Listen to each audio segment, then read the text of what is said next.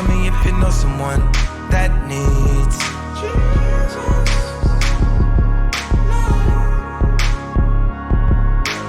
sitting by myself, I'm just thinking about all I've been through. I wish I was dreaming. Man, it's hard to be an angel when you're surrounded by demons. I watch so many people leave, I see them changed by the season. That's mama's seasoning. God got you, the devil's watching, he just peeking in. I know I made a promise that I'd never let the reaper in, but lately I've been losing all my deepest friends, and lately I've been swimming on the deepest end. It's just drugs, it ain't no hugs, it ain't no love there. You've been down so much you don't even know what's upstairs. Suicidal thoughts got you wondering what's up there, and why they introduce a party, they say it's up there. Too many pills, so much potion, so much pain, too many emotions, and everything that you do good, it just go unnoticed. Did they tell you that you good and just stay focused? Mama, you was the life of the party. I swear you brought life to the party. When you lost your life, it took the life out the party. That woman rode with me like a Harley. Visions of my cousin in the cell really scarred me. Moving to the hood was like signing up for the army, cause they been killing since watching Barney. You want dreams to come true, but I had nightmares, cause if that come to life, then I might not be right here. Been in the dark so long, don't know what the light here, but I'm just reaching for the stars like Buzz Lightyear. And now I'm light years ahead of those nightmares. I deaded those night tears when the night clears. And if I talk to Christ, can I bring my mother back to life? And if I die tonight, will I see her in the afterlife? But back to reality, where everything's a tragedy. You better have a strategy, or you could be a statistic. Little boy dies, he just wanted a mystic, and mama steady crying cause she really the victim. Gio, thank you so much. Gio Poor Burn Spark 5, thank you so much, man. Appreciate you. Absorbed it. 16, pregnant baby daddy said she should abort it, but we can't afford it, so she decides to move forward. Baby shower time, father didn't show up. Now she just feeling nauseous like she finna throw up. The water flows down her legs, yeah, it's finna go up.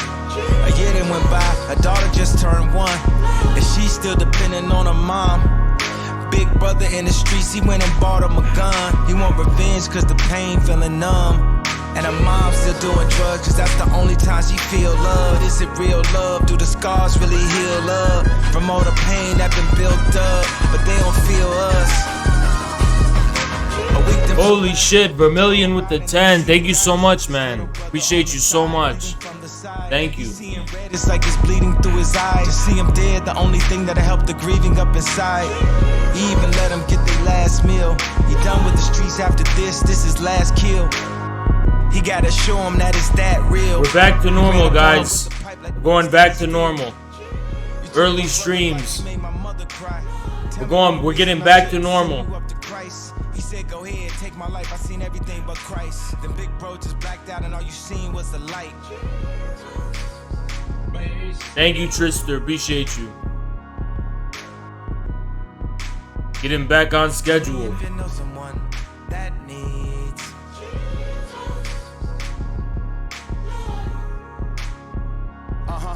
In the name of the true and living God, the beneficent, the merciful, thank you for bringing me up the rough side of the mountain like earth through. Every knee bowed and every tongue confessed and paid homage to the monk who visit Rothschilds like the loneliest dead Panonica. It's J-elect Antandronica coming through your monitor. Back from the great and yonder, the son of man and the son of Donda. I never rode the Jix or the R6 or the Honda, but I flew my Ducati through North America like Wakanda. Earthquakes and strikes. Lily White, thank you so much. Appreciate you so much.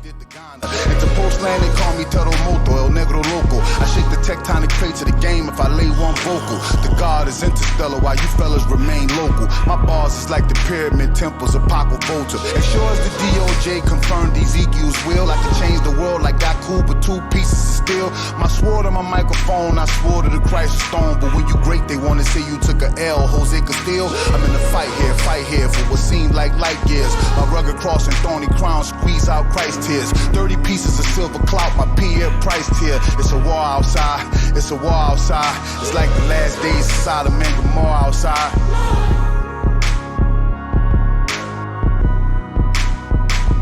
Tell me if you know someone that needs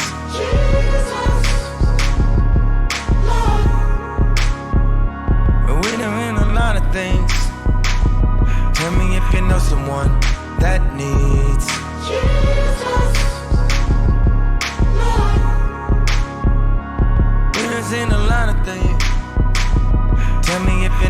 someone that needs Jesus, Lord.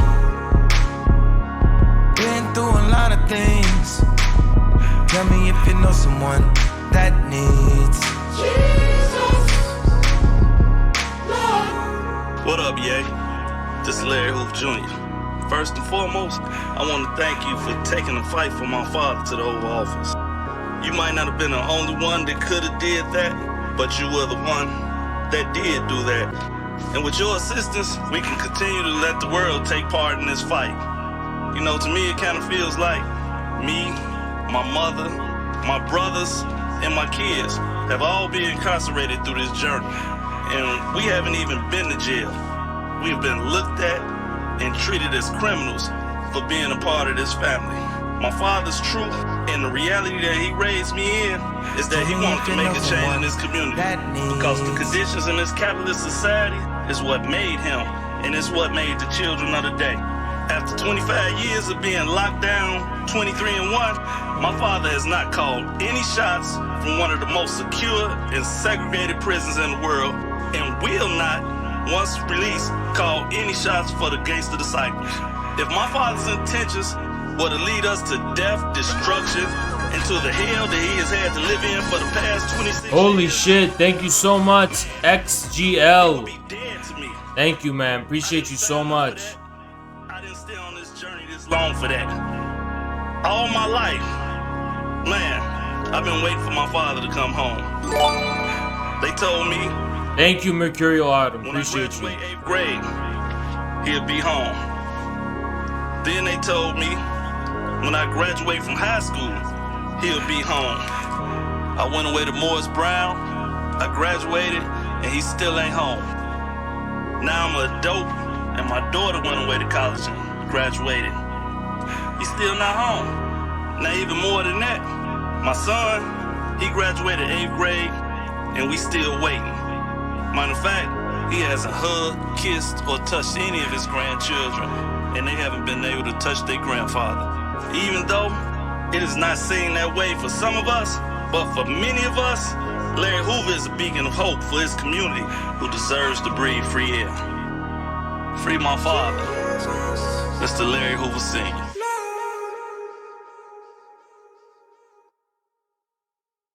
Children growing, women producing, men go working, some do stealing. Everyone's got to make a living.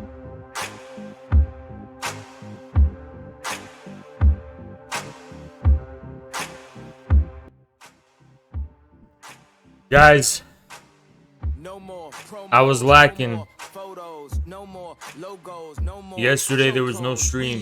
Bezos, we get I know. trips to I know. Lagos, connect But it feels like I haven't streamed in 2 weeks. Make this my You know? eyes closed, burn false idols, Jesus disciples. I can feel I'm your back. pain now. I done bled my And you know how I veins usually now. take Sundays off? Simulation change, no Thank you, more Bomb problems, Soldier. no more You know how I arguments, usually no take more Sundays asking, off? who really are you? Yeah. I know the real you, you know I'm not we taking feel you, Sunday you off. know he is you, you know we with you, straight from Beirut, We're getting Chicago, back on our Beirut. grind, You streaming pray, every we day. pray too. You pray, we pray too. Never too late for him. Thank you, Save XGL. It's your Appreciate you. movie, 'cause no one can play you. Devil, lay down. Devil, lay down. This that level make devils pray now. Hold up, no peace. Hold up, police. Don't call police. Yeah, Just dude. say focus, pray for So let me tell you what happened. I'm gonna give you a breakdown of what happened to me.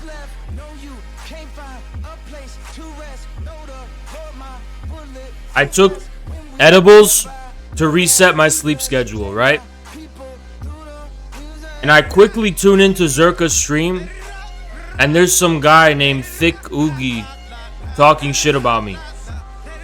So I'm like, okay, let's get in VC, but I gotta go to bed soon. It's like 4 or 5 a.m. Now I want to reset my schedule. But now I can't go to bed because they say, oh, you ran away. So we might watch some of it. By the way, the debate's gonna be 7:30 p.m. But she just messaged me. But so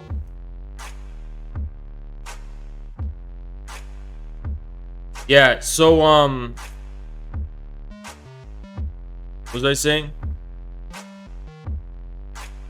Damn, I need a haircut. Look at this, it's so nasty. So I was thinking, right? Can you hear me? In my head.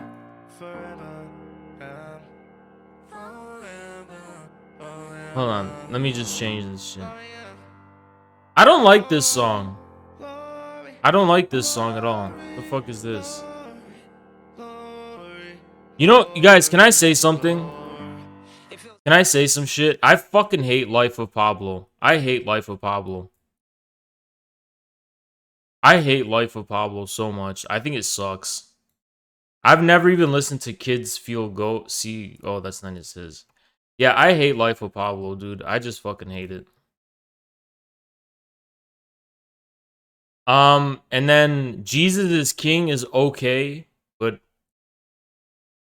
and Ye is weird. I don't even know what that one is. Life of Pablo sucks. I hate it. I hate Life of Pablo. Yeezus is good. My favorite is Graduation and Beautiful Dark Twisted Fantasy. But let's put some Graduation. This is probably the best one. So anyway, I'm thinking this guy's like a super aggressive, roided out type of guy. That's what I was told. And I get on stream with this guy. He gets on VC, and he's literally the most passive aggressive, like smug. Thank you, CDAX. This dude is like, he's like the fucking bread tubers I've debated, you know? He's extremely beta. Just extremely beta, you know? And, well, I learned more about him. Let me tell you something. Because he said some shit later that I saw. Dude, guys, so this guy is always obsessed with calling me a virgin. He keeps calling me a virgin, right? And I didn't understand why until I learned more about him. So this dude goes into e-girls chats and he sends them jewelry to get their attention. Okay? And then he sends them jewelry and he sends them money to get their attention. Right? I don't have to spend any money. I get to talk to them for free. So that's the first rage. That's the first kind of virgin rage he's got against me, right? And then the second thing that I learned is that he's in a long distance relationship with a girl from Ukraine. Okay? And he lives in Australia. And then we learn that actually it's an open relationship. So she's out here piping other men. She's out here hitting other men. Thank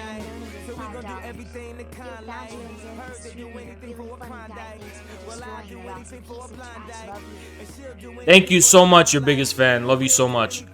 Anyway, so I talk a lot about the shame that comes with cucking. I always talk like it's one of the most shameful things that can happen to you is being cucked. Another man piping your girl, right? And that's what's getting to this guy because his girl in Ukraine, he knows she's getting piped. He knows in deep inside she's getting piped. And he's talking about virgin this, virgin that. He's not even piping this girl. He's not piping nothing. I genuinely think this guy gets zero pussy. And the difference with him and me, right, is, yeah, I haven't gotten a pussy in a few years or whatever. But that's just because I haven't tried. I'm not, in e-girls chats, and I'm not, talking to people. I ignore people, right? I swerve people. This dude tries so hard to get female attention and gets nothing. And apparently he makes money or whatever, but the thing is, money alone is not going to get you pussy. There's dudes that have money, they got zero game, zero confidence, zero anything, and they don't get shit.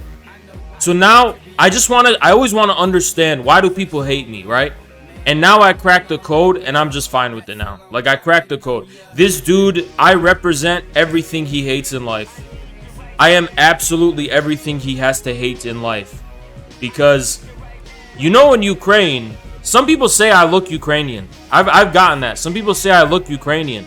So the dudes this girl is piping, he probably saw her boyfriend, her real life boyfriend. He probably looks like me. He probably looks like me, you know? Some people say I look Ukrainian and I look Slavic, and it would make sense that the guy, you know, it makes so much sense.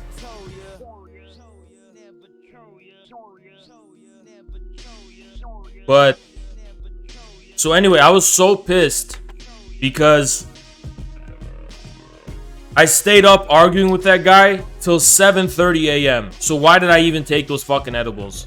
So I didn't really reset my sleep schedule, but it's okay because I can still stream early. But yeah.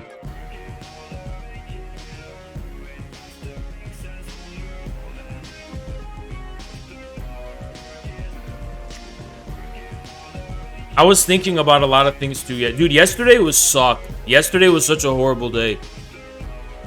Yesterday I woke up at like 5 p.m. and I didn't get any sleep. I went to the gym and it was being occupied, so I was waiting, and then I couldn't work out because I had too much in my mind, on my head. You guys, I've had barely any time to myself. Like, I might stream little amount of time, but I go on Zerka's show for like, or Zerka's stream for like 8 hours a day, you know, on top of my streams. So I was just thinking, thank you, Rockstar. So yesterday I just decided, like, you know what? I'm just gonna skip the stream today because I got too much on my mind, you know? And when I say too much on my mind, I'm talking about philosophical type shit, you know? Like, talking about shit like that.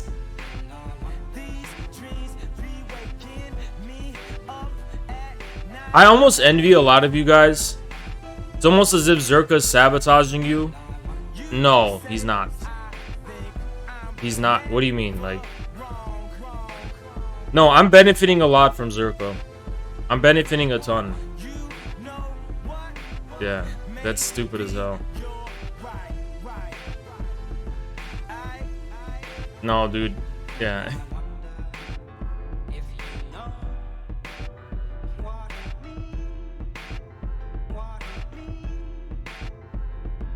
Yeah, I mean, it's not just the views either. It's that community, you know, here's the thing about Twitch, you guys have to understand. And guys, I know what I'm doing. Everything I do for a reason, right?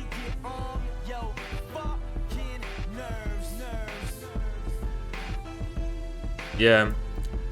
But let me tell you how it works, guys. Twitch is all about communities, not just your own community. It's about a pool.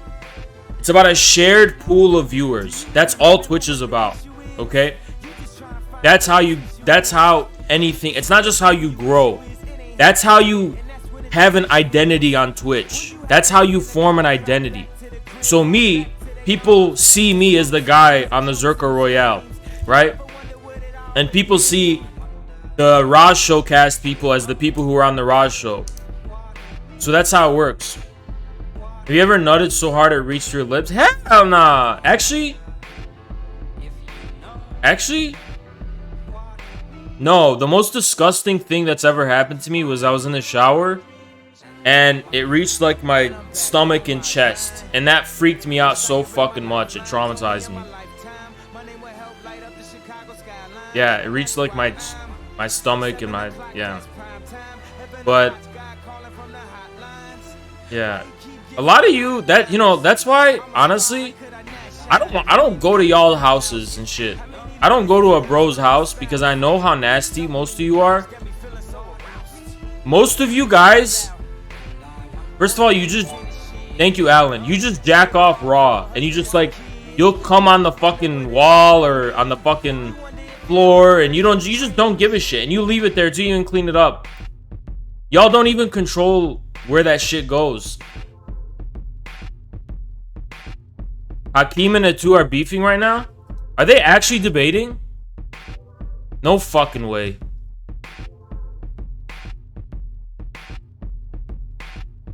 Dude, let Atu do his thing. Let me see. Dude, he's doing pretty good. I remember he used to get 1 views. See, let me tell you something. Ed2 is the definition of a non-leech. Okay? Ed2 is the definition of a actual authentic content creator who's gonna grow his shit based on the merit of his own. And I'm gonna help him. No doubt. I'm gonna help him and stuff. But he doesn't only need my help is the thing. He's got his own thing. Right? But those are the people I respect the most. Because guys, I was a Zerka chatter for 1 year. For 1 year. And before I recontacted with Zerka on Twitch, as infrared, I built my own thing. You know? I mean, he's helped me a ton, but I built my own thing first. That's why I will never respect leeches. I will never respect leeches. You gotta make your own impression. You have to make your own way before you start collaborating. You can't just take, you also have to offer. You should stream earlier. Yeah, I'm gonna start. Don't worry about that. I'm gonna start streaming earlier. But everyone technically leeches. Dude, you are the people that just exhaust me. You're the people that just make me tired. Are you ready for the debate? I didn't prepare for this debate. I did not prepare for it. I didn't prepare for it.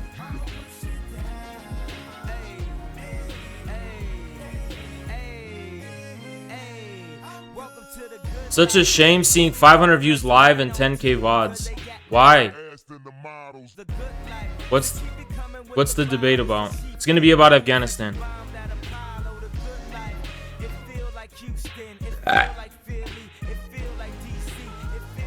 Oh man.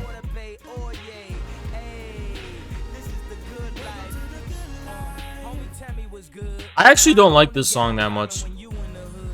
I really don't like this song that much. Let me put something that's not gonna get muted. Anyway.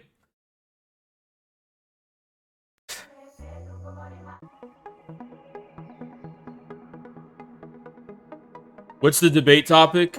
Afghanistan. What was I saying again? Yeah, dude. Let me tell you the difference between me and a lot of other people. And why I need to take days. I envy a lot of you who just wake up and are just defined by this world. A lot of you guys, you just wake up and you don't have to have focus. You just are in this world and are just reacting to this world. You are like, you're passive people, right? 99% of you, basically passive people. That's just the truth. And I envy it. But me, before, and the way I measure it is before my workouts. One of the specific workouts I do, I have to have a specific focus. I have a vision and I have an aesthetic in my head. But this aesthetic, you have to go through a labyrinth of thought and concentration and focus to get to it. And getting to it, it takes a lot of brain power every day. And actually, one of the things, if you think about it, over the years, to me, progress means I'm finding shortcuts to be able to get to this aesthetic, this vision I have, and remind myself of it with the least amount of brain power. I become more and more efficient at just remembering, right? Just remembering. Actually, one of the ways I've done this is just streaming itself. Because now I have a whole community that makes me not have to remember a lot of things. It's just given now. It's just a given, right? Like, but dude, if I forget, this is so fucking weird, right? If I forget my purpose, I become immobile. I cannot perform a single act, I become completely immobile. And one of the things that make me so aggressive in debates is the way I could see how people don't have to live with this sense of finding meaning in this world. And they just are stupid people. And it pisses me off so much because I have to have such a subtle, deep, elaborate focus, right, to arrive at specific point of meaning. And these other people can literally just be like, they just literally parrot what they see on fucking TV or other debate streamers. And guys, don't never mistake in stupidity, dude. Stupidity, there's a lot of complication that goes into a stupidity. Like, it takes a lot to unpack stupidity. Like, when people are so stupid, it actually takes a lot of brain power and work to, like, unravel the depths and the complexities of how fucking stupid they are. You know? But, dude, debating is an arms race to see who can just get there like this, right? It's an arms race. There's no room for nuance. There's no room for complexity. That's pussy shit.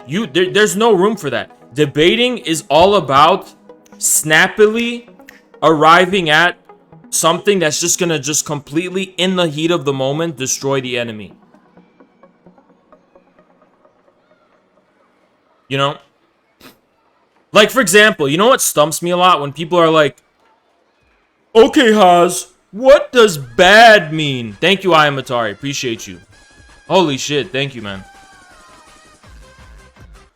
Like, when people are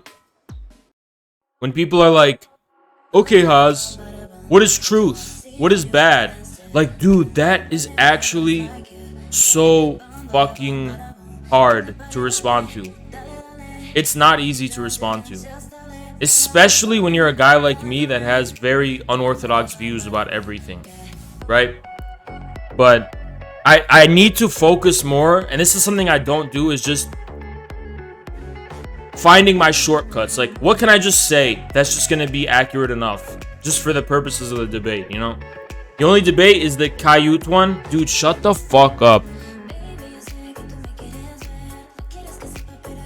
The only reason I looked bad in the Kayut debate is because you, the chat, were cucking me. You, the chat, were the biggest cock blocks. If you just shut the fuck up and backed me up during the 2-hole kill shot, I would have fucking prevailed gloriously. It was you, the chat, that executed the 3-hole kill shot on me. And I really need to start banning you guys.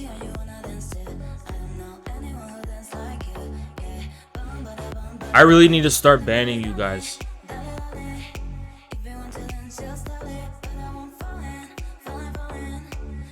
Guys, let me tell you something.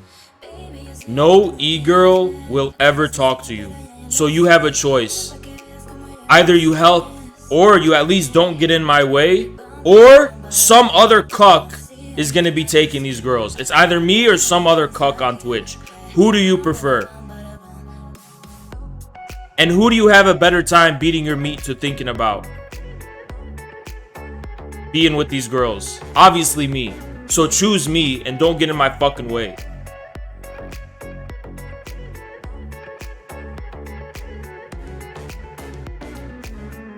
I just want you to be nice to me.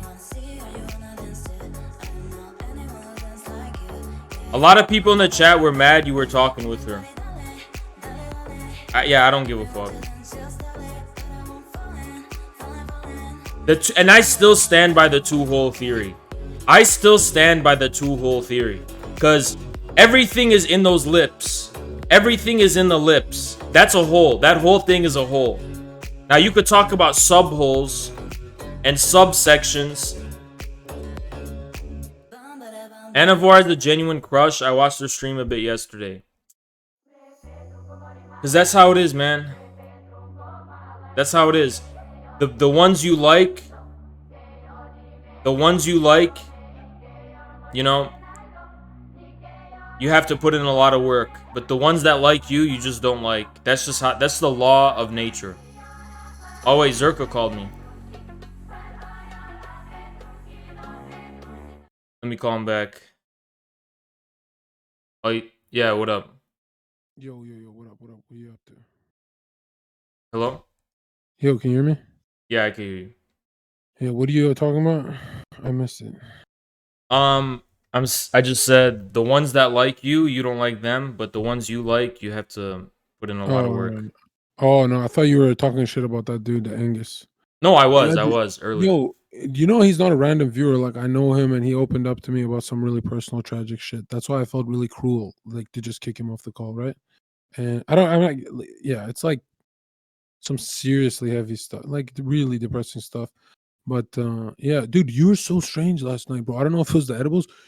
After I was in tears laughing at 90% of your dominance, you're like, yo, bro, why'd you laugh at his joke? Like, you're Bruh, actually fucking, dude, Yeah, dude, I've no. never met someone like that. Bro. Listen. That's like I gave you 99 votes and I gave him one vote. Because And you're like, yo, bro. I could tell you were fake laughing. Really? Dude, it wasn't funny. He literally just called me poop and you started laughing. No. It's more of the uncomfortable moment that's funny, right? Like, it is uncomfortable, right? Yeah. Hold on, there's a chatter. Why didn't you start to educate that British girl about Marxism? She was begging for it. Did you just troll her? British girl. The ink bites. Dude, we saw your debate with some fucking socialist. You used to be even more angry. Dude, because let me tell you why. I'll explain why. Hold on. Mute your stream so I can say something. Okay, hold on. I'm gonna mute my stream. Go ahead.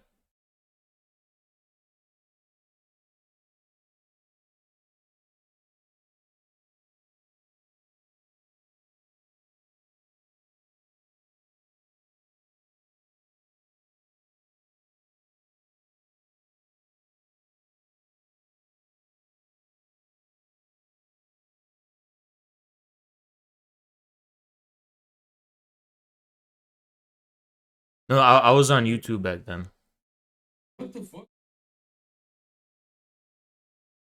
Dude, I was sleeping. I didn't even know you watched it.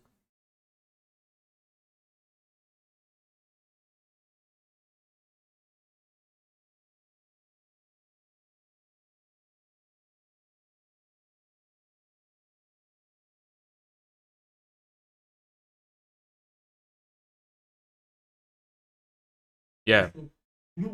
Aggressive style is kind of bothers me. Is like, you know, that cucks that your competition is afraid of you now. That cucks your girl. No. Let me explain what happened. I'll explain you how I became a thing in the first place, right? So I started out only on I know YouTube. YouTube. They linked it to me. I saw your YouTube. Yeah. 17K, right? And I had no. You got to think about this, dude. I had no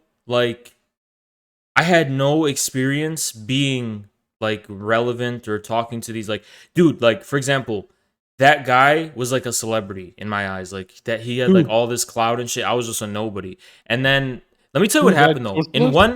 I went overnight, basically over one weekend, I became famous. So the first thing that What happened month was that this? What month was this? this was like March, I think. March. Super recent. Wow. Yeah. So what happened was basically there's this content creator called Xander Hall. He used to be an up and coming, like he was the next like YouTuber, Vaush yeah. Destiny type of guy. And I didn't know who he was. People were telling me about him. And I was streaming and then something insane happened is that, oh shit, I actually landed a debate with him like the night of. I was in his chat like talking shit to him or whatever, and I got to him and he's like, okay, I'll debate this guy. So then that's what put me on the map. I debated the Xander Hall guy and it was like a crazy fucking night. It was at that 18,000 view YouTube video. I just saw it. We just clicked on it. I had no idea you No, did it YouTube was at all. it was Xander Hall. It was Xander Bro, Hall. But then listen, when you said YouTube made me, I thought you were trolling. I didn't know you actually have a YouTube. No, yeah. I thought you just made a YouTube now. I just what?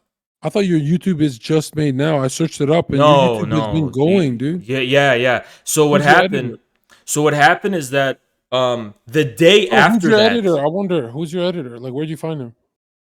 I have a few editors. So one of my editors is in the infrared kind of group, He's and crushing it. He's crushing it. yeah, and then there's another editor that I'm paying for other videos because the other guy's busy. But um, so the day after that, I debated Vaush.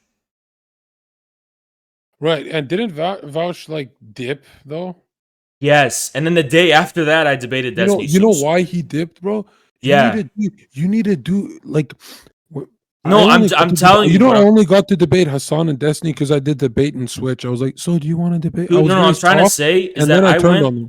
I went from like having no one knew who I was to in one weekend debating all the big names. And Yeah. I thought Vosh was gonna be like a really long term goal to debate him, and apparently it happened overnight. So the reason I was so angry and so unhinged in those debates, where like I just Yeah. like couldn't control myself, was because like I was not used to being like live in front of that many Yeah. viewers. But You know what I I'm mean? not. I'm not gonna lie. I don't think you could even grow debating Vosh. To be honest, you know, Yeah, I mean you the Vosh Vosh people will never. You know, they're soft, right? no, yeah, I know, but the reason why my Vosh debate did like do a lot of good for me though was because there were a lot of people who don't like Vosh, but Yeah. they never You got had DGGers. You farmed the DGGer haters. those guys, and then also tankies, you know? Yeah. Yeah. Yeah, Which tankies, and then just Twitter, other. Twitter, dude, you need to be tweeting, bro. The tanky Twitter, right? I'm on Twitter, dude. I tweet all the fucking time. Dude, I this is something I talked to my chat about that I gotta focus on to fix myself. Dude, I fucking get into Twitter arguments all day. Yeah, be careful you don't get banned. You know, and you know what I Yeah. was thinking? I'm like, whoa, you know, you're not in. If this was like right wing politics, you wouldn't be in that much danger debating, you know, whatever. But you're in so much danger for mass reporting because, you know, the socialists are not like tankies. They get butthurt. They mass report. Do you know that?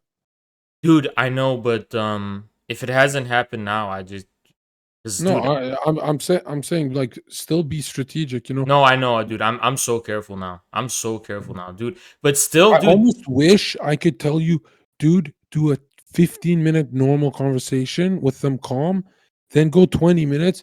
And as you're picking up momentum and kind of like looking civil, as soon as you're at the topic, you know that they're going to lose at the KO, then you yeah. can go Dude, crazy. I But if tried you go that. crazy from the start, I bet you anything Vosh will never debate you again, No, no, bro. no. I used to try and do that shit for a lot of these people, and I still kind of do. But here's the Mm. issue, dude. These people will just fucking disrespect you. They will literally just disrespect me, and they'll play like a dominance game, and they'll literally try and just fucking. Bro, here's their biggest insult. Oh, you're a statist? Well, that means you're just conservative. Oh, wow, good one. Dude, that guy irrelevant literally called me a Nazi. He goes on stream calling me a Straight up. Nazi like every day. What? Show the Yeah. clip. What are you talking about? Yeah, he literally said I am the same as a Nazi. And he also Oh, because he doesn't like status. no, he said dude, he like what do you mean? Like the US Like, is it government's for like your politics or is it more for like girl takes? no, it's cuz let me tell you what these people have an issue with tankies about, right? And there are a lot of SJW tanky type people, and they hate me too. I don't fuck with them. Yeah, he called me a red fascist. So the problem these people have is that um tanky type people like me, we are more conservative, more traditional. We believe that like nations are real, like we believe that Yeah, yeah, yeah. family, we believe that kind of stuff. Oh, And they hate any nationalist, dude. Be careful. yeah, that's what I mean. And so Oh, you know, on Twitch, a nationalist is a Nazi. yeah, It's not yeah, and YouTube. You're not on I'm YouTube, dude. yeah, I know, I know. But it's like that, and then he said that because in a debate with Destiny, I was like something about Western bias, right? I don't know, I don't even know what I said. I Yo, just yo, said mute your stream. I want to give you serious, serious, okay, serious okay, good one sec. advice. This is the best advice. Okay, it's muted.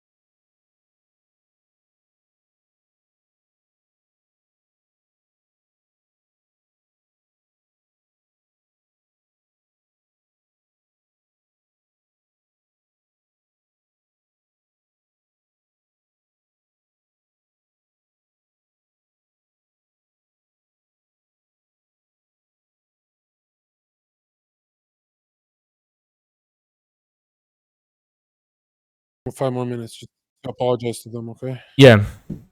All right, my bad, boys. Okay. So Okay. wait, who did you want to apologize to? Oh, my bad, boys. All I told Haas is I believe there's so many snakes out to get him, and I thought he's gonna fucking yell at me, but he agrees. He Yeah. agrees. Yeah, that's So facts. yeah, and I didn't tell him to be careful, right? I told him more like, you know, right? Like I write notes on people. People will talk about me. So like have notes on people, and some people are not worth addressing. I feel like your channel addresses everyone. Some people Yeah, you it's can facts, ignore. dude. I need to fucking get a hold Mm. on the hater shit. Cause dude, you know what's fucked up? Usually with most streamers, they get past the hater stuff like way earlier than the point I am. And I'm gotten to this point. I'm like one of the only streamers who at this point will still get mad at like a random fucking Twitter comment. You know? Yeah, yeah. I mean, now that I think about it, conservatives are crazy. Like they'll come fucking punch you in the face, but you're in a pool of snakes. They don't punch you in the face. They're going to mass report you and shit. So Yeah, yeah. it's- And like spin narratives and shit like that. yeah. Yeah, but I don't know. Yeah. I'm just And waiting for remember, that. dude, I guarantee you, I'm not alone. Your whole chat wants you to be strict with chat. They don't want no fucking pussy shit. You know, if someone's going at you, bro, you respond to the what grows your channel. If someone's hating on you in chat, fucking ban their ass in seconds. Yeah, I agree. Yeah. You can remember you can always have content like farming haters and stuff like that when you're sustaining, but right now you're in your growth phase. Hey, I'm Yeah. gonna get some sleep. It's been like 24 hours or some shit. All right, Gonna go- man. Get some sleep. Yeah. Hey, if you guys don't subscribe, everyone in that chat's probably a pedophile. Low.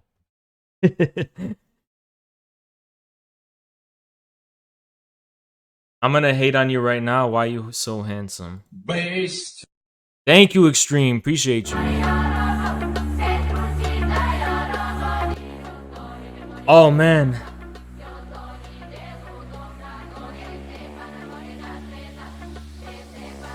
We got a lot to cover today. You know about this song too? What the fuck? Dude, how does me and Zerka's music taste? Oh shit! Paper win with the 12. Holy fuck. Dude, me and our music taste overlaps. Like we listen to the same songs. Thank you, anonymous gifter.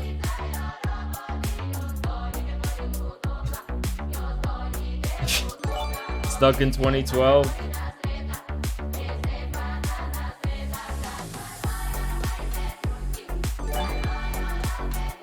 It's facts though.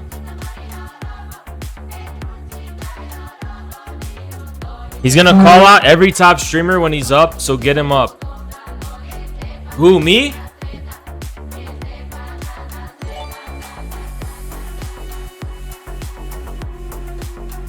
Yeah, I'm already doing that. But yeah, you're right.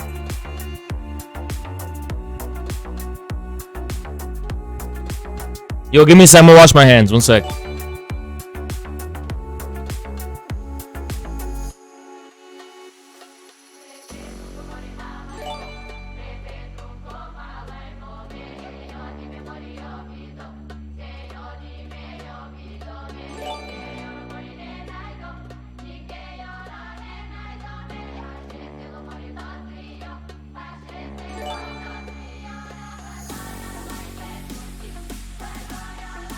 Alright guys, past few weeks I've been doing 3-4 hour streams. We're getting back on schedule. I'll just fix my sleep naturally. Yeah, we're gonna get back on schedule. Back how it was. Thank you, Jalapeno. Or sorry, thank you, Anonymous. Appreciate you. Thank you so much. Why do you save gold content for my streams only? Thank you, Martial Scientist. Dude, let me tell you why.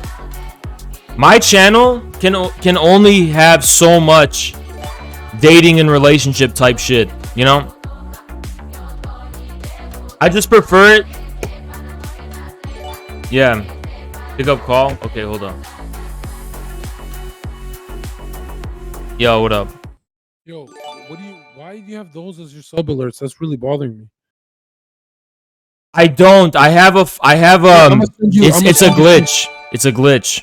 Check this. All right, look what I sent you. I don't know if you can do this, but can you run a better theme on your channel? I'm gonna send you tank gifts. You need tanky, and why don't you have tank emotes for your chat, dude? No, I'm serious, yeah. dude. People love a mobilized army when they're live. They love spamming the fucking tank and shit. I Oh wanna- shit, dude! I was gonna do it. I could do a gorilla tank on a tank. I never even thought of Dude, that. I'm literally an artist. I do more. I'm good. Look at my emotes. I know marketing, dude. I know exactly what you need. You need a tank emote. Everything else you can do yourself, right? But Yeah. you don't want to be called a tanky without the theme, right? And Yeah. marketing wise, it's all optics. It's all visuals. Dude, You gotta wear a suit and tie at this point, bro. dude, my gifted subs are I have like custom alerts, but sometimes Click- Twitch just glitches. Click on this, but maybe not that one. Don't show it on stream. Okay, let me see. But I want something like that if you can do it for your for donations and stuff. And let me know if you want someone to make you a tank emo for free. I got a genius. And That's Oz, that's sick. don't- Dude, you don't- should see the shit my community makes for me. They do the tank thing, they make videos, they make fucking crazy yeah.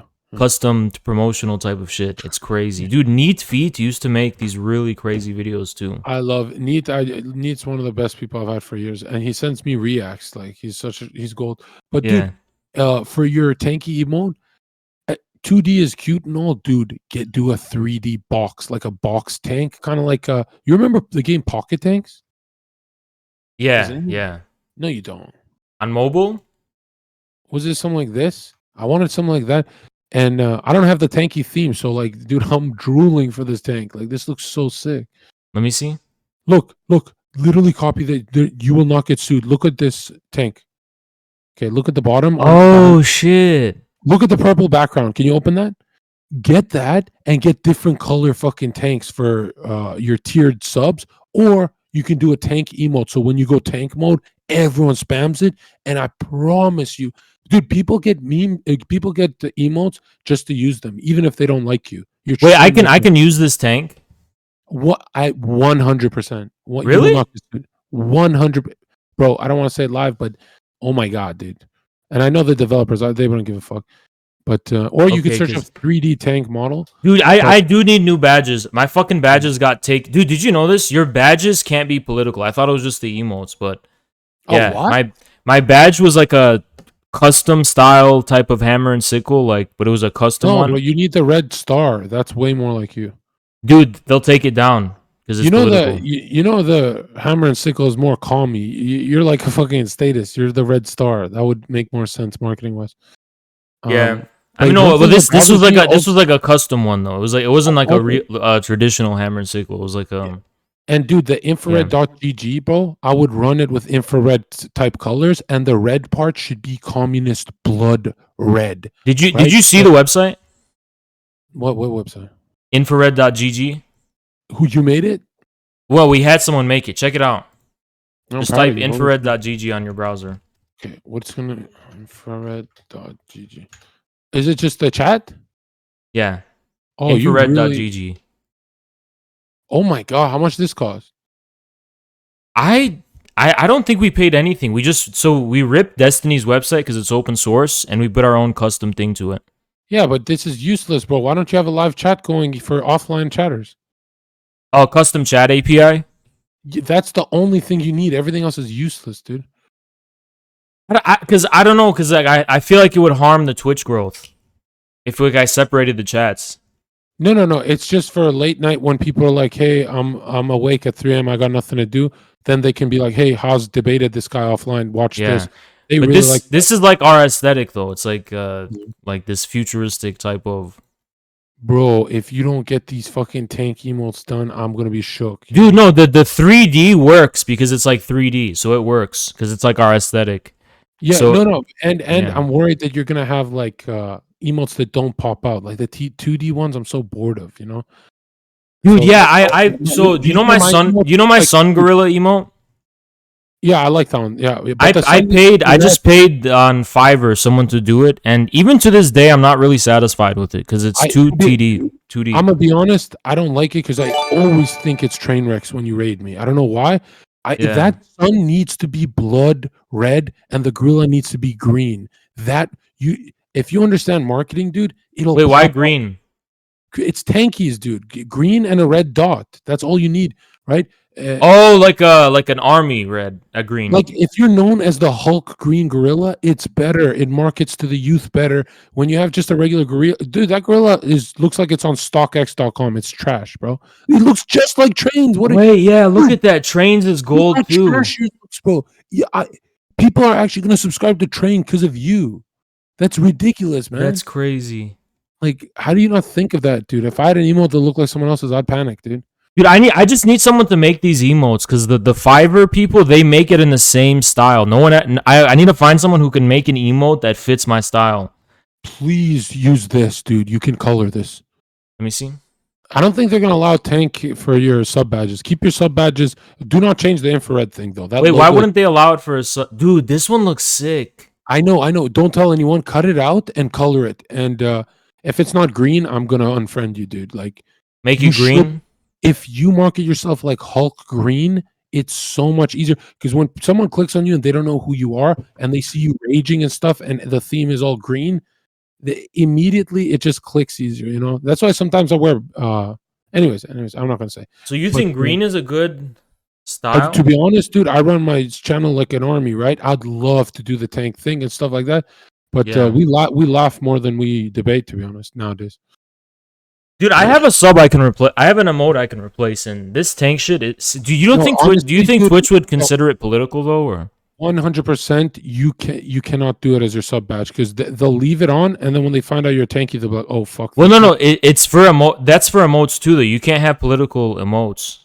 Yeah, the gorilla's great, but I'm telling you, you're just giving Train more subs. It doesn't make any sense. Well, because you know why though, right? It's because when I like popped off on YouTube, YouTube doesn't have emotes, Yeah. and the just community just made Gorillas and Sons their emote. Like it just became our thing. Oh, like there's no story behind it. There is. So like I did a video once where I was talking about King Kong, and I don't know why. Why did I start talking about? I have no idea. If But you the don't know community why, the community just started spamming Gorillas and Sons, and that became our symbol. if you don't know why, then you haven't bonded with it. But you know why I want it to be green? Because the colors you choose are so Trainwrecks TV. I know. It's- I didn't know that. I didn't know his was also gold because gold is also like Yeah, and it something I doesn't. use. It won't grow your channel because you're competing with those gorilla emotes, and his are actually brilliant, right? Yeah. So, unless you're the green gorilla, then like a Hulk theme would be better. And yeah, I don't know. like, Maybe it could be like a Hulk gorilla people with an army helmet. do you think my emotes are good? Yeah or no? Yes. They're My chat is really- always spamming them. So, Yeah, I'm telling you, I know. dude, wait. You know what? I'm gonna be honest with you. This is something I noticed too. You want to know? I think you removed the emote. Your old emote was the best one. Which one? The one where it was your face, but it wasn't just a box. It was like your face. Oh, okay. Just me angry. That's the thing, though. Dude, it was so recognizable. Here's the thing. Your emotes are now recognizable because everyone who knows you, you're weird. You're kind of weird, you know? So Yeah. like when they see like the weird face you make or whatever, they're like, okay, that's Zerka. He's crazy. But Yeah. But your old one was so recognizable, and I wanted to make one myself, and I realized the way it worked was that so if you look at it on the bottom, like with your chin, it cuts off so it pop out. So when it's just a square, I don't know, it's not that distinguishable when it's just a square. Yeah. I didn't even do it. Someone just gave it to me. I never even thought much of that emote. But dude, let me Yeah. tell you something. You know, there's 1,000 subscribers of mine that don't even like me. They just want to use the emotes. So Yeah. that's why if there's no like Train has one of the most comedic emotes, the Squad W, right? Yeah. And straight up like bro, I just want the tank thing because I think Destiny has one, but as soon as someone enters a call to debate you, you see green tank spam. Like it's just such a I'm just worried about the political thing because it's if no, Twitch it's an consi- emote. It's an emote. It's fine. But no, emotes can't be political. Oh, right, right. Why am I saying that? Yeah, you're right. Yeah. You're right. Oh, that's why nobody has the fucking tank. Yeah. That's the Oh, issue. Well, I don't know. It might not be political. It's just the bro, tank, right? I might email Twitch just to beg for more emote slots. I don't need the partnership. I want the tank for myself. Then fuck it. Dude, so you applied like months ago and they said you're just reacting? Yeah. Did you apply again? No, no, no. I don't. No, no. Bro, they're Why not gonna not? give it. I trolled way too hard on here. Like they're not gonna give it to me. There's just some Dude, face. you shit on no, my- listen, you actually have a show now. You don't they can't just say you react Andy. You have a show now. You have a podcast. You Yeah, but run dude, you know, you're known as the podcast guy now, you know? yeah. Well, So they've rejected me when I did IRLs only too. Like they don't care. You know. Anyways, and oh shit, wow. Yeah, I yeah, don't yeah, yeah. know. But I Well, don't know. maybe they don't like IRLs. I feel like they don't like IRLs. Depends. We're bold, so they don't like us. But for being, they like us at home. I think you people I like think me. they'll partner you if you keep up the show stuff and the Yeah. podcast. Like that's a really good chance to get partnered because I mean it's very clear that's like a huge vehicle for growth. And Yo, how did you think of the infrared globe thing? This is one of the sickest things I've ever seen. dude, this is how because when we came up with the name, we needed like a profile picture for the YouTube. And I just said, you know what? I'm gonna look up infrared globe or infrared Earth or something, and I'll just make because it fills the circle for YouTube. And I was like, I'll just leave it there as a placeholder, and we'll find something more better and custom later. And then Bro, when I found out it was fair use, I can literally beef it up. Why don't you make it a scope, like a sniper scope, with the same colors? a sniper scope, Right, like an FPS, right? Like a sniper scope. So you're looking at people infrared as you're debating them. bro, because I'll get in trouble. No, you. What do you mean? A sniper's. What? Because Twitch will like take it seriously or whatever. Right, right. Oh, the globe. I don't get the globe thing. It's like the world is infrared. Let me try I- to think. The reason, when I no, the see- reason why is because we want to have a global perspective, global vision, like not just, you know what I mean? Oh. Like, Bro, I don't know why, chat. When I see this guy live, doesn't it look like his marketing should be catered more towards militant? Like he's going Yeah. towards the looking like fucking CNN. Why not look more militant with the fucking? You are literally militant. Every take you have is militant. That's a great way to. that's facts. I don't know. The reason is because we just have this as because we want to. Here. Yeah. I can grow your fucking shit so bad. Chat, let me know if this is a good idea. He can literally run call me Pepe's without nobody knowing. Like, I mean, it's not that big a deal. He can run whatever the fuck.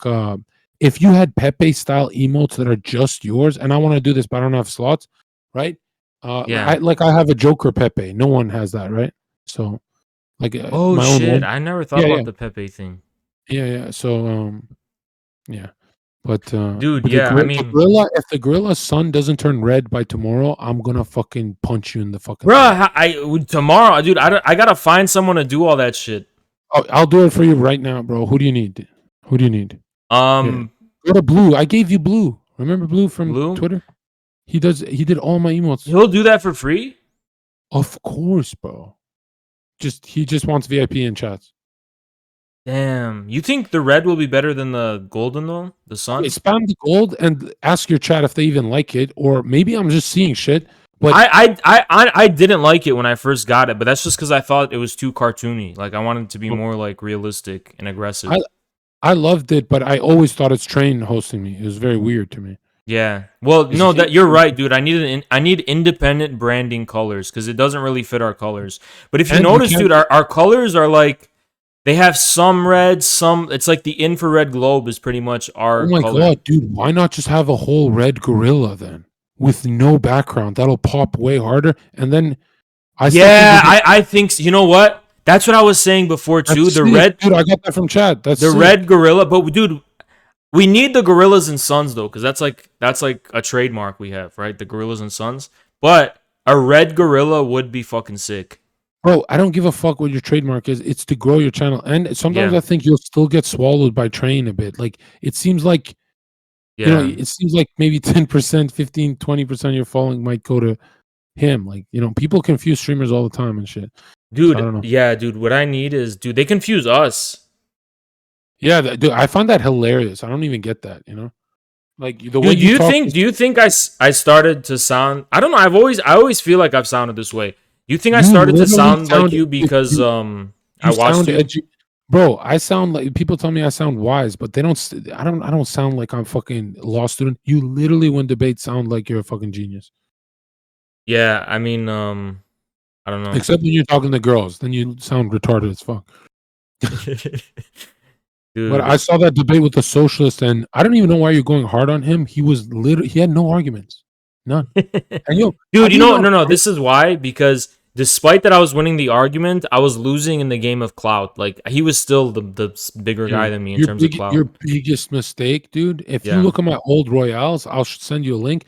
You can never see me look at chat because I didn't know chat exists, and I did so much better not looking at chat. But you look at chat, and it's such a waste yeah. of time to look at chat and that's what's so interesting. You look at chat 4 times, and you still don't stutter. How do you not? If I have a thought and I look at chat, I'm fucked. I need to like look away. I don't know how you do that. Like, but for that socialist dude, how do you not cringe? They all behave like Destiny. They put their hand on their cheek and shit. Dude, instead of cringing, I just get angry. Yeah, yeah. Yeah, Dude, you hear what Vosh said about you? yeah. And you, I was gonna send that shit to Yeah. you. He was He's like, like, does Zerko just platform righties? Who is that kid? Jackson, right? He thinks yeah. Jackson ready. No, He's like, he's not. Me and him are not. matter of fact, you guys are directly opposing the right. If you think about, they hate China. Yeah, yeah. I mean, the thing with Vaush is that he thinks everything is about the political spectrum. So he just like assumes that he thinks like I care when he calls me a righty. Like I don't give a fuck, dude. No, Like, no offense. Socialism is kind of just for making money. If you think about it, like, how do you even peacefully seize the means of production? Like, it always comes through a revolution stage, doesn't it? yeah, I mean, yeah. There's no doubt about that. Like, especially Uh-huh. like politically, like, yeah. There's that, dude. The thing with these Which, if people, you think about it, they think you're bloodthirsty. You're not. You just want to extremely rock the boat, so fucking sock them and righties can feel that. Oh my god, there's a tanky presence. But let me tell you something. yeah. I don't think being a tanky will ever be that popular. You know. I don't know, because the thing is that me and Jackson are a different type of tanky, right? There used to be tankies that just like they just care about other countries, but we are actually a new thing. Like we actually we I think actually like okay, represent here. we want to represent a new type of thing in America, which is like Yeah, but yeah. you can't approach it always militant. You almost have to become a pastor because 99% of society is soy. They're gonna lean socialist. They're No, not gonna dude, go tanky. but you know the people I try to win over, right? And I appeal to and I talk to and I actually like form alliances with. I don't care about leftists. Leftists are a tiny minority. It's literally Ron Paul right-wing libertarians. Right. You mean the Joe Rogan fans? Yeah. Yeah, That's those are the most of the people world. that I'm talking to. Yeah, those are the people Which I'm interested it's in. funny. On paper, that's not most of the world, but people would say sock dems are most of the world. Yeah. Literally, if you give someone money, most people lean libertarian. I've noticed that, like around Yeah, the world. obviously, yeah. Even if you give money to like fucking socialists in EU, Dude, which because here's the truth. Every socialist is a cop. Think about it. what do you You know, mean? like they're just snitches, they're cops, they're just people who like they never be real with you. They're always just trying to enforce rules and police how people talk and that kind of shit. And it's like not just on a personal level, but politically they're also that way too. Like like the thing. Wait, Let me how tell do you you the know all meta. this? Let me tell you the meta. How do you know Socialists. all this infrared? Like, What? aren't you studying law? How do you have time for all this political shit? Weren't you studying law and shit? I'm taking a year leave now, so I have all the Yeah. time. But when did you have time to read about politics? If you're like, Well, I told you when I was in college, I was not having that much fun. I was a shut in, and I was just focusing on okay. this kind of shit. Why don't you link me some fucking nice documentaries? I want to see, dude. Dude, not whatever that I you're wanna be a interested, I fan. can link you whatever. Just tell me what you're No, interested in. link me good shit. Like, Talk to the Hand sends me conspiratorial shit. For Yeah. you, anything that's medium pace about Lenin or really anyone. But I can't find good documentaries on YouTube anymore. Yeah, So, dude, I'll send you shit. Yeah, I'll send you no, I shit. mean, Dude, like right now. we make documentaries too, right? What do you mean? Like, there's other infrared people who they make documentaries for their YouTube. Like, they make long form informative videos. Who are they? Just my buddies that I've had for like years. That, Yeah. Yeah. but no, I mean, So- I wrote the script for like the first few videos, and then after I started streaming, they start to make the scripts, and they're super high quality too. They're super good. Yeah. Someone said Zerka tanky arc. I'm gonna be honest, dude. I'm not gonna be a tanky, but I've noticed Yeah. something. I don't think I've ever met a tanky I don't like. Dude, I've you know met the a thing lot- with you I've is met that- so many socialists. Dude, I hate. dude, whenever my chat tries to talk about, oh, what's Zerka's political views, I cringe out because it's better if you're just more like neutral. You know what I mean? Well, I mean, your chat's gonna hate me because I believe in God, right? And you No, tankies are- dude, no, you they tankies don't. I are swear to fucking God, dude. atheists, bro. Dude, You my- tankies are my atheists. chat- You're hopeless. You're hopeless as fuck. Dude, my chat likes you a lot. The Yeah. only reason someone could, Okay. if anyone hates you, they also hate me too. No, dude. If your chat hates me, that means more people in your chat. Don't ever time them out if they're hating on me. Dude, right? let me tell you the truth. The only reason some people in my chat wouldn't like you is because they don't like my Royale, Normie, and dating stuff. Like, they don't like it. But that's the older crowd, right? yeah, that's like the more older people, the more mature people, the people who think you like, know who okay, you know those same people are in Destiny's chat and they killed his channel, literally destroyed his channel. Be careful with them. no, well, I'm not. because Hold on. I'm not saying that as like butthurt.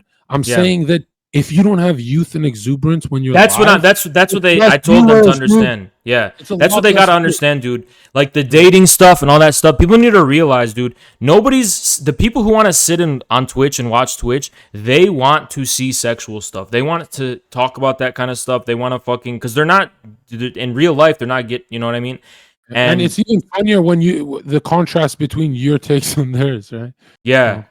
Yeah, and it's like yeah, dude, trust me. My chat, dude, I always ban and I fuck dude, you know the left is the biggest infighting ever, right? Yeah. I've noticed. 'Cause, Yeah. So you know even the right is tankies, more dude. violent- the right is more violent in fighting, but not as much of it going on quantity wise. The left, I don't think there's one lefty that agrees with another on Twitch. I swear to God. So I have a lot of experience because you know the first people that have always come after me were my biggest enemies are lefties. Even other tankies have come at me trying to like purity test me and fucking be like, I'm not "Oh, gonna lie, dude. My biggest enemies are never lefties. It's always fucking sock dems. yeah, These yeah, fucking yeah, liberal yeah, weirdos. You know what's funny is sock dems are the only people that can agree with you and still disagree. Like, what the fuck is wrong with them? You know, like Yeah. when you win me over on some China takes, I go, oh yeah, China's pretty cool for that. You know, you can still win me over. I asked you on stream, I'm like, yo, give me 4 bad things about China. You actually answered, so you know you're pretty honest. yeah." But sock them, Destiny's little bitch ass chat, they cannot concede 1 point. You know, to this day, you know what Destiny said to me in a debate, and they all made fun of me for like 2 days. I said genetically, twins are born different. And Steven said, what are you talking about? Identical twins are the definition of clones of each other. And I said, no, Steven, they're not. Genetically, it's different hormone profiles, different metabolisms. They're going to look different. He's like, what are you talking about? They look the same. I'm like, if you look at Hodge twins, Keith and Kevin Hodge, he kept gaslighting, right? And I was shook, Yeah. right? When I was right, not only one guy from his chat said, Zerka, I don't watch you, I watch Destiny, but you're totally right about this. And you know, to this day, they're still laughing, thinking they're right about that. But it's like, you know, when Destiny stopped talking, I'm like, yo, Destiny, you know, he kept screaming, they're identical twins, they're clones, they're 100% clones. Yeah. I said, dude, you know, even 2 cheetahs are not identical. And then he shut the fuck up for like, he literally went quiet for like a minute and a half. And that's when I realized, like, you know, I don't know, lefties. Dude, let me tell you the issue. I'm gonna be honest, dude. Lefties aren't as stubborn as those fucking liberals. I'm gonna tell you that, Dude, let me tell you the truth. The number one thing I always tell my chat about is the issue of fanaticism, right? You have to understand that not everyone thinks like you. Not everyone has your ideology, and you should you should stop. People need to stop being overly ideological, and if you know, like, if it comes up, you can talk about it, right? But like, you don't have to be fanatical and try to like convert everyone. Here's the truth. the biggest mistake you're gonna have as a streamer is that you're gonna be calming it down because you're gonna start thinking you're scaring someone in your chat that supports you and stuff. I've noticed when you double down and you actually mean it, don't be fake. Like actually double down. When you double down, they double, triple your sub count, right? Yeah. Don't ever, if there's one dude in chat that you've known for a long time and he's constantly softening you up, he's getting you ready for being canceled. You Dude, don't no, want to let me explain. Let me explain an example of this. So the first time I went and was talking to e-girls on a show and shit, I had people in chat get mad because it wasn't ideological enough. Like they for were like, what? "Oh, What? they were just mad I wasn't talking about Stalin to these e-girls and shit. With who though? Just random e-girls, normies." And I was just, you know what I mean? Dude, that's what I wonder. I'm like, does your chat know when you have to play optics too, or they always want you to drop the harshness? Because it's still there's still a strategy to being a live streamer. Everyone bends TOS how they can. Yeah. But let me tell you the number one reason why. No, hold on. How's his chat? Support him no matter what, even if you think he's pushing back on a position, because he's probably pushing back for optics sake. Sometimes a girl can cry and get you in a lot of trouble. You know that? Yeah, dude, and when I was on the Nimbo show, it was like it was getting weird, like, and Yeah, I was that's why, even trying dude, to. reward the chatters that go, yo, Haas, be careful, she's sensitive.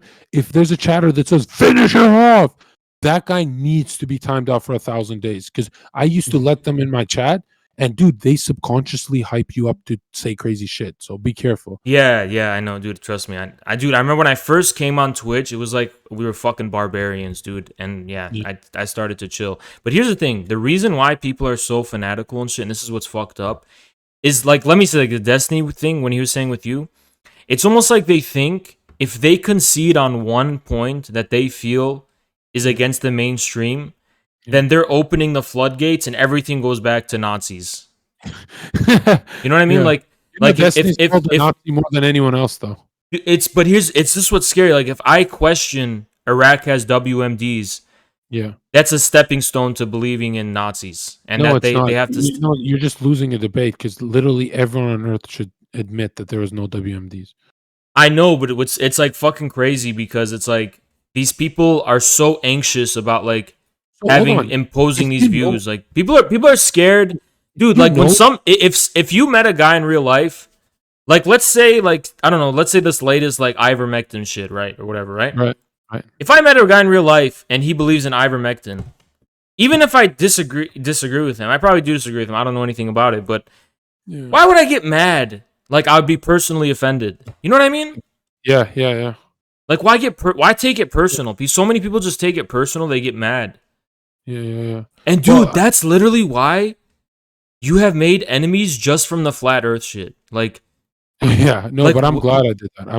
That's the one thing I don't regret. I don't regret anything, but you know what I do regret?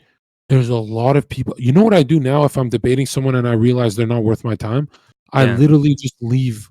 If I know that I'm not farming anything out of them, I leave. I'm like Venom. If I'm not sucking something out of you, I'm fucking leaving. dude, let me I'm tell not- you the issue though. You know what's funny, dude? You're at a point where you're rewarding haters. You're literally. Dude, but giving here's the them- thing. When I'm in the middle of the debate, I can't leave a lot of the time because Oh, narratives yours are get set up. Yours are different. Yeah. narratives get spun that I ran away.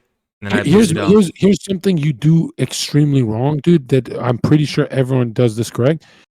When you debate, you already know what they're gonna call you and stuff like that. Like, oh, WMDs, blah blah. How come you don't have clips ready on your computer to send them right away? Like, I hate when debaters Google stuff. Like, well, if you look at this George Bush clip, you should have all those clips set up, Dude. so you can mirror force everything back. You know the sad fucking truth? Yeah. As a debate streamer, and this is I have yet to see a single example, I am the least prepared one. What I mean by that is that I don't have a team of people who prepare me, who I talk to with sources. I don't have like documents to look to. Or I literally always debate off the top of my head, Yeah. and I never prepare.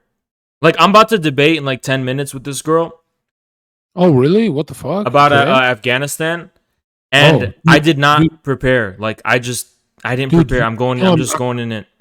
I haven't slept in days. I'm seeing 3 of you. I'm so dead, but my heart is telling me dude, I just have you on my streams. I'm never on yours, so I can't sleep. Dude, That's you why can sleep. You don't gotta no. I'm here till she's here. I'll wait. I'll wait it out because Yeah. yeah, dude. For a few days, I was like, why am I always, Haas is always on my stream. I never catch his time slot. That's evil, dude.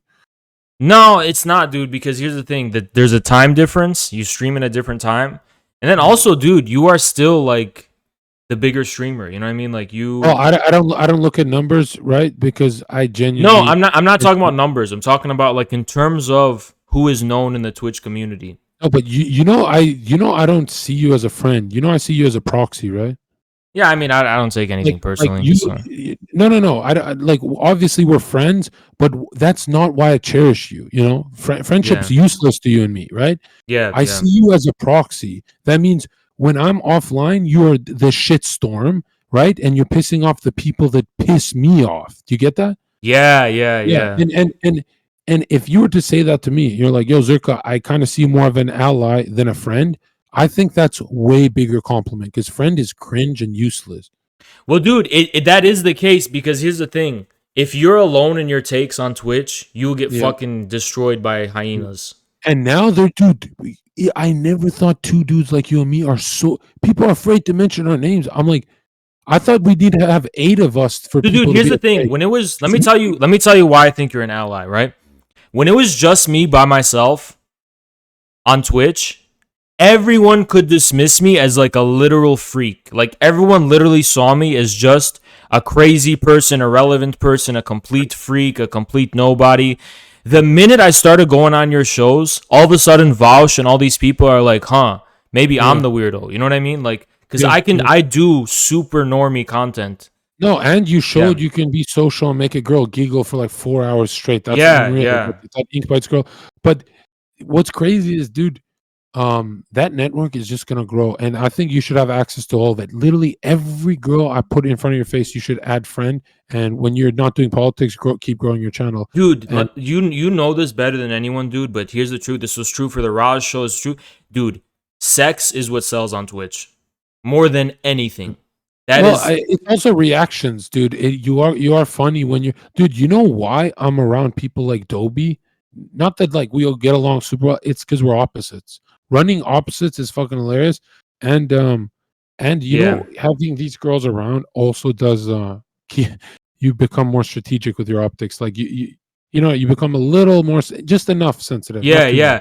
And then Yeah, that and drama, yeah. and 'Cause I'll dude, tell you, what's if we didn't have what's Chip being around, created yeah. is, dude. If it keeps up at this pace, it's gonna get to 10K within the year. I think. What is? Just this new type of like network that you're creating, like that shit Yeah. is, yeah, Yeah, and I'm so social that I literally talk to anyone. So I'm not like Austin, and I'm actually like I have people on the fly. So I think I'm gonna meet maybe 1,000 people this year before the year ends. And dude, look, this is literally, dude, the only thing I regret is that I regret not being a fucking viewer at this state. Like this is literally the golden era of the content, yeah. and viewers, there's no better content on Twitch right now, I swear to fucking god. Maybe besides Aiden Ross and that kind of shit, but that's a different thing. But like, Oh, you mean for the kids like it? yeah, there's no better content. This is literally the best content on Twitch I'm like, right now. how the funniest thing is learning from your history professor through a streamer is hilarious, bro. Like, I can't listen in history class, but I can listen to your stream all day. It's so different. And when you Yeah. say stuff like, "No, fuck it, Trotsky was a cuck," then my professors didn't say that, so I didn't pay attention. You know? Yeah. I mean, I gotta balance it. I gotta balance between, you know, being this type of like educational stuff and political stuff, and then I gotta balance it with like personal stuff and normie stuff. Well, you do segments. That's why your stream's so easy to watch, and you know what I mean? Because you do segments of stuff. Um, Yeah. you do everything right, and dude, you never talk by like looking at chat. Like, you know what I mean? When you intro, you actually talk. Like, I see streamers always staring at their chat, and the chat interrupts them, and they never get a fucking sentence out and shit. I literally can't watch anyone right now. Like, Twitch is dog shit content right now, dude. Yeah, dude, absolutely. But dude, these fucking royales and all this shit. And you know what's crazy, dude? You and we just want bigger zebras, like debating Hassan and stuff like that. Like we still Dude, want. listen, I want another Vosh debate. I doubt it's gonna happen, but a Hassan debate would literally be the dude. Imagine me debating Hassan. I guarantee you won't get one viewer of his. It don't matter, dude. That would literally be out, and that would be not only would it help me. Obviously, it'll help me a bunch. Just think of the content. Yeah, no, for the content stuff, but you know his community is like mass report Andy's. Like, be careful. Oh fuck, Yeah. dude. Let me Sometimes tell you something. I don't know if you heard about this. Hold on. Weird. Did you see? This is the craziest shit I saw. Mhm. Hassan, he was on stream and he was like implying that users should go What? DDoS some kind of thing, and then someone put it on LSF, and I clicked on the LSF post and it was removed by the mods. Okay, do you want to know how much power Hassan actually has on Twitch? He watched violent protests for months, and you know that's TOS, all that stuff. Yeah, And dude, he it's can get away with it. He can, it's 'cause he's crazy. It's fucking responsible and dude. everything. LSF has Hassan's back, honestly. Oh yeah, I'm gonna be honest, dude. I swear I'm not saying this to like form LSF or stuff. I don't give a fuck. They know my opinion, Yeah, but they are fair, dude. The fact that they put my tweet up, that was pretty fair. And I remember looking at the camera. I said, "LSF, what the fuck, dude? We can't even talk about Hassan." But my chat said, "Never ever thank them because they took down the post when Hassan wanted to." So I don't know what to do. I think if really- Hassan reaches out to them and is like, "Hey, remove this," they'll remove it. You know what I mean? Yeah, I think they're all. To be honest, it's like they're all in a group chat. I remember when I first met Miskiff. He's like, the LSF guys hates you, and I'm like, I don't care. And he's like, no, you should care. You're a Twitch streamer. And then he's like, I'm gonna go talk to them for you. And at a party, he went to talk to one of them, and I looked at the guy at the party, and we smiled and stuff. I didn't even know who the fuck he was. Like, nice guy, and yeah, literally he fixed it. And then I was on LSF for a lot of stuff. So shout out Mizzy. Yeah, I mean, dude, LSF would help me so much, but I know that's not gonna be my dude. You know what? The only thing that we could do to farm LSF is that show. But LSF, I had one clip go on LSF once, and it was about Vosh. Oh wow. Yeah, but that's the only thing that was ever on LSF. So I know LSF's not gonna be my. I thing for wonder if I growth. should reach out to Vosh and tell him we're doing a sophisticated style with no yelling Dude, and stuff. yes, that's what I. Would you That's be what I able said. not to I said. yell? I said Vosh needs to be on the Royale. No, but I don't want him with other people. I want him like with maybe one or two other people. Like I don't want the big royale with him. Dude, Right? yes. I want it intimate, right? And I don't want you yelling for that one because I would love. No, I to won't. have- I won't. you know Dude. what's funny is like I'm sure he hates me and stuff, but I love his content. Like when he debated Sargon of Akkad, that was the greatest content I've ever seen. for Okay, yeah. debate. Explain. Help me understand this, because I'm not just saying this because I don't like him. I genuinely don't get it. Why do so many people like Vosh's content and just like watching him? I'm not gonna lie, dude. Linguistically, he runs circles around you. Like it's not that his takes are always perfect and stuff. It's Yeah. the execution, dude. He just paints a story like a good history teacher. You know what I mean? Linguistically, he's up there, but his takes sometimes really hurt him. Like he had one take with like here's the thing. I think you would beat Sargon of Akkad, right? But he Yeah. did really well in that one because I don't know. He just he speaks better than Destiny, but takes harder takes. Like he said humans are born. Man, chat is so fucking biased. You can't have yo Haz. Are you hurt that I had that opinion? What? That I said Vosh is easy on the ears. No. Are people in you chat agree? mad? Yeah, I don't know. I thought that's like something. we all Guys, agree on. chill, okay? I even said before, dude. There's a reason he's got 400k subs. I'm trying to Yeah, find out why. Here's the thing, Chad. Yeah, Chad. If you wanna attack me, compare Vosh to Hassan speaking. Go ahead. You fucking idiots. Like, come on, man. But the thing that I never understood was that I thought like people will judge appearance and like tone and things like that, and Vosh is not really like. He seems kind of like he's like a nerd. You know what I mean? He, yeah, he's relatable. He's like an artsy guy. He draws and stuff. But I've seen, I've seen debates, and he's good. But he takes weird positions. He took this one position that bothered me. He said humans are born good. Can you believe that? Yeah, Those- dude. He says a bunch of shit, but I don't know. The thing I don't understand is like here's why here's what I don't get, right? I always assume people watch people that they admire and that they would want to be like. Like, right? I understand why people watch Hassan because he's good looking Mhm. and you know he gets bitches basically, right? So obviously people want to watch him because they want to be like that, right? Like that's like the person that they want to take cues from and shit, right? Mhm. But why Vaush? You know what I'm saying? It's because he packages it correctly. I can't think of one, but Vosh is really good at rhetoric. I think he's good. You are really good, Haas, but I can tell you don't practice. You just go No, I off the don't. top of Yeah. your head. You could tell Vosh is in front of a mirror perfecting it, right? Yeah, dude, let me tell you. Next content, I want you to watch this on stream because it's fuck. You will never see Vosh in this state. Watch Oh, this by the as your way, next content. bro, by the Jax, way, you know yeah, when someone tells you you don't practice, that means you should never practice. Like you're doing good. Like really? that's your style's off the dome, right? Yeah, all off the dome, dude. Yeah, that's better. But listen, um, watch Vosh versus Jackson Hinkle. That's how I found out about Jackson. Yeah. And dude, I have never seen Vosh take a bigger L ever. Even for me, even I didn't give him Watch it on as stream much or of an alone? L. What's that?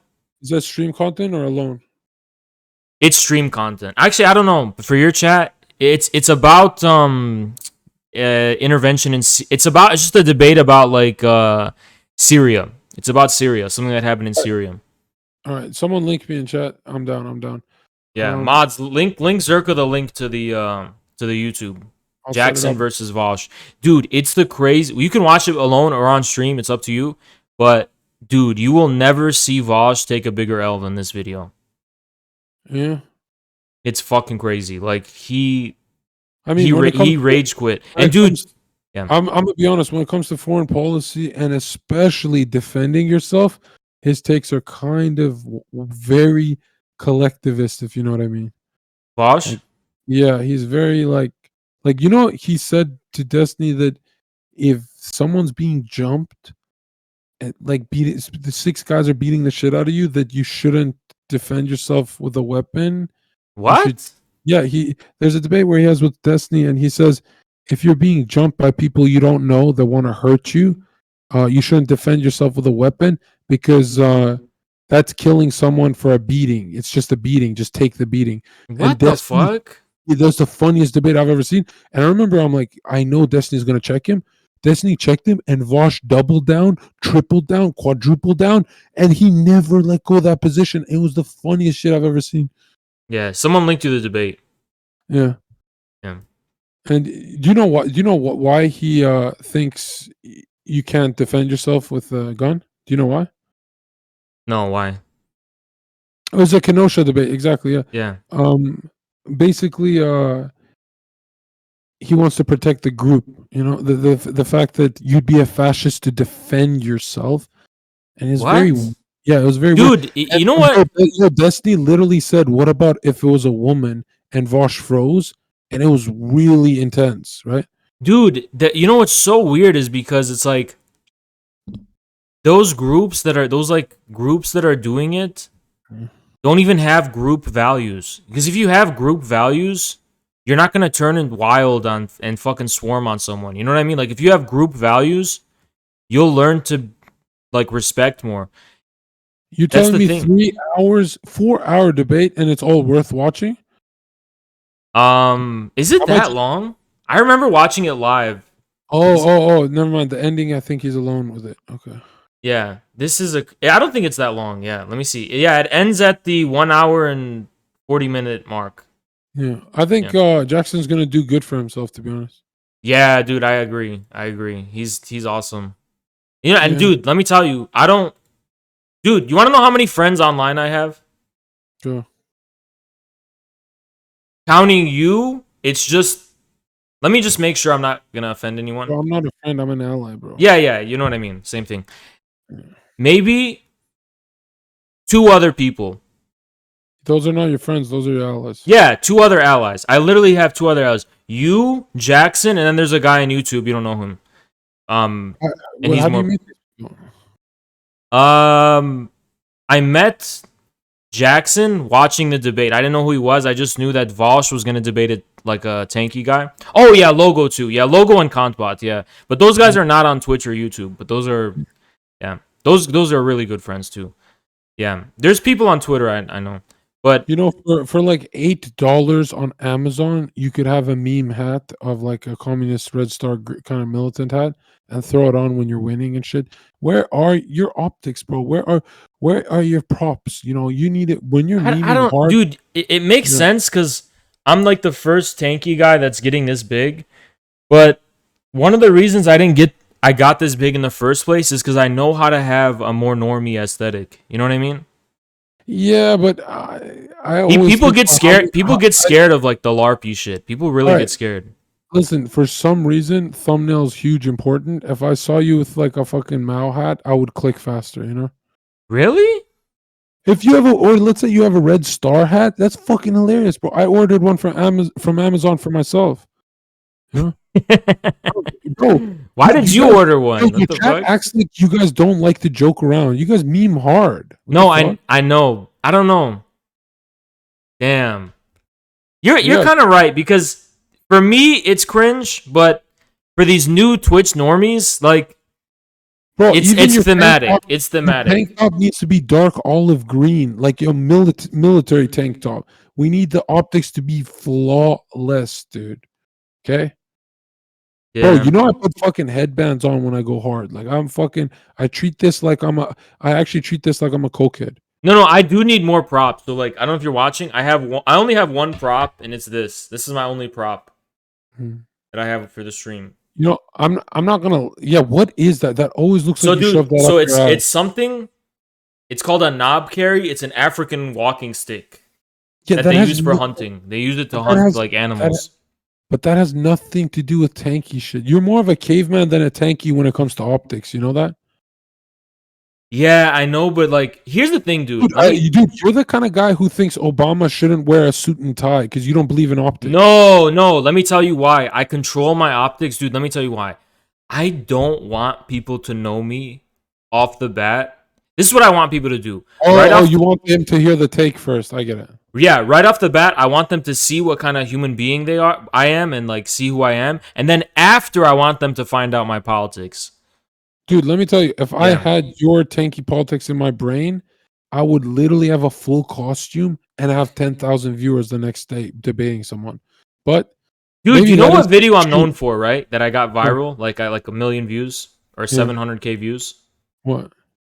You don't know about the Mongol video? No. Really? How many views? 700K. Where? Let me show you. Yeah, I, dude, I, I don't this is know what who people you know are. me for. This is I don't literally even, this is what fucking got me big. This is what actually got me big. Like, I actually fucking got huge from this guy who made this video on YouTube. It yeah. was a clip of me, Is it and one of these clips? that's what literally quadrupled everything. My YouTube, my Discord, and now that's what set it all in motion. Is this video? Let me show it to you, I don't know. So, dude, some viral clips get me 0 new followers. It's very weird for me. dude. No, everyone knows me for this. So what people know me as is the Mongol guy. People know me as like the Mongol guy, the Genghis Whoa. Khan guy. Hold on. Yeah. Oh my God. This is so good.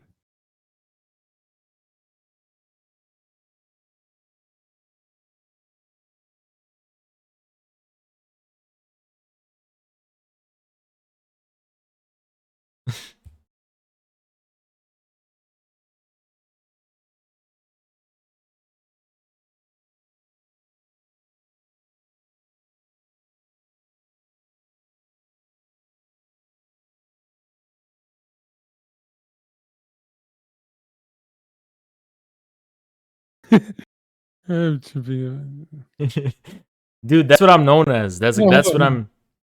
Let it finish. Oh.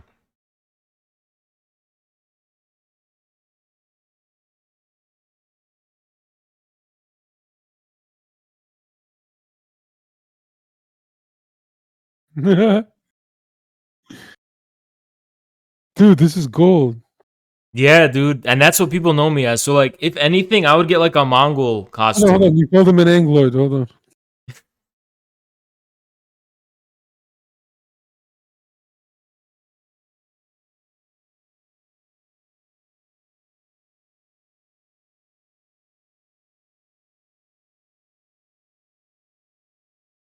What the bro? This clip is retarded, bro. It ends so toxic.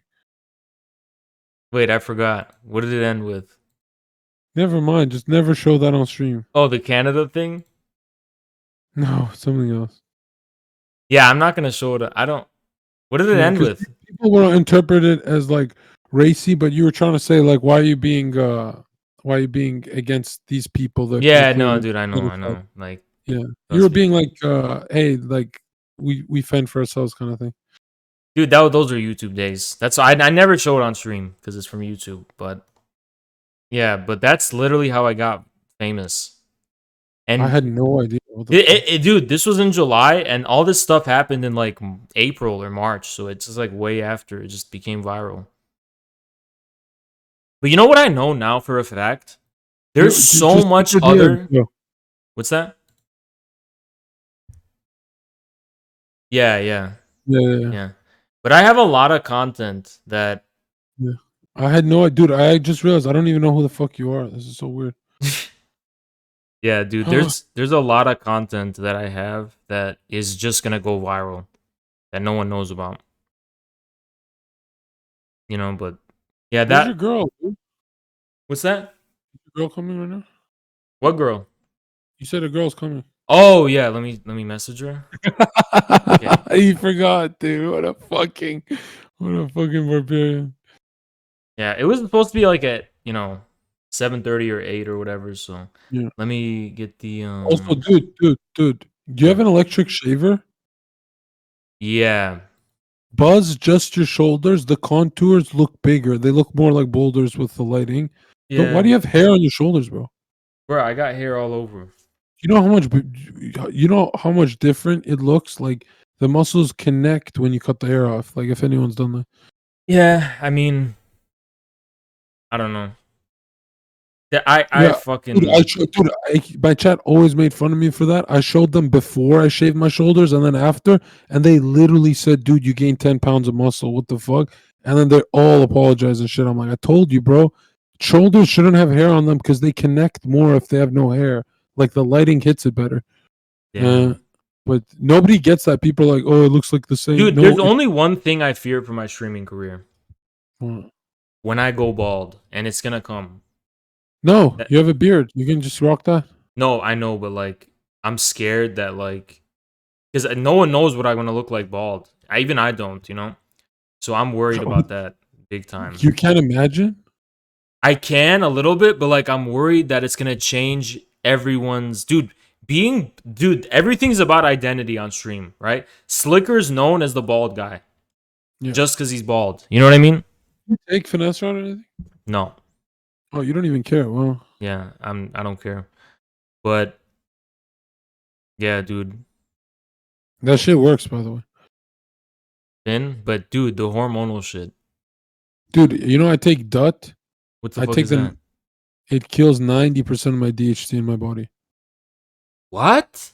Yeah, no, finesterad's only like 65, 70, right? And that doesn't kill your sex drive, anything? Mine's made for prostate cancer, my drug. It's way stronger.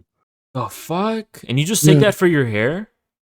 Yeah. It's the most popular drug in Korea. Do you not know anything about Asian markets? It's the most No. popular hair Have you product. noticed an improvement? Yeah, even my chat did, but I don't know. I'm not scientific about it. All I've noticed is my head look blacker. They're like, my family members were like, "Whoa, your hair got blacker." And I used to be patchy. I'm less patchy. I'm patchy as fuck right now, even on the sides and everything.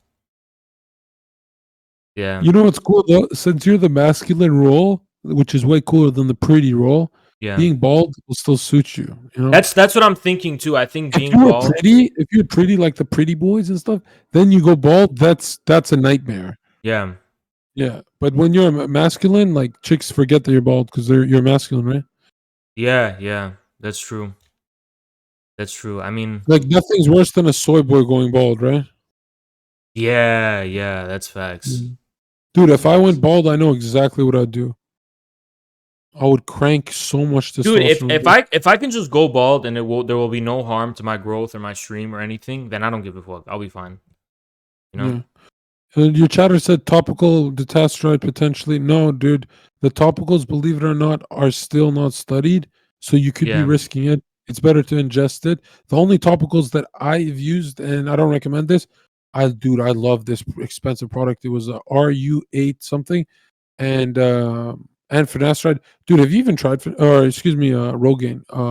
Yeah, I Minoxidil. did. I did 2 years ago. I tried it, and it just was not sustainable. Just doing that especially like doing it, Oh, because you have to come do it twice a day, right? You have to do it Yeah, before but you know night. what people fuck up because they don't dry their hair with a blow dryer after. If you dry your hair with a blow dryer after you put on Rogaine, it works 10 times better. And you add some micro needling, you get 30% more. Um, dude, let me tell you something, dude. Nothing's better than minoxidil. Like you are missing out, dude. Dude, it's too much work. What do you mean? You Dude, wash I your face? spend a lot of time on my hair, right? Like just making it sure it's like it's gonna look good, it's not gonna look messy, combing it and shit. I don't do it that much for like today when I wake up, but like especially after the shower. And you know what? That cucks my stream a ton. If I could just wake up bald and not have to care, I could literally stream like way longer and like just not worry about. I could literally just wake out of bed and just go live. You know what I mean? Right. But I just don't get how you don't want more blood flow to your scalp using minoxidil Because Rogaine. it gives me water retention. That's such a lie. No, it didn't. I got a lot of water retention when I was taking it. 99% of water retentions always comes from slipping up on diet, fucking up with diet. No, I had the same diet. I just had that shit. No, I'm saying your diet was shit. No, it was the same. Okay, Yeah. that's Oh fuck! You know what's fucked up? I ordered food and they probably just left it at the door. They didn't even knock, and it's been there for hours. Let me see. how are you like lawyer Andy and you forget shit? That's so weird.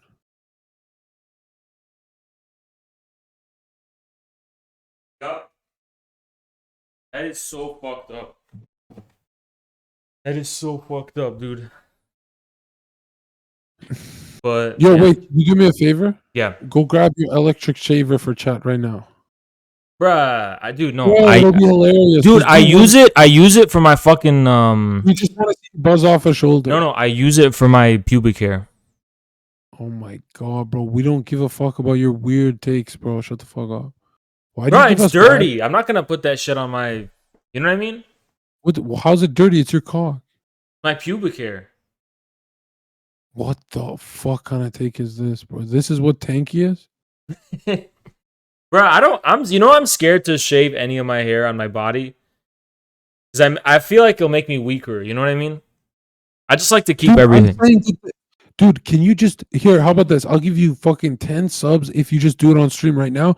When you see the lighting hit the delt and the delts connect more, you'll actually be Bro, impressed. I'll make a mess here. I don't want to clean this shit up. I'll do it another Bro, time. this guy make a mess. You have a few strands, bro. Dude, tonight I'll do it before I get in the shower. Bro, we want to see it. It's content, bro. Chat, spam it.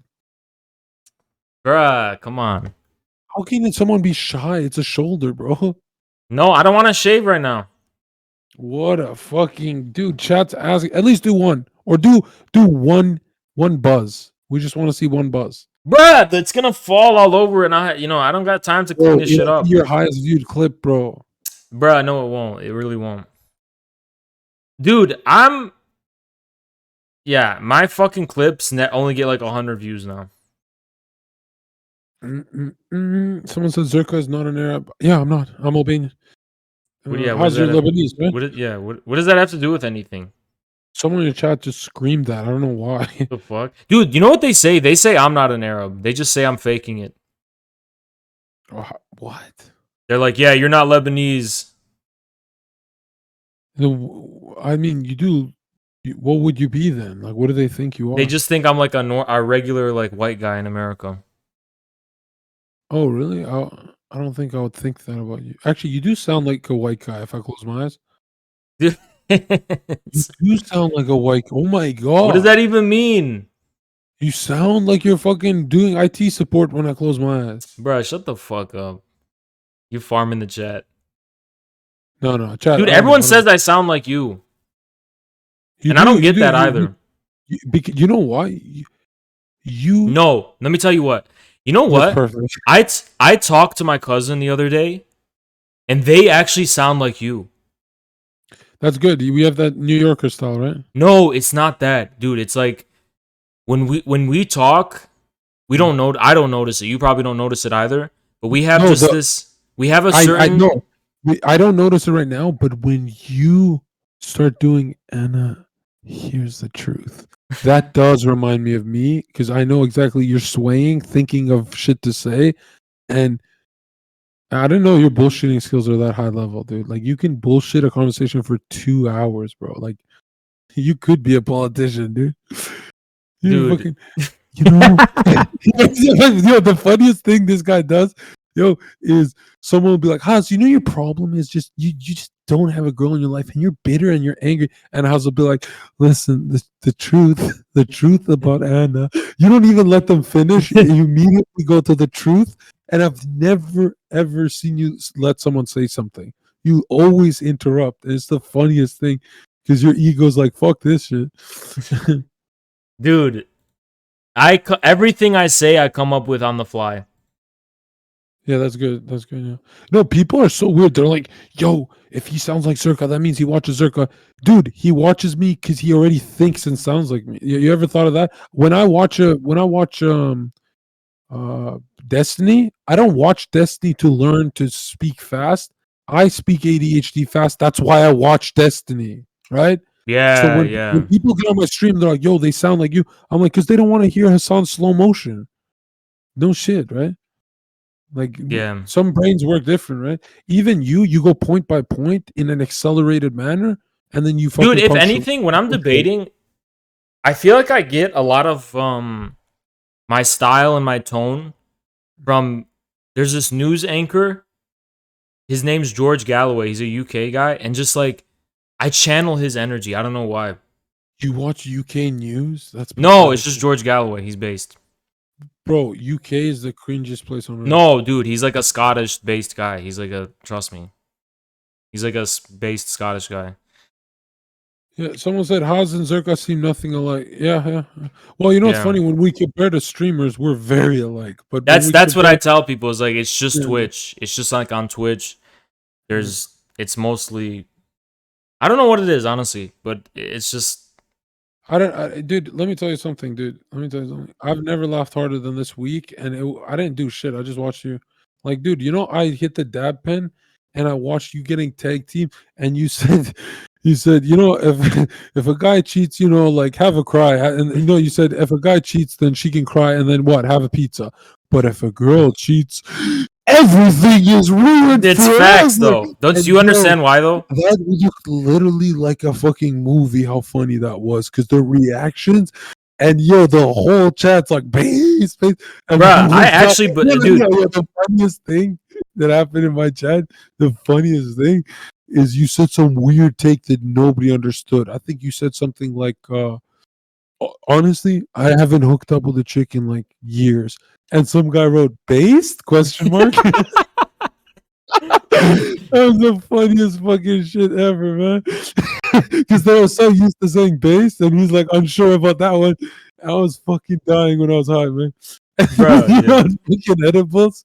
Why don't you react to yourself beating Angus in a debate? I am. I didn't do that yet, but that's gonna be content, dude. Because Dude, I still didn't watch it. And I didn't see how it was, but that's when Destiny said, "Yo, can you back off me, Zerka?" Because he saw not only do I beat someone in a debate, dude, I rewatch it and fill in more points. I pause and you know, I back myself up. dude, last night I was on edibles, and I just fucking I don't know why, but I went like, dude, when I'm angry, I usually talk loud but quick, right? And I feel like when I was on edibles, I was yelling on the top of my lungs, like slowly. I thought that was the most aggressive you've ever been on stream. It might just, bro. That was 7 a.m. in my fucking neighbors. Oh shit. Hold on, can you react to something? I want to watch you react to how I had a hater in my chat. Let me tell you, everyone said I went too far here, and Yeah. let me be honest. Don't be like, yo, Zerka's an ally. If I'm asking you to be honest, bro, like literally say if it's too harsh. Yeah. Uh, I gotta debate this girl though. yeah, here it is. He's a lawyer for my chat. You want me to react to it now? Yeah, it's very quick, very quick. Okay. I'll react to it quick. Did you get the timestamp for the link? And Let me share the see. screen, please. Okay, let me get this. And just you don't have to pause. Yeah, or, yeah. like, I got. Well, it's at 16:22. Is that it? yeah. What was the timestamp? Shouldn't it come ready when you click it? No, it comes where you last watched. Oh, so 5 hours and 49 seconds.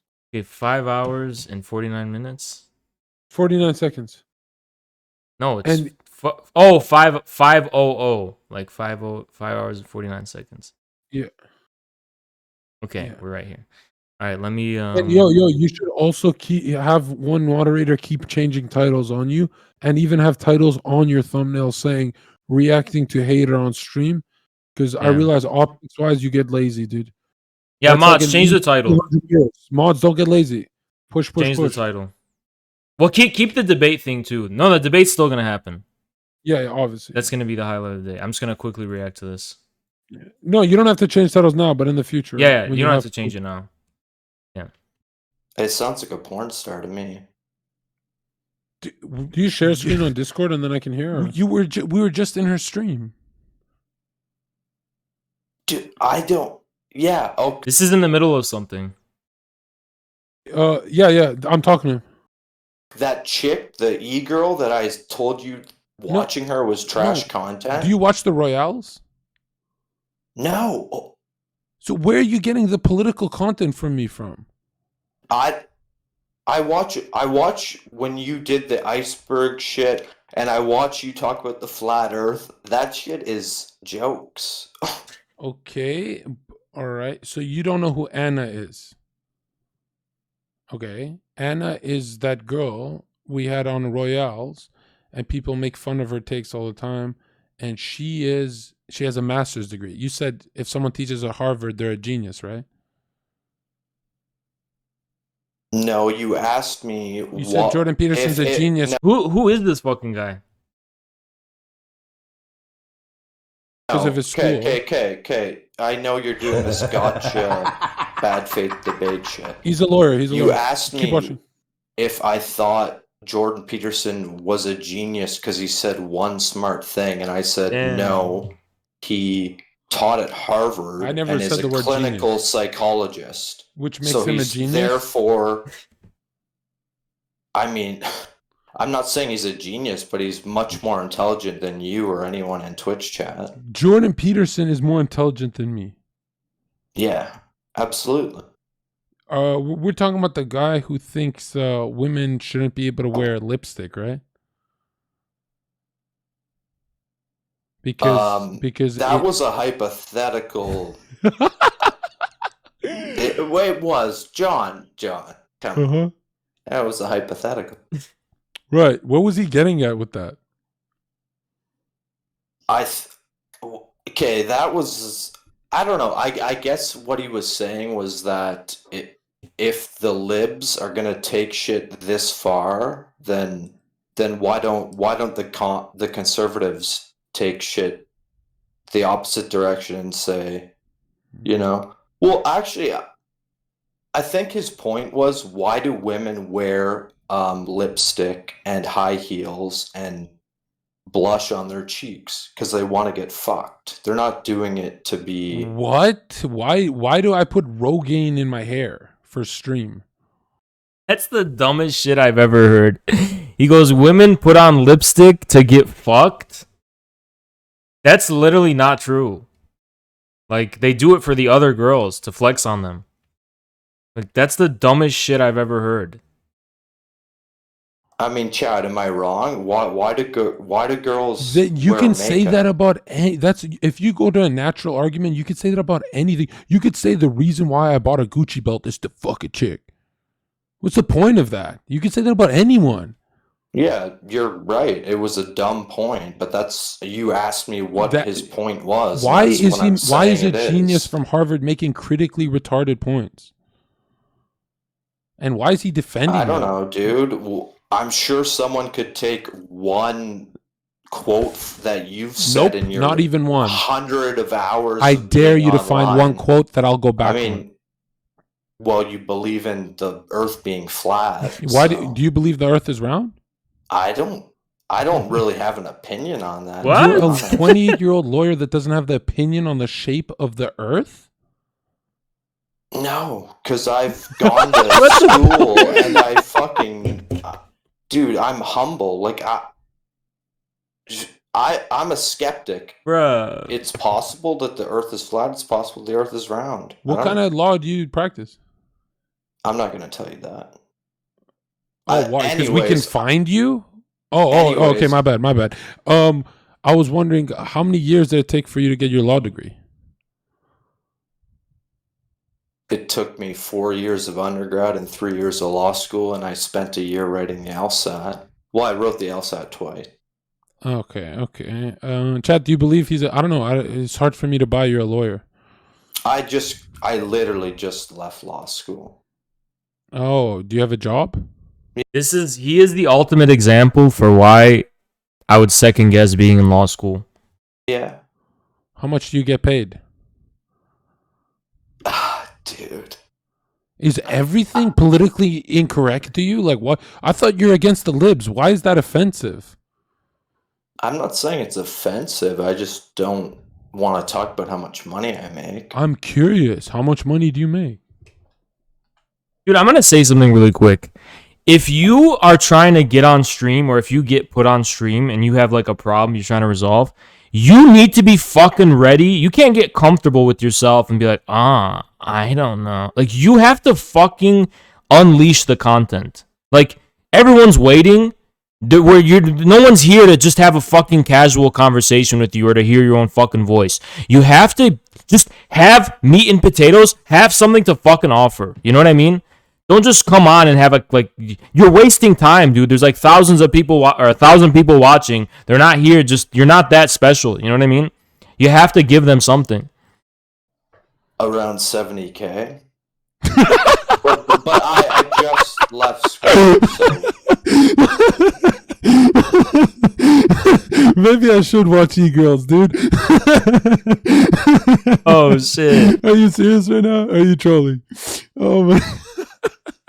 what do you mean? I live in Canada. That's like if you How ask many- How anyone much who did your degree cost you? How much was the degree, Jordy? the degree was like 100K, but I'm gonna be Right. making like two. If I were to pursue this to the end, Sure. like I said, I literally just left law school, so I'm making 70K right now, and next year I'll be making like 90K, and then if I make partner, I could be making 200, 300K a year. How long till 200K? Be like 35. Oh my god. Damn. I mean- Okay, that's fucked up, dude. Dude. Yeah, that's yikes. Dude, that's gonna be 35. Zerga, how old are you? What? 28? 27? Dude, I'm not. You just wasted your whole life. Because my twin brother was in How? debt from went being through a all that- psychologist. I did the same arguments with him, but I was mad at him. So you're gonna like Yeah. this. But dude, if someone's gonna come and like shit on your content and then you talk about their own career and shit, it's like Yikes. You know what I mean? Like, just yeah. Dude, I know 70K is a lot, but if you're gonna go on and shit on someone's content, yikes. You know what I mean? And you're gonna act like you, yikes, dude. Yeah. I mean, yeah. He's gonna complain about watching e-girls and shit. Yeah, I mean, it's like, which path is gonna earn actual more money? You know what I mean? That's sad, but watching e-girls is gonna fucking earn more money than being a fucking lawyer. You know what I mean? Are you in debt right now? Yeah. How much? Man, I don't know. You don't know how much you're in debt. That's a No, lot of no, zeros, bro. Bruh, yikes! This is fucking brutal. Oh my god. That's not what I'm saying. I'm saying I'm not out here trying to. Dude, this guy looks terrible. You know why? Because he just brought up the most embarrassing or horrible or just like tragical part of his life. And this guy's still trying to act like cool. And if this guy acted mad at this point, he would look better than still trying to keep up like, oh yeah, it's all good. Dude, you haven't seen anything. It's gonna leave a bad taste in your stomach. You're gonna think less of me after this clip. Okay, how much longer is it? Keep going, keep going. To be some fucking viral god like you are. Yikes, John. bro. You went to law school, bro. You went to law school because it's high paying, right? No, Don't lie. Don't lie. Come on. No. Oh my god. You went to be a lawyer because you like to read and write?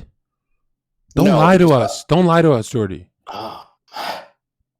John, I'm one of the few good lawyers. No, I'm not saying good, but I actually in my opinion the law is important, and if you're going to engage in legal disputes, the courtroom is the ultimate place for that. It's all facts. Yeah. There's no conjecture. That's where. What? Dude, this is not true. This is not true, by the way. Like, there's so much conjecture that happens in the fucking courtrooms. If you think it's all based on facts, you don't know what the fuck you're talking about. Maybe I know Canada's common law too, so yeah, that's not true. It's a lot of conjecture. There's a lot of like assumptions and shit you have to make. That's where you get a teacher's salary, right? No, Why do you have a teacher's salary? I don't even get it. Why? Like, why are you so fucking broke? I don't get it. Like, did they just tell you psych? Why are you so triggered? Because I said that. Oh my god, dude! You've been typing. No. That's not why. If we go through your logs, John. Jordy, you can't take a bit of hating from me, but you look at your logs. I looked at your logs. You've been hating on me for 2 years. Tell me. I haven't been, man. Bro. Damn, 2 years. You think your logs are positive? Like a hype man for you. I said one negative thing tonight. So can I say one negative thing? Brought me into Discord. I didn't bring you. I didn't bring you into Discord. Told me that I'm fucking making a teacher's salary. I know that's the truth. You are. I think less, to be honest. No, I literally left law school 3 months ago and I'm making teacher's salary. So you can write a hateful comment and I can't start hating on you live? Yeah, that's kind of how being a Twitch streamer works, isn't it? What? I said one thing. I said you watching e-girls is trash, and I love political and conspiracy theory content. Sure. And then you bring... I'm literally complimenting you, and then you bring me into Discord and fucking go... Sure. Yeah, exactly. All right, can I say one bad thing? You said one bad thing. I'll say one bad thing. Sure, go ahead, bud. Right. I think being hella in debt and wasting your whole life at school to make $70K a year is pathetic. Damn. Dude, you can cry now. Cry, little boy. You can cry, little boy. Oh, fuck. That's a kill shot. Oh, fuck. Damn, dude. That's That's fucking brutal. This guy's gonna go to sleep crying, dude. Jesus. I want you to cry. You haters think you can just type anything and then you come on here. I don't know what to say. What kind of lawyer doesn't know what to say? You should be filled with words. I should have gone to law school. I'm doing better than you. Yeah, that's fine. Oh no. I didn't realize this was going to become a dick measuring contest about who makes more money. You're losing to a memer. How am I losing to you? You said it's going to sound like a fucking idiot. You said at 35 you're making 200K. I wipe my asshole with that. I literally wipe my asshole with that. Do you? It's on the screen. And another thing, dude. Dude. On the screen you have 4K subs. No, we can do annual. And we can do annual if you want. We can do annual. And you've been banned. And you know what's crazy? Dude, you know what's crazy, Jordy? Bouncer in Vancouver. Yeah, and you make 70K in debt like a loser. Yeah. Like you gotta fix your life up, dude. Damn. I don't. I'm plus. I'm not in debt. You need to work on yourself, my dude. All right, yeah, John, you're sick. So I can't say one bad thing. You can say one bad thing. I can't say one bad thing to you. And what I said is kind of honest, right? I'm being honest. I don't care, dude. You're not. Yes, you do. You're so triggered, bro. No, I'm not. Yeah, I don't can tell he's mad. Okay, you make more money than me. Sweet. No, I don't make more money than you, Jordan. It's that you're an idiot. All right. How am I an idiot? You're spending all this time in school. You're spending all this time in school going into fields with low demand. It's like, well, what kind of law are you doing? Are you doing what kind of law is this? I wouldn't tell you. Because you're not a lawyer, bro. You're just fucking here to insult me. That's the truth. Yeah. No, John. You're not no lawyer, bro. I like you a lot. I think you I and don't Train like are. you. Damn. Fine. Yeah, I think people like you who watch a streamer pull 15, 18, 20-hour streams and then he literally puts his soul into his streams and then takes a break by leaning back, eating a grape, watching Kiana, and then you write that comment, I think you're the biggest whore in society. I think people like you are the lowest scum in society. Like, who the fuck? I'm losing it. I'm getting 2 hours of sleep every day of my life for a month and a half, and I have to read this fucking comment from a guy who's been here so long. I expect it from a new guy, but you're the scum, spineless scum of society, and you come in here stuttering like a little bitch because you're not. What kind of lawyer stutters, bro? You're a lawyer without an ego? Damn, dude, but this shit is facts. Honest to God, this shit is facts. If you're a fucking chatter, y'all think you just type shit, there's no consequences. Like, no, you will be... Like, when you type something in chat, we streamers actually are judging you. We actually think of you as standing by that. It's not like just like some thoughtless thing, you know what I mean? And, yeah. Damn, dude, backseat policing for fucking streamers, the worst thing, dude. It's the worst thing. It's fucking pathetic. And you expect, oh, go easy on me. Go easy on me. I go easy on you if you're new. You're not new here.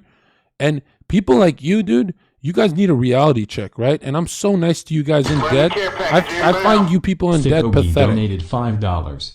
John, you won candy. Chill, bro. Okay. That vaccine has dropped your IQ, bad lolo. Well, like, what's your point right now? That my point is you can't take criticism. My point is, Jordan, my point is you can't take criticism. You're just gonna talk over me. My original content was you watching e-girls is trash content. So you're here for 18 okay. So you're I'm here not for here for 18 hours a day. I literally, it's 2:30 in the morning right now. Yo, advice for chatters when they want to backseat police. If someone's doing good and they're a streamer and like most of the chat is cool and they're doing fine, if you don't like the content, literally just move on. It's not all for you personally. You guys need to understand that. It's not all for you personally. Just because it entered into your vision doesn't mean it was made for you alone. I just got home from the bar and I tuned in. Why are you at the bar? What do you mean? Why am What kind I of at the loser? bar? Why are you at a bar? Or do they pay you to be there? Are you a security guard? No, I was out there having a couple of drinks with my buddies. No, you can't have a couple drinks. You're in debt. You need to get it together. Dude, he was at the bar. Dude, this is fuck. This guy looks fucking. That yesterday was Friday, so this dude went out to the bar, and he went home and he called Zerka basically and talking shit. Fuck, dude. That's what it's like to be lonely, honestly. Damn. That looks so, dude, at least stay home. If you stayed home, you would look better because people would have been like, oh, maybe you're busy working on something. You know? But if you actually just admitted you went out and you retreated back home and now you're doing this on a Friday night, you look like the biggest fucking loser ever. Dude, I No, you I can't work party for a anymore. salary, so it doesn't matter. I don't have a side gig or. Do you want to be like those buddies you were with? As a matter of fact, you know why I think he thought that watching the e-girls was cringe? Because it reminds him of what he can't get and what he's failing at getting. And he failed to get girls at night, so he wanted to come home and just chill with the boys and have a boys' night. You know what I mean? But Zerka was watching e-girls and it just reminded him of his failure that night. I swear that's why he was mad.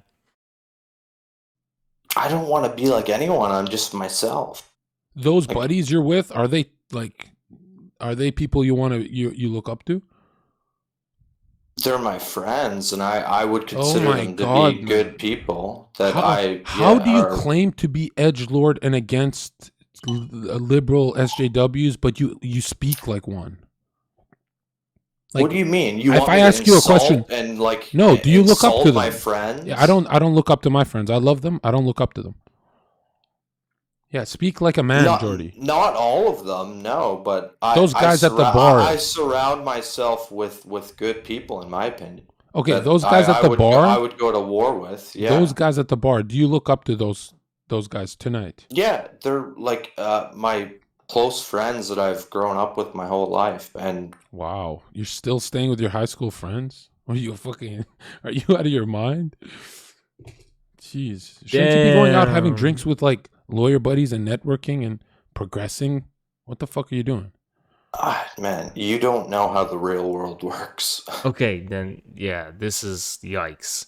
This dude's saying you don't know how the real world works, and he's super in debt, and it don't seem like he's making the money to pay it off. It's like, dude, what real world are you talking about?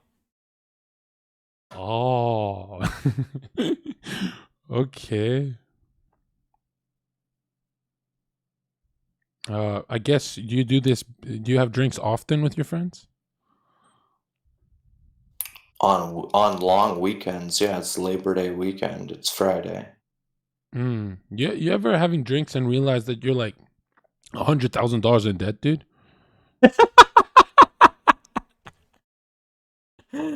What the fuck, dude? This is fucking visceral. This is visceral, dude. I'm not this brutal, dude. Even I'm not this brutal. Dude, I would have just timed him out or something. Sometimes I think I'm brutal, dude. This is brutal. What up, Jackson? Yeah, but I know if I pay. So, John, listen to me. Yeah. What's up? If I paid 10 grand. Oh man, dude, is this my toxicity that's causing this shit? Oh shit. And a year, I'll be out of debt in like 5. That's what I do, dude. I'm the one who makes fun of people's voice. Oh my god. years. And then I'll be making 200-300K a year. Yeah. So Instead, you're getting drunk And and I can talking work shit in until Twitch chat. Ooh, damn, dude. I can work until I'm 60 or 70. You're going to be irrelevant in 10 years. You're going to be a Thick Ogie donated 40-year-old man $5. on Twitch chat. Help this guy. You know how this is not true? It's a ladder. If you're in fucking Twitch and media, it's all about climbing the ladder of media. Like, you go from Twitch to bigger things. You know what I mean? You go from Twitch to just more and more. Like, it's just not true. It's not true, dude. Like, this is the new generation of celebrities. Yeah, you know Old what's so John funny Madden. though? That I'm What gonna the be hell are fucking you doing idiot. right now? I'm gonna be Jeez. honest, Pause dude. and rethink, I'm gonna be John. honest, dude. And let me tell you the truth. I seriously doubt you're ever moving up from 70. I seriously doubt it. And Damn. that's the truth. I know lawyers in my city. I've talked to them, and it's been 7 years knowing these people, and they're still in big trouble. And that's why you guys drink. That's why you're at the bar drinking, right? Dude, this is a brutal truth, but it is the fucking truth, dude. Lawyers are some of the most depressed fucking people.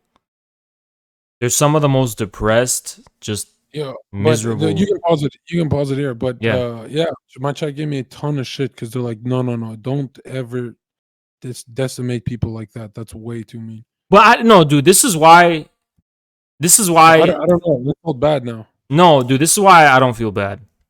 Because people need to start understanding that this shit is your livelihood. Like, you're doing this 18 hours a day. This is literally what you do. You know, like, it's not like this is like a side thing and you're just like, oh, fucking around. Like, this is literally what you do. So when you got chatters that are just talking shit about the content and whatever, it's like they're coming at your entire thing, you know? And I sent the clip to my brothers, and they're like, dude, you have this way of talking that's seriously gonna affect someone's mental health. Like, you shouldn't say stuff like that. I'm like, what are you talking about? They're like, he will think about that stuff because, you know, you're putting a little too much honesty on the tone. You know, like, he'll think about it next week and shit. And I was like, dude, you know, like, he's triggered, I'm triggered. We can, you know. Yeah. Damn. Yeah, I mean, You know what's funny? If you watch my stream, I always say if you're going to school, either lawyer, med school, or engineer. Like, I'm very pro school and stuff like that, education when it comes to the big three, especially if it's high in demand.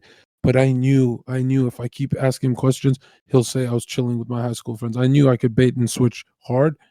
But I know because someone in Discord messaged me and he's like, no, dude, you know why? You know why I don't mind it that much? I just think he's a subscriber has. Dude, I just think these chatters and subscribers should, like, they should just not just mindlessly say criticism. Like, if you're gonna critique someone's livelihood, then you should put your livelihood on the line. That's just what I think. You know? Well, yo, is your debate now? Yeah, I gotta pee and then I'm gonna debate. All right, man. Peace out. And dude, if nobody gives you 10 subs, everyone chat is a pedophile. All right, see you later, man. Lol. All right, guys, I kept her waiting so long. Because I didn't know this was gonna happen, but damn, extreme Van Man. Thank you so much. Appreciate you so much. All right, guys, I have to pee really, really bad. I'll be right back, and then I'll drag her up, and we're gonna start this Afghanistan debate. Okay, I'm gonna go pee. Give me a sec.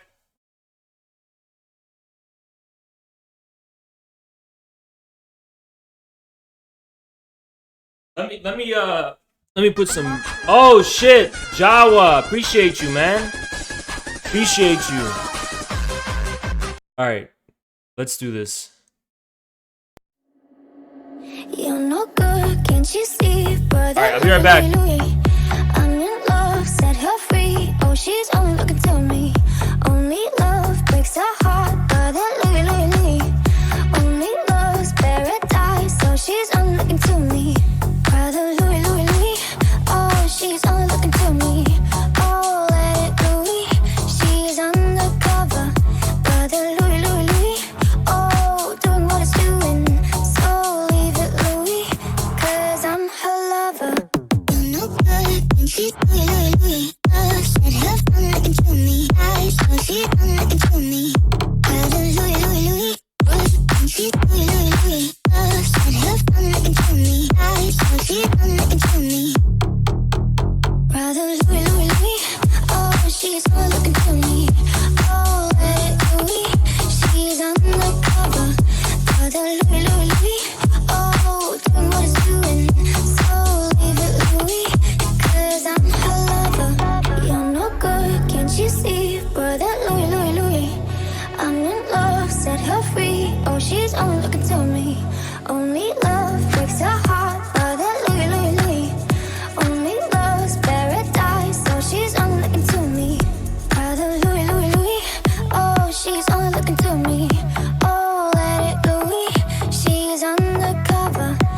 Brother Louis, Louis, Louis.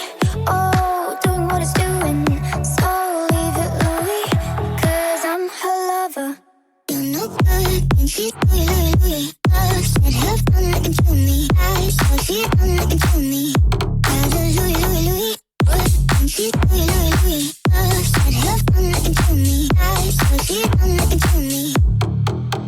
Brother Louis, Louis, Louis. Oh, she's only looking to me. Oh, let it Louis. She's undercover. Brother Louis, Louis, Louis. Oh, doing what it's doing. So leave it Louis. Cause I'm her lover. You're no good, and she's Louis, Louis, Louis. Said have fun looking to me. So she's fun looking to me. Brother Louis, Louis, Louis. And she's Louis, Louis, Louis. Said have fun looking to me. So she's fun looking to me. Brother Louis, Louis, Louis. Oh, she's only looking to me. Oh, let it Louis. She's undercover. Brother Louis, Louis, Louis. Oh, doing what it's doing. So leave it Louis. Cause I'm her lover.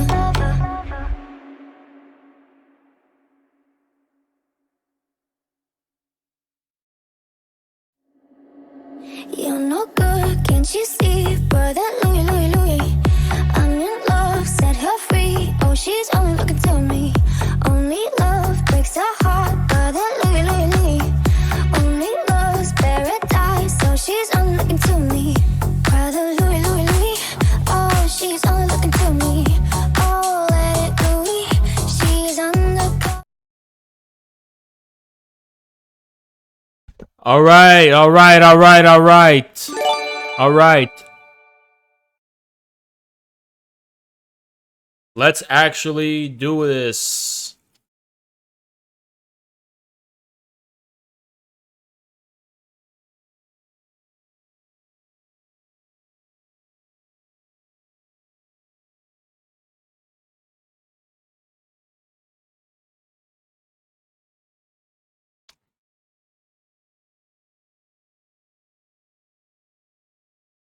Just one more bite. 2 more bites.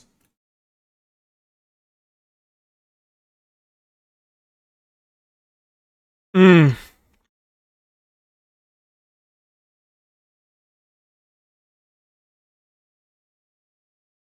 so fucking hungry, man.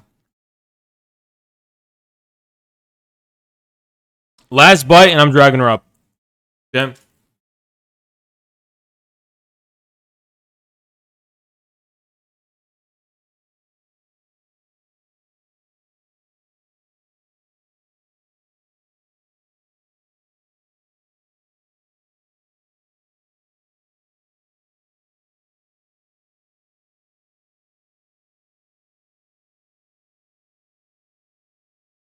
All right, let's do it.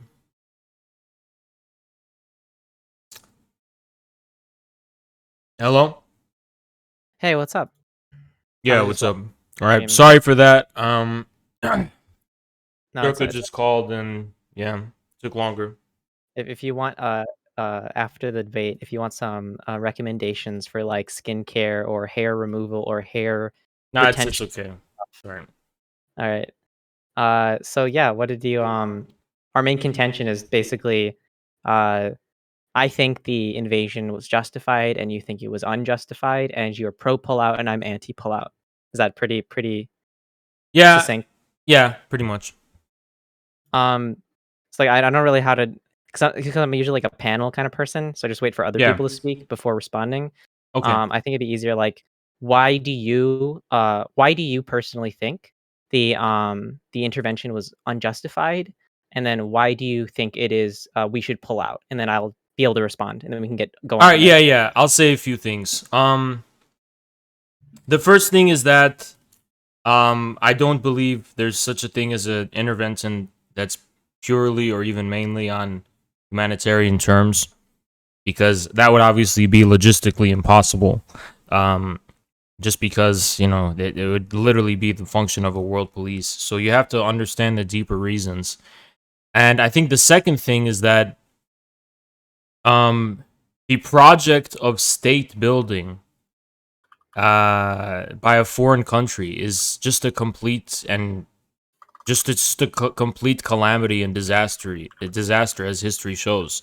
Um, the Soviet Union was attempting some kind of state building in Afghanistan, um, which is very clear. But even then, when the Soviets pulled out, that government lasted years. And so it's even more striking just how much the U.S. intervention proved to be a complete failure. Um, and we all we have to do is take the self-admitted intentions and claims of the politicians that were responsible for the invasion of Afghanistan, not just the politicians, but all the other elements. And none of them actually said that they wanted to embark on a state building project. What they said was that they wanted to remove what they alleged was Al Qaeda's base of operations in Afghanistan that was responsible for 9/11. And we actually don't know if it's true that um, the 9/11 was executed from Afghanistan for certain. But, we stayed there for 20 years, even after this supposed mission was accomplished. And I just don't see how it could be looked at as anything but a failure. So, yeah. Oh, okay, cool. That was actually really because it's very specific things I can respond to. On the first thing, that like true humanitarian, like in terms of intentions, right? Like what do states and state actors intend to do? I agree. I agree fully that like true 100% humanitarian, like sorry, I've like I forget. I'm like I've because I have ADHD, so like my words stumble a lot. Yeah. True humanitarian intervention doesn't exist, right? I agree. It's never the single justification, and even if it's mixed in, it's never the primary justification or intention of the people getting involved. Obviously, nations are self-interested, and the other things are just like an add-on, right? It's a way to justify, or it is a like reason more extra to go, right? Um, and then, so your second point, you said nation building. History has shown that nation building has been a calamity, right? I would strongly disagree with this specific point because while I agree that nation building, as we've seen with the outcome in Afghanistan, in the very end, didn't really work. It's also worked in Kosovo. It worked in Japan. It worked in Germany. It worked in many other nations. Well, obviously the context and the conditions were different. I wouldn't agree that nation building as a whole, as in like another nation aiding in the development of another nation directly, specifically after a war. I don't think that historically that's been much of a failure.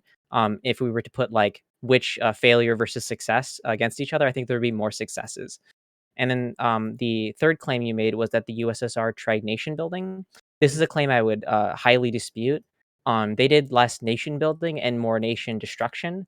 Because in the USSR's campaign, it's been documented that they basically their only goal. This was like a period where coin operations were a very like new thing. They didn't do a coin operation, which is the counterinsurgency operation. They just said there are insurgents in those villages, and they would wholesale raise villages indiscriminately with bombs. And they completely destroyed the country's infrastructure, and they didn't actually do a lot of funding into rebuilding anything. It was mostly the goal was just to suppress the insurgency, to support the PDPA government, and then let the PDPA government do what it wants, right? That's what my understanding of the nature of that conflict was. And then your fourth claim was that Bush and folks didn't claim to want to do nation building. I don't think that this is true. While the initial, right, like in the very first few weeks and a couple months, was very focused on 9/11, Al Qaeda, the Taliban harboring Al Qaeda, etc. Like even Bush himself said that we literally just watched the John. We were going over a John Oliver video. Bush himself literally said taking out the Taliban is important, but building schools is equally as important. Because the view was that like if we build up a nation, we have a reliable ally. It just produces more good both for us and for other people. It's like a mutual thing. So like I do think that nation building was in the cards from the very beginning, but it wasn't like the single motivator. Like if 9/11 never happened, we wouldn't have gone there, right? So I agree on that point. Okay. And then you're Sorry, go ahead. oh, and then the last one was just the thing on 9/11. Um, I am not me specifically. I'm not sure if 9/11 was orchestrated by Osama bin Laden while he was in Afghanistan, but we do know for certain that Osama bin Laden was in Afghanistan after 9/11. and was being harbored along with the rest of Al Qaeda by the Taliban. Okay. Just really quick, I'm gonna go wash my hands. I just finished No, my yeah, you're sandwich, good. and I'm Yeah. gonna be right back.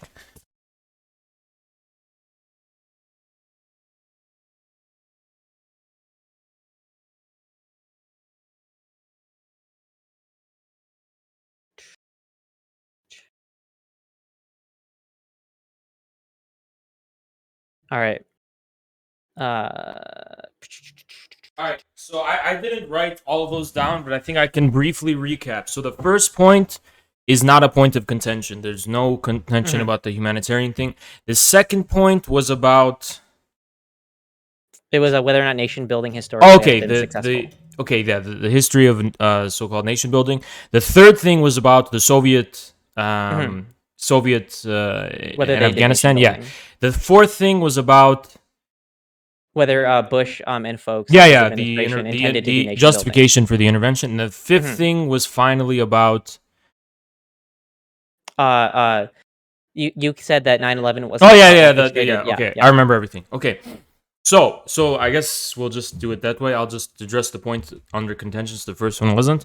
So there are cases in which American aid may have been decisive for the prosperity that corresponded to various states, but I actually would dispute the claim that the post-war countries that were part of America's new global economic order, the Bretton Woods, I would contest that this was necessarily a form of nation building, because despite the fact that America aided in the development of their respective economies, the actual foundations of the statehood itself, the roots of the state, so to speak, had a solid foundation in the people, tribes, and clans, or whatever kind of sociological angle you want to look at it. There were firm roots of statehood in the respective peoples of those countries. Oh, okay. So you're saying that you're making a distinction between building from zero and building from already an established base to build from, like in a country. Kind of, yeah, because to me, I have a kind of view of a theory of statehood, and to me, states originate in people, right? They somehow arise and originate in people, from the level of family to tribe to gens, or whatever you want to talk. Like, this is really the origin of statehood itself.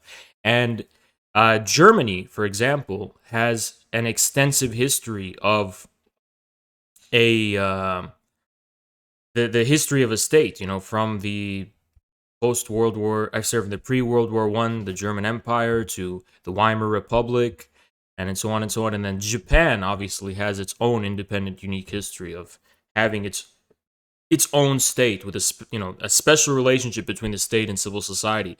You might make the case for South Korea, which was as everyone knows, was just a military dictatorship that was extremely repressive, and so there was a real conflict between the state and civil society for most of its existence. Civil society had to be kept down and kind of repressed, but the reforms initiated by the South Korean government, I don't know exactly when they began. I think it was the 60s or 70s, but there were specific reforms before the political reforms, by the way, about democracy, a specific corporate economic reforms in which roots were allowed to kind of be developed and were established, and a fundamental reorganization, kind of land reform, so to speak, happened.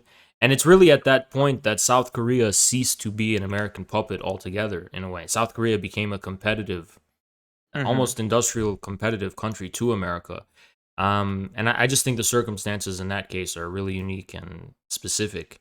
In the case of Kosovo, I'm not sure this is an example of state building as much as an example of the long-term enforcement of peace and like a neutrality, where basically, like, although it's still contested territory, NATO and America are ensuring that that there's some kind of status quo that is respected there, right? But I don't really know if Kosovo is an example of like a real long-term that is Maybe I clearly. could clarify. Yeah. When I mean nation building, basically it's like, so the reason why I include Kosovo is because Kosovo, as you know, wasn't a country before 1999, right? Yeah, It was just a part of Serbia.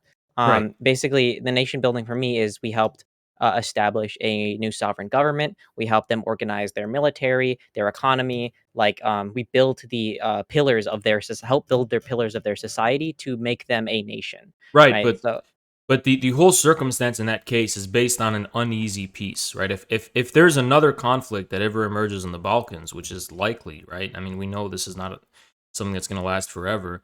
Kosovo will, it's just right now an uneasy peace that is maintaining the order, so to speak, or at least the semblance of order in countries like Kosovo. There's still so much ethnic tensions, and it's just really just the existence of NATO and Russia and these great powers that are really kind of keeping that in check. So I don't know if it could be used as a real example. Now, the third thing about the Soviet intervention in Afghanistan, to the extent of my knowledge, obviously it was a brutal war. Um, but I really recall reading, maybe you can correct me. I recall reading that the Soviet Union actually did fund and help build a lot of infrastructure in Afghanistan, and they gave a lot of economic and so on technical aid to the Afghan government while they were doing it. I've interested in learning more about the claim that the Soviet Union was just waging like a war of annihilation, basically, because that's just not. I'm not familiar with that specific history, but I still insist on using it as an example of nation building because what's very clear to me, as far as the history of the Afghanistan and the Afghan government is concerned, is that here you had an example of a state that didn't have roots in the soil of the Afghan people. It didn't actually have a solid foundation or roots in the Afghan people themselves. It was a government that was exclusively based in urban centers, um, that eventually came into conflict with the real representatives of the Afghan people, the real kind of organs of the Afghan people's statehood or proto statehood, which was the various tribal, clerical, and so on leaders. And so the USSR in that case was trying to prop up a government and artificially create a state that didn't have roots in the people. It didn't have roots in the country. So I think it is a form of nation building because they are trying to build the foundations of a nation just based on political and military force. That's why I compare it to the America's invention. The yeah. fourth So thing is that, okay.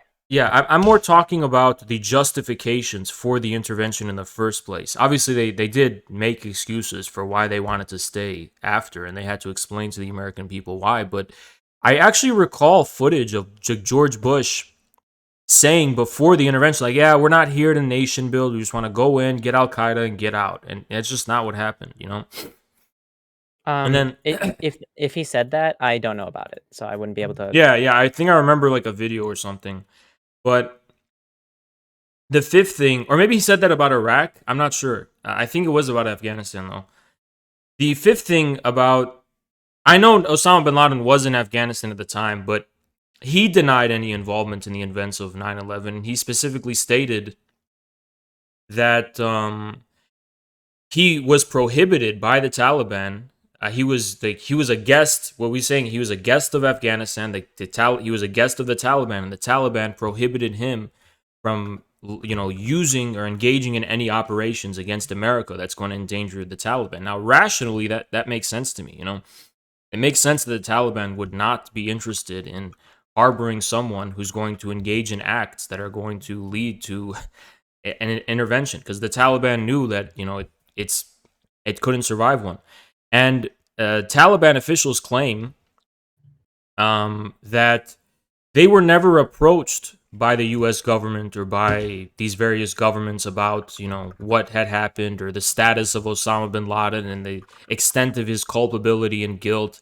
They weren't interested in engaging in a trial or any kind of like real investigation. They just decided to jump the gun and invade Afghanistan completely, like without going through any type of diplomatic or whatever steps. So I just find it really odd, even in terms of the justification for invading Afghanistan. It seems really dubious. Um, yeah, so I just wrote down a couple of things. So the first thing about the like basis for just like the what would be like the justification or right to governance is not doesn't have a good base because it's not based in like the roots, like it's like grassroots, right? It's not from like the people. This is a claim I would highly contest because the Kabul government, the Islamic Republic of Afghanistan, like the Karzai, Ghani, this was it was a democracy that represented, specifically attempted to represent like the rural tribal population so that they would have recognition and representation in government. And my main contention for why that their government was rightful and just is not only that they had high approval ratings amongst Afghans, their origins. So this is just a really quick timeline. You had the Mujahideen groups in the 1979, rose up against the PDP government for their repression and mass killings. Then the war started, USSR war, Soviet-Afghan war. Soviets leave in 1988. The civil war continues until 92 when the PDPA is finally defeated by the Mujahideen. The vast majority of Mujahideen groups come together, or called the Peshawar Accords, where they form a government called the Islamic State. Um, um, uh, a couple factions, namely Hekmatir's faction and like like Omar, who formed the Taliban, they split off because they said the Islamic State wasn't going to establish full Islamic law, which they really did not like. So then the second civil war began, and then that new Islamic State was mostly defeated, and it became the Northern Alliance in 96 to 2001. The Northern Alliance controlled like the top north part of Afghanistan until 2001, and then the United States came in and beat the Taliban, pushed them down to 10% of land. And then from the Northern Alliance, which is like the descendant of the Islamic State and the Mujahideen, is what formed the basis of the government. With Tajiks and Uzbeks and Pashtuns coming together to create a democratic government. And in 2014, we had the first democratic transfer of power from Karzai to Ghani with like a dual power system. There's like a House of Representatives. There was the Council of Elders and a bunch of like democratic bodies that tried to represent as many people as possible. So that's why I think the government in Afghanistan that existed and continues to exist in the Panjshir resistance was like based in the people, like at their behest, basically like grassroots, if for lack of a better term. Um, and then your second claim that like bin Laden was like a guest of like the Taliban and like they specifically didn't let him do like terrorism stuff. This is a it's as far as I know, this isn't true. He was a guest of the Taliban in Afghanistan because the Taliban in the 90s were the number one harborer and exporter of terrorism in the world. They had like camps where they would train terrorists and they would go across the wherever they went to do terrorism of a bunch of groups. It wasn't just like the Taliban and Al Qaeda. There were others. He was given refuge, and then from like being given this refuge and resources, he was able to have like the power and ability to conduct and plan 9/11. And then it said the Taliban. For clarification, just in case I wrote this down wrong, you said the Taliban weren't approached about Bin Laden after 9/11. Yeah. Or we just gung hoed went in there. Um, before the invasion, the United States very clearly, on 6 different occasions, demanded that Al Qaeda be handed over, including Bin Laden, be handed over to the United States and NATO powers for trial, and then whatever punishment comes after trial, um, and to close their camps, the terrorist camps, right? And then they refused. They said that they wanted to give only Bin Laden to a third party neutral country, which the reason why this wasn't accepted is because that doesn't really exist. Um, there are no like neutral countries in the world, and they didn't want to give over the rest of Al Qaeda, and they didn't want to close their terrorist training camps. This is when the United States decided, you know what, we're going to side with the Northern Alliance, and we're just going to like BTFOU, basically. And then they supported the Northern Alliance during the initial invasion from like October to December. Taliban government, Islamic Emirate was destroyed. New government was formed in 2004, and then the story goes on to today. That's basically like the timeline, from what I know of history. Oh, okay. Is that all or? Yeah. Okay, just to be clear, I'm not really talking about justification per se, like what gives a state the right to rule, as much as I'm saying what makes a state possible, like what makes a state actually sustain itself and like maintain its existence. And it's not so much like a matter of grassroots versus top down, as much as it is like where does the top down authority, even if it is top down, it doesn't really matter the degree to which it's centralized, um what is like its real material premise? Does it come from some kind of like more organic development, like maybe as it's described sociologically, like from family to tribe to gens to, party, whatever, and then there's just this implicit kind of social, I'm not talking about a formal democracy, like a formal Hmm. representation of the people, but just like this implicit, unwritten social contract that the state is accurately representing the real material interests of the people over which it resides through the kind of structures and groups and kind of sociological ways in which a people give expression to themselves, right? So to me, that's really kind of what when I talk about the origin of states, obviously states they have their origin in violence, right? But they have their origin in violence and they come into contradiction with civil society inevitably. But they still come to a certain understanding, if that makes sense, with the people over they preside, and there's some kind of harmony that's able to be established. And this is really how states are able to sustain themselves and emerge, is that it's a back and forth kind of dialectic that leads to a kind of understanding, if that makes sense. So it's not really about grassroots versus whatever. It's more about like what is the real material basis of the state? Like where is the material basis of the state being reproduced? Is it being reproduced in the everyday livelihood of the people and the way their way of life, their culture and everything? Or is it being reproduced, like artificially, right? Hmm. And so from that perspective, when I look at the Northern Alliance in the immediate aftermath of the war, well, Afghanistan did have a government, as you pointed out. It was the PDPA, which survived years after the Soviet pullout, albeit Yeah, with till Soviet, 1992. yeah, with Soviet aid, and they were eventually overthrown by the Northern Alliance. And the issue, though, is that so if we look at the history of Afghanistan, it needs to be understood that for this is true for probably the rest of the Islamic world as well. I can't really think of an exception. Maybe Indonesia or whatever is different, but it's really a kind of colonial history, right? I mean, it wasn't ever able to be colonized or fully conquered, but Afghanistan was the ground zero of different types of intrigues and plots by foreign powers. And the government eventually in the 20th century, while inheriting the previous government, was being introduced to modernity, right? The modern world, so to speak, through kind of being a center of getting Western education, technical expertise, that kind of stuff. And so the actual authentic statehood of Afghanistan is just unclear in the 20th, especially mid 20th century. It's not very clear like what really is the Afghan polity, the Afghan state.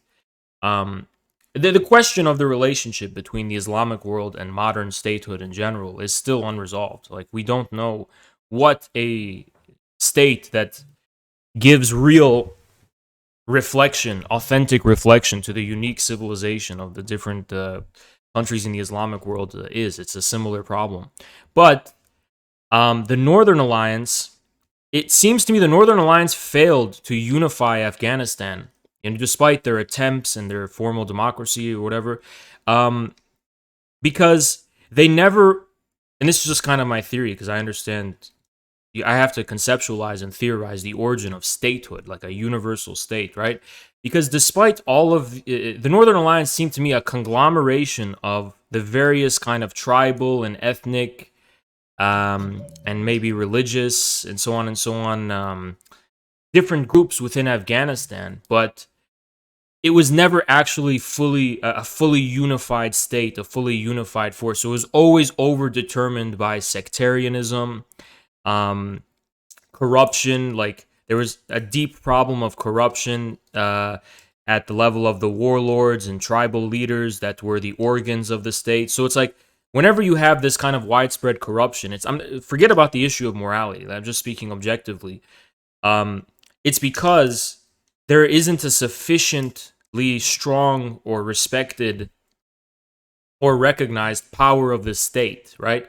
The partial and private interests of civil society are given precedence over the universal interests of the state.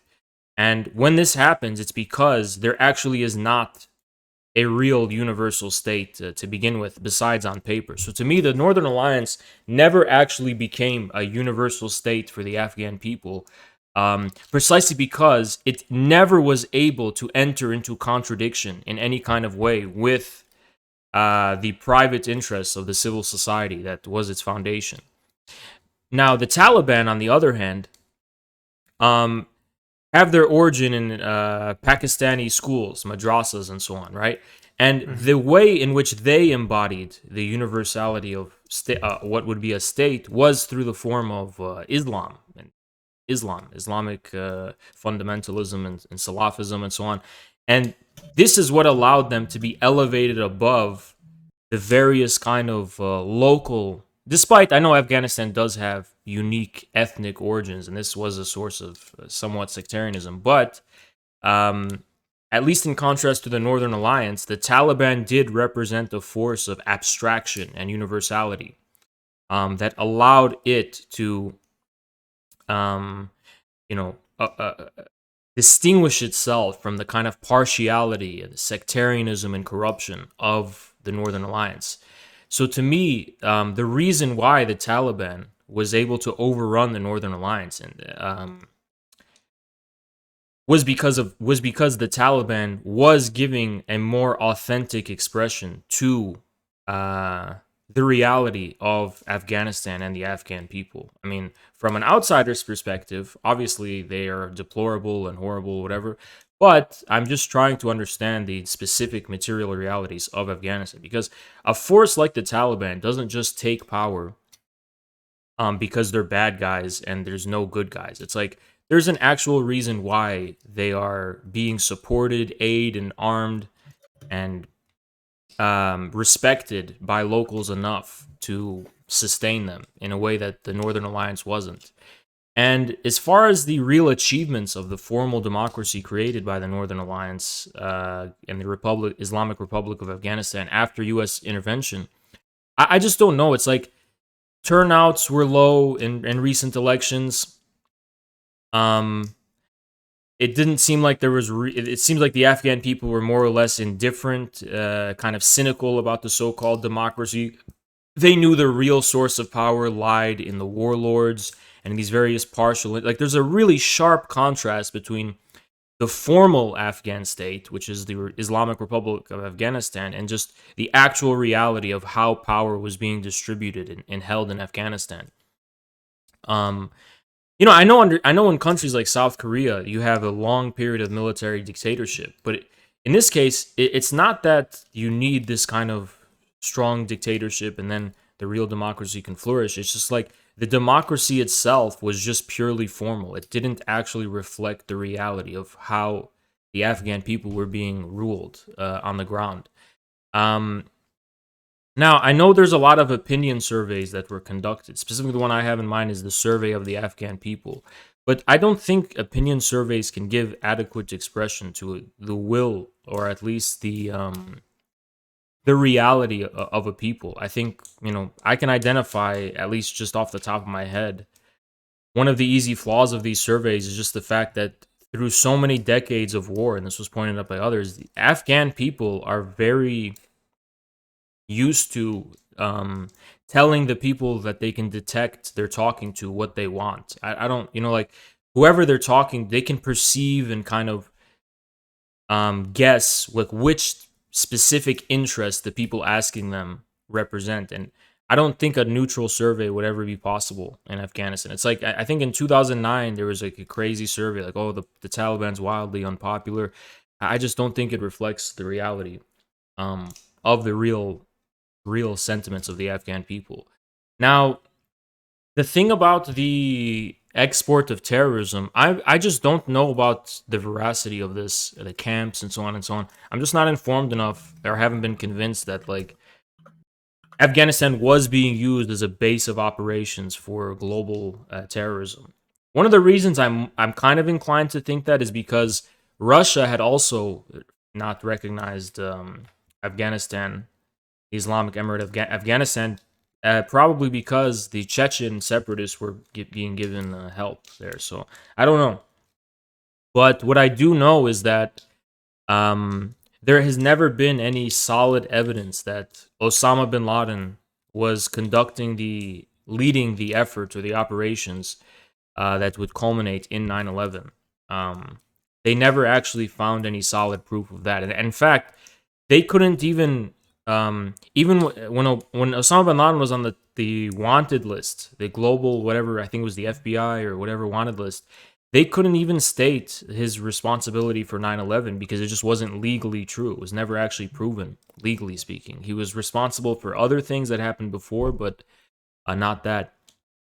Finally, I know there's no neutral third party, so to speak, but in the case of the conflict between the Taliban on the one hand and America on the other, I think you could identify a party that is neutral between them. Obviously, a party is never 100% neutral, but there could be a party that does not have a vested interest in removing the Taliban and also doesn't have a vested interest in supporting them. So I think that's what's meant by a neutral party in that Yeah. case. And yeah. In 2001, almost pretty much every single country in the world would be listed as an enemy of the Taliban except for Pakistan.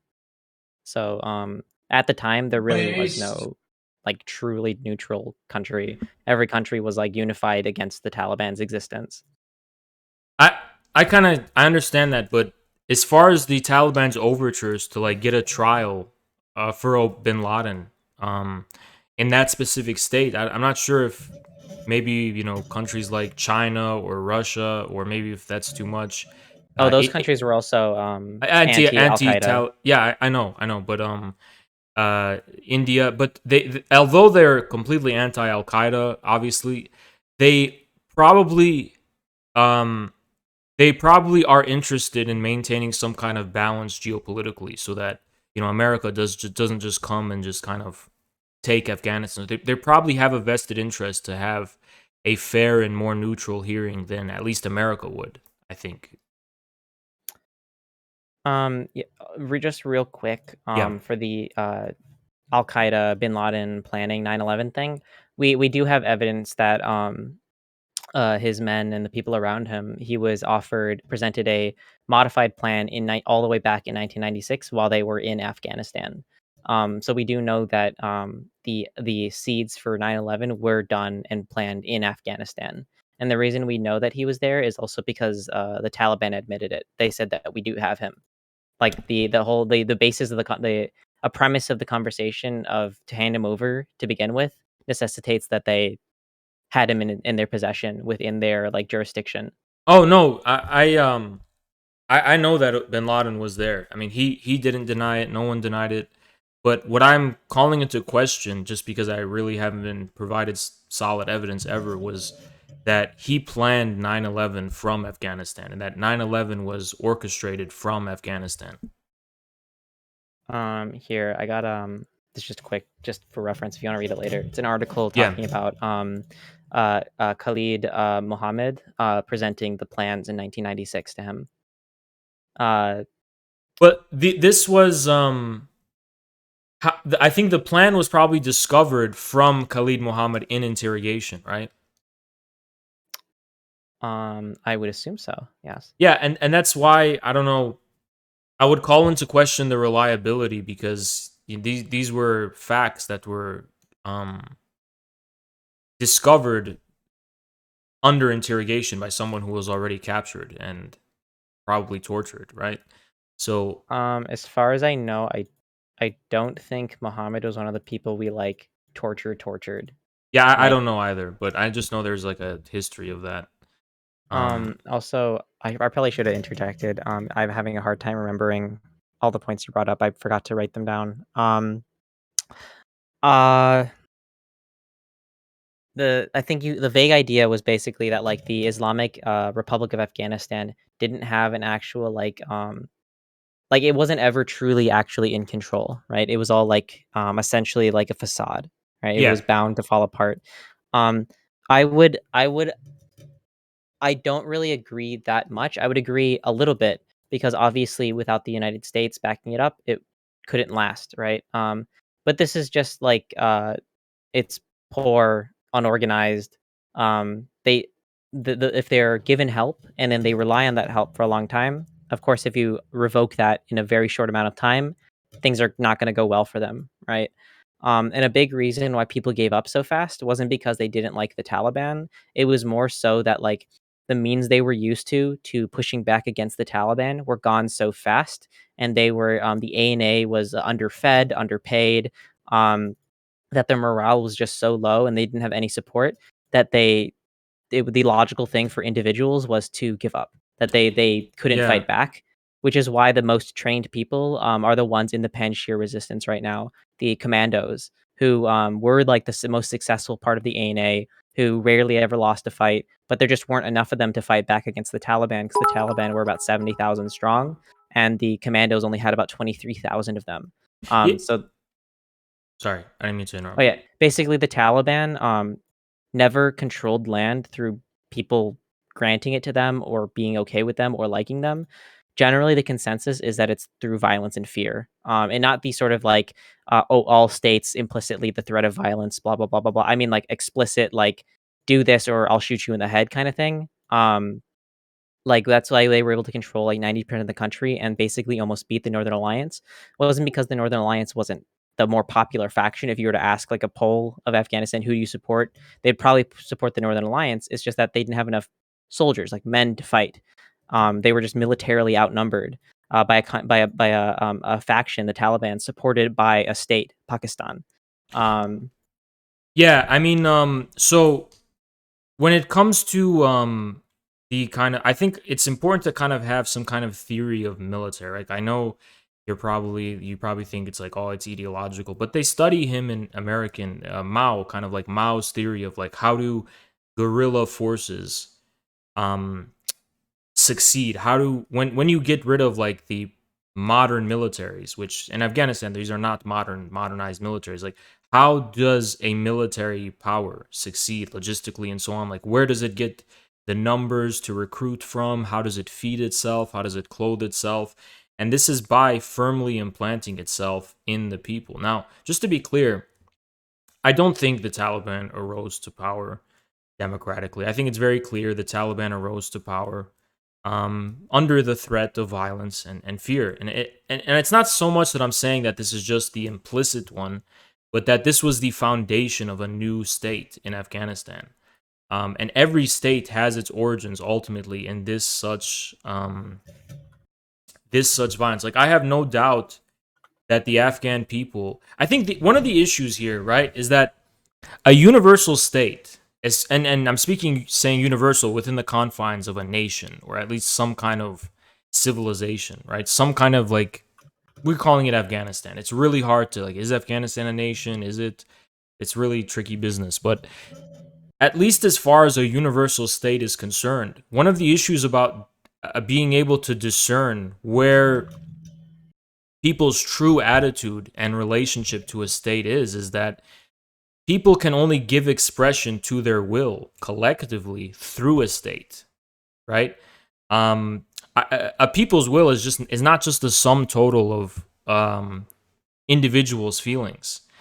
Individuals, in terms of how they feel, are not so much concerned with the state as much as they're concerned with their own lives and how they themselves are going to survive and like how they themselves will support their family, and then maybe from family it's going to be tribes. So there's already a determinate level of interest within Afghanistan. I think one of the reasons the Taliban was so successful, it's not so much that, you know, it was necessarily like extremely exceptionally popular as much as it just was universal. It was the only force in Afghanistan that was universal enough, that had a cause based in something universal enough to elevate itself above the private interests of civil society.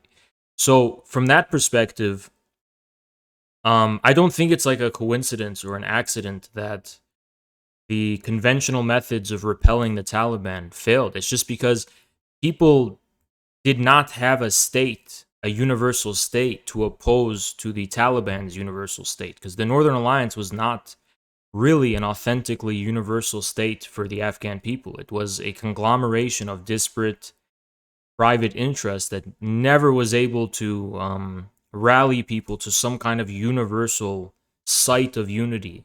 But one of the things that makes me kind of a little bit just skeptical also is that a big rallying point for a people in this case could just be, okay, we're against the Taliban. Like that could be a source of deep if the Taliban were so like extremely unpopular and only had their, I don't doubt that they ruled by fear and violence, but if it was only based in that, then you'd think that that alone would be like a force of universal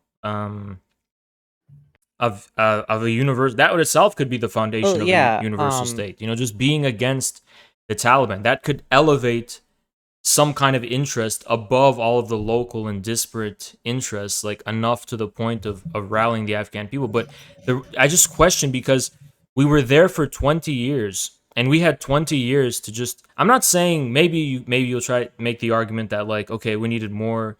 It has to be like, a century or 50 years or something, but it's like there has to be a way to measure qualitative progress, and I don't think there was any qualitative progress as far as the like development of a basis of the Islamic Republic of Afghanistan in the Afghan people and it acquiring some kind of semblance of being a universal state. I don't see any qualitative progress in these 20 years as far as that happening, and if there was, there would have at least been like more resistance than what was seen. Well, yeah.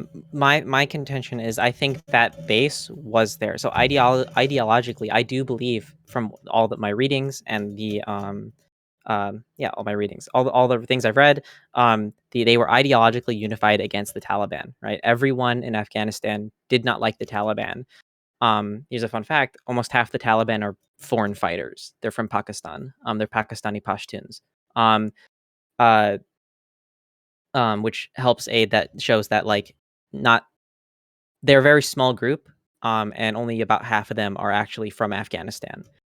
Is there like a source? 'Cause I have no Yeah, idea yeah, about. yeah, yeah, yeah, yeah. This was measured in 1998. And I don't know if there'd be a reason that their makeup would have changed over time, especially as sympathy within Afghanistan for the Taliban has gone down. It would be sort of weird that if like less people than before liked the Taliban, that they would have more people from Afghanistan in their ranks. Let me drop it in a second. Yeah. Well, I think one of the reasons why, if that was true then, it could have changed was because the American occupation. And at that point, I don't see how the Taliban could have an existence beyond recruiting locally. I don't know how much free wiggle room there is to just import all of these foreign fighters. Well, it wouldn't be. They're imported from not that far away, since the countries are Yeah. So bordered. some people are telling me that the study has been debunked and that they didn't properly translate the Pashtun. Someone in my chat saying that. Are you aware of that I've claim? never heard of anyone bringing up this contention, so I wouldn't know how to respond. Okay, yeah. So. All right. So Also, I don't speak Pashto. So Pashtuns also were reported to make up 40% of the army. So it says here, a 1998 document by the U.S. State Department confirms that 20 to 40% are Pakistani. That the other Pakistani nationals were regular Pakistani soldiers. I think there's a few things that I want to ask you about. As far as this claim is concerned, I don't know how to like confirm how many were actually Pakistani or not, but the Pashtuns were also in Afghanistan too, right? no, it's the largest ethnic group in Afghanistan. Yeah, right. And in terms of the border with Pakistan that Afghanistan has, the Pashtuns that are in Pakistan, there may be like a formal border, right, between the states, but these people are very similar to each other in terms of their way of life and their culture and their kind of sense of Um, common I reality. would so maybe, but there's been a pretty hard border, not hard as in like impossible to like, but there's been a pretty solid border for a long time, mostly because of people like the British. The British have caused a lot of these problems very far back. Uh, the We can see in opinion polls of Pashtuns in Afghanistan that they are like very supportive, if not the most supportive group of the Islamic Republic out of any group.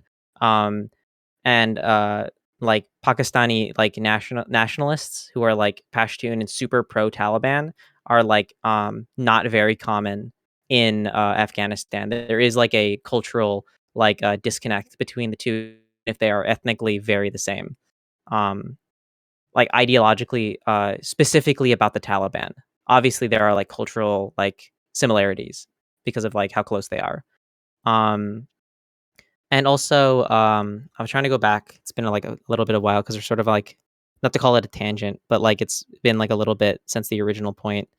Um, oh man. Uh, oh yeah. So like the ideological, like basically unanimous belief was anti-Taliban, pro-government in Afghanistan. The problem is that there was not a way and a means for people en masse to express that through defending themselves, right? Because I would say it's a lot of our fault, right? We made them too dependent on us. Even potential was there to create powerful people's militias, and the ANA. The policy was really poor in structuring the ANA, so discipline was low, pay was low, food was low, morale was low, right? So even if they hated the Taliban, they didn't really have the means or morale to fight the Taliban. And we even saw when the ANA was falling post Doha Agreement, the all across Afghanistan, militias were popping up left and right. So like you had Ismail Khan, rise up and whatever, but they were overtaken by the Taliban because they didn't have enough support.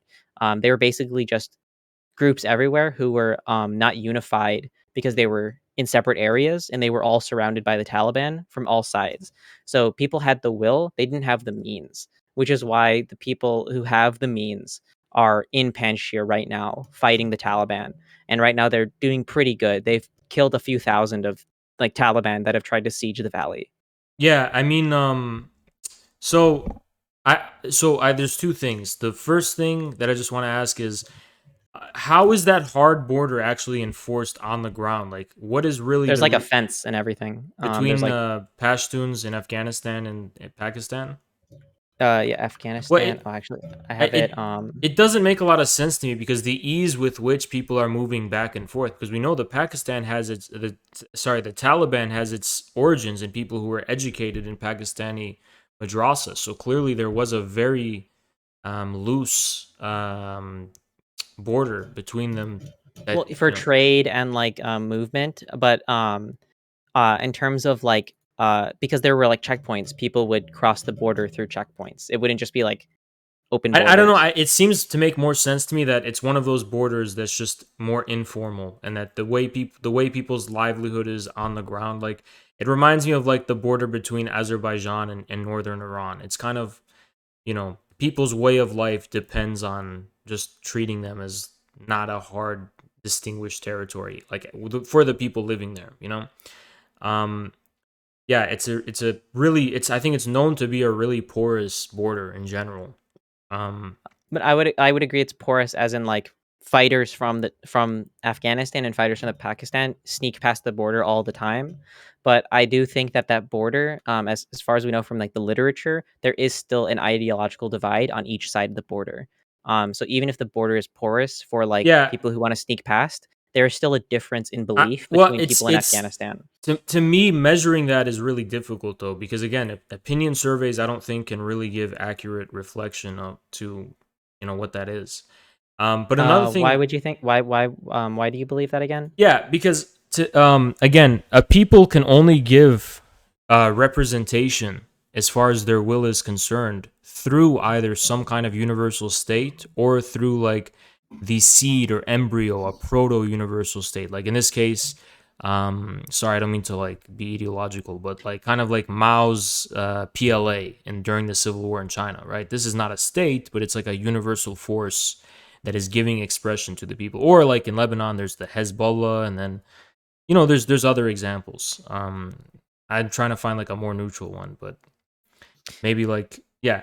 But anyway, in the case of this, so an opinion survey, to me, is going to be recognized, and this is what critics of the survey of the Afghan people have said, was that the Afghan people, a close study of them will see that because of this history with the Soviet occupation and stuff, and the various conflicting interests within Afghanistan, people are very keen on like detecting, like they don't just answer the question point blank. They're like, okay, who is asking me this and why? Like, where are they coming from? What's their vested interest in this? Or not so much vested interest, but like what is this for, right? They're not going to just answer these questions and just reveal exactly what's on their mind. So, People, the reason why I would believe that Afghans in large aren't just like lying to people, especially when they're in areas of safety and they have no like reason to lie, yeah, especially when they're assured that it's anonymous. Pollsters don't rat people out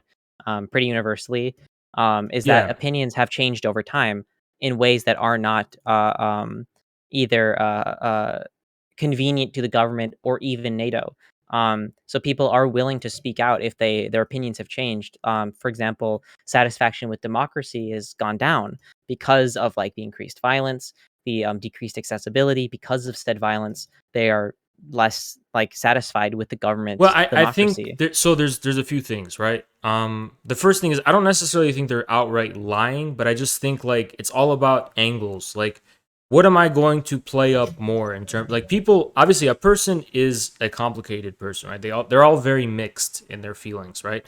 So depending on who they're talking to, they're going to exaggerate or at least if it's like a survey, they're checking a Well, box. that's why they ask very specific questions. It's Yeah, yeah, just, yeah. So are you satisfied with yeah, yeah, democracy? Yes or no? and yeah, but in that case, I think that you can't really say that it's just because of it's changed over time that means like it's reflecting the truth because the war, as far as these local territories are concerned and so on, and the overall what's it called, the kind of geopolitics, I don't know what to call it, the overall strategic situation of Afghanistan has also shifted and changes. Like recently, the government has become weaker. The Taliban had made a lot of headway. Um, and then other times, the Taliban was much weaker, right? So, and the government and the occupation forces were stronger. So the tides of war are ever shifting and changing, especially at the local and village level. It's like people understand that there are various, like if you're a normal person in Afghanistan, you're treating all of these people as private interests, right? There's the Americans and the governments and the warlords and the Taliban, and I Well, have to, obviously, yeah, yeah, people yeah, will come like and people to survive, they have to appease these various interests and kind of like deal with them just to get on with their lives, basically, right? So although the polls are anonymous and there's all these guarantees, I just think people, just from the fact that they're detecting that this is coming from, oh, these are the government people or the Americans, I'll just tell them what they want to hear. Because it seems like that's a culture. Like, for example, during the Soviet occupation, um, the Afghan people on the ground, like at the village level, would not just directly resist the Soviets. They would be very peaceful, get on with their day, and they would be friendly with the Soviets. And then at night when the Soviet soldiers are sleeping, they'll like they'll slit their throats or whatever, right? So it's like in Afghan culture, through its history of war, it seems like there's just this culture of having like different faces depending on different contexts. well, that's the importance of like the democracy that was established, right? All of these different disparate groups and like people who are disconnected because of how rural the country is now are connected under a unified body where they can express their voice and their contentions. And again, through the polling, which I still don't think that these these critiques of like Afghanistan in terms of polling are enough to say that these results aren't true, is that like they consistently show that like for example, people used to be much more sympathetic towards armed like to the Taliban. but that's gone down as the Taliban has ramped up their violence. So even Yeah. if we didn't have polling, we could even intuit that the Taliban is inflicting more violence on innocent people. People are probably going to be less sympathetic to them. Well, Um, and yeah, and sorry. also that oh man, I'm like my train of thought. Uh, I don't want to be. This isn't. I'm not trying to be rude. It's just that you've said like so much. It's hard to like keep track. Yeah. Oh man. How about we just like pull it back for a second? If we like really don't care about like this specific poll, right? If you think that it's like Afghans are too distrusting of would it be distrusting would be a good way to Well, characterize I, how I you say think it. all I'm trying to say is that I don't really think Afghans consider the government as like a universal interest. I think they treat it as like a private and partial thing, specifically as mediated by local warlords. So they treat it as a private interest is really what I Um, would expect. why would that be different than everyone else in the world? I'm pretty sure most people would view their government as such that it's like just a body that governs them. No, yeah, I get that. I mean, even in the U.S., we say, "Oh, it's the government," but government for them means the local private interest. In this case, the warlords and whoever else happens to be power that's presiding over them. So I don't really think they just see the government as like, and even though we consider the government to an extent a private interest in America, it's still the American government. It's the universal American government. But Well, this is and the thing I would yeah, problem that was probably gone down over time. So like I would warlords and like tribal allegiances have been like a thing in Afghanistan, which is why there were the civil wars, right? Um since 2001, these like lines have slowly uh, been less of a problem. The like warlords, people like to call them, have gotten less and less power over time because as they're autocratic and like more like I would say more autocratic because it wouldn't be completely autocratic. Control of their local areas goes down because the people are given suffrage in the larger government that has control over these local individual leaders, and now they have governors and they have representatives and they can have the like federal government take care of them in a way that like they can circumvent their like local leaders, which is like something they seem to be very in favor of.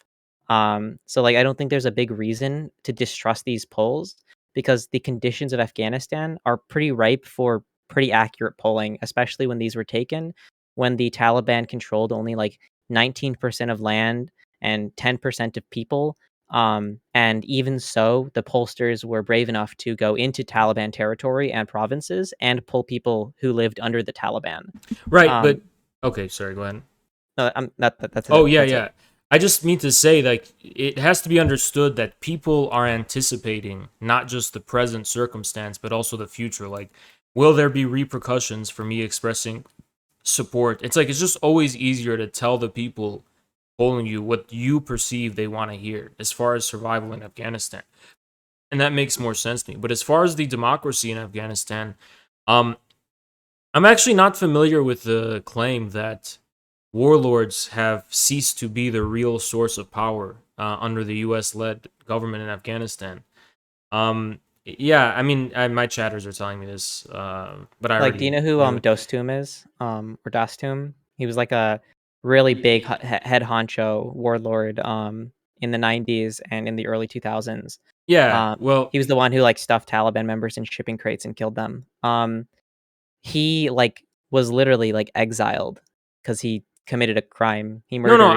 I don't doubt that there's unpopular warlords who are removed and all No, that stuff. he was very popular amongst his like crew and like people. Oh, well, The thing is that the federal government had the power now if they commit violence that is illegal and is able to be proven. Like you get the punishment, right? They're no longer in control. right. They are in But control as I'm long as just, the government yeah, lets yeah, them. but I'm just not convinced that that is universal in scale. I'm sure there's like there like, so for example, that famous piece is probably one of the many pieces that were used to like give expression to the fact that, okay, yes, this is a government and we do have some kind of authority, but after you make this show, I mean, the reality on the ground is different, right? It's still deeply corrupt. It's still a different nature of the reality of power on the ground as compared to the one formally established by the government. So I just don't see how whatever we can call them, warlords, local, the big head honchos of whoever lives there. It seems to me that these people fundamentally were still the ones in power. I mean, maybe the head honcho is now like the governor or the mayor. I don't know what they would be called, and that dynamic would just shift. But like the whole system of civil society of patronage, nepotism, kind of corruption, seeking favors, grants, like the way that in general in Middle Eastern societies, it's kind of like universal in Islamic societies. I don't know how. I don't see any evidence that this was like fundamentally altered under the occupation. Because before they were the only ones who had local control, and now there was a giant federal government with the backing of a world power who was Yeah. able to establish a firm, like, uh, not quite, but mostly a monopoly on violence, like that they were in control. Um, Well, I mean, so here's the thing: is that I'm not doubting that there was like a formal state. That you're saying, right? That had the backing of America and so on. Yes, that's true, but it still seems to me that they could only rule on the basis of compromise with these local people, these warlords or whatever we want to call them, and that it's like even when those people conflicted with the rule of law, they still have to turn a blind eye because they can't upset the delicate and real balance of power that is sustaining this government on the ground and preventing chaos. I mean, like even when they had the backing of the strongest military power in the world and NATO and these Western countries, they still have to come to these compromises of just recognizing the law of the implicit and unwritten law of the land, because otherwise there will be chaos and disorder, and that's just what's maintaining the but order on the I ground. think that the Afghan government's willingness to prosecute and exile someone like Dostum shows that this wasn't really the case anymore, that the Well, federal I think government, people de like, jure and de yeah, facto, yeah. was in I'm not control. saying it was all one sided. Like people like Dostum were notorious for their violence and excesses and so on. So it makes sense that something like that happened. But they can still be like, a culture of corruption and breaking laws without becoming like infamous and notorious. People stuffing people into crates and that kind of stuff. Like I just think there's it's not one extreme or the other, so to speak. Well, but this is why, like, these people became were warlords, I would say. I think people continuing to call them warlords is a little bit weird, because they're just, like, leaders of militias, but they're, like, formal politicians who, like, draft and propose legislation and vote on legislation and represent their local Yeah, but communities and are voted into power. right, but they represent tribal, family, and so on interests that are it's different from the US where like, a politician becomes someone who is completely, I mean, a politician just becomes part of the American state. It doesn't matter who they're married to or who their kids are or any of that kind of stuff. And they're not even, they become estranged from their communities in that sense. Like they become part of the government and they no longer, there's just that clear separation, right? um but in Afghanistan it doesn't seem like that clear separation exists. It seems like the informal rules of civil society are like indistinguishable from these formal positions that these people are holding, or even if they're not holding them formally, they still have the power. But I would contest this by saying that most Afghans, the vast majority of Afghans, didn't live and never have lived under the rule of what we would describe as a warlord, right? Most Afghans aren't under those kinds of people. So even if that was true, and there were sections of Afghanistan where people like just like lied to be favorable to the government de facto by giving them good polling results, right? The vast majority of Afghans wouldn't be like that. They would have no reason to lie. Yeah, I think there's so I think there's only a few exceptions as far as Islamic countries are concerned. So Iran, Turkey, I actually don't know about Turkey so much, and then I'm not too sure who else, but almost every single Islamic society, and this is like a universal case. Even if there's not like directly a warlord, there is still an informal tribal basis of power. It's based in the power of tribes and families, and whoever the head guy is like he's reflecting some kind of tribal law, right? I mean, this is true even in like Europeanized countries like Lebanon. I mean, it doesn't matter how modernized the city is or whatever. Like, yeah, there's a family, the family or the head of the father of the family. Like, he's the guy who really runs things and controls Um, things. You know? I would say a lot of this isn't provable, and a lot of it is like I'm not accusing you of being racist, but like it's sort of this like uh Western, like Eurocentric view of like the Middle East, North Africa, and like Islamic countries. Because even in like Lebanon has a federal government, yes, but like people aren't split on like what we would say like tribal lines or familial No, lines. they. They're Sorry. split on sectarian religious lines, Yeah, I right? just want to be kind of correct you guys because I actually am Lebanese. Like my family's Oh, Lebanese. really? Yeah, and I can't speak for every Islamic country, but Lebanon is like an extremely tribal country. Like it's an extremely. It's not. I mean, it's not just at the level of sects at all. Even if you have sects who represent like the Shia, like Hezbollah, they actually represent like the first force of universalism among just the Shia themselves. Like, and yeah, I mean, I don't think it's a Eurocentric prejudice. Like everything I know about like my own culture, like as a Middle Easterner, like this is the reality of how it works. It's extremely tribal, and there is no clear reconciliation between the state and civil society, and they're like the way in which power actually works in civil society.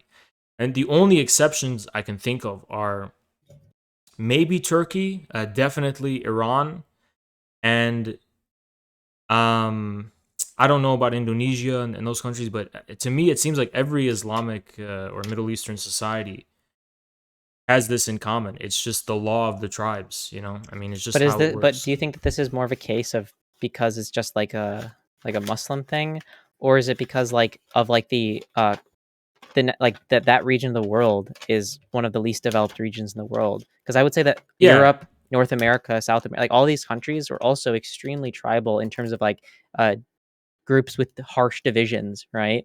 For a long time, right? But over time, as people become more comfortable with democracy and more comfortable with each other and live with each other, these divisions sort of blur away over time. And even in like Afghanistan, if you go to like Kabul, right? These sort of like, whether you're an Uzbek or you're like a Tajik, right? Like there's still like ethnic tensions like everywhere, right? yeah. But it's not the same as you would find in like southern Afghanistan, right, or northern No, no, Afghanistan, like extremely undoubtedly, rural and it's places. also true for Beirut in Lebanon. It's a more cosmopolitan city, but the real divisions, even within that city, are given expression and are being concretely realized elsewhere.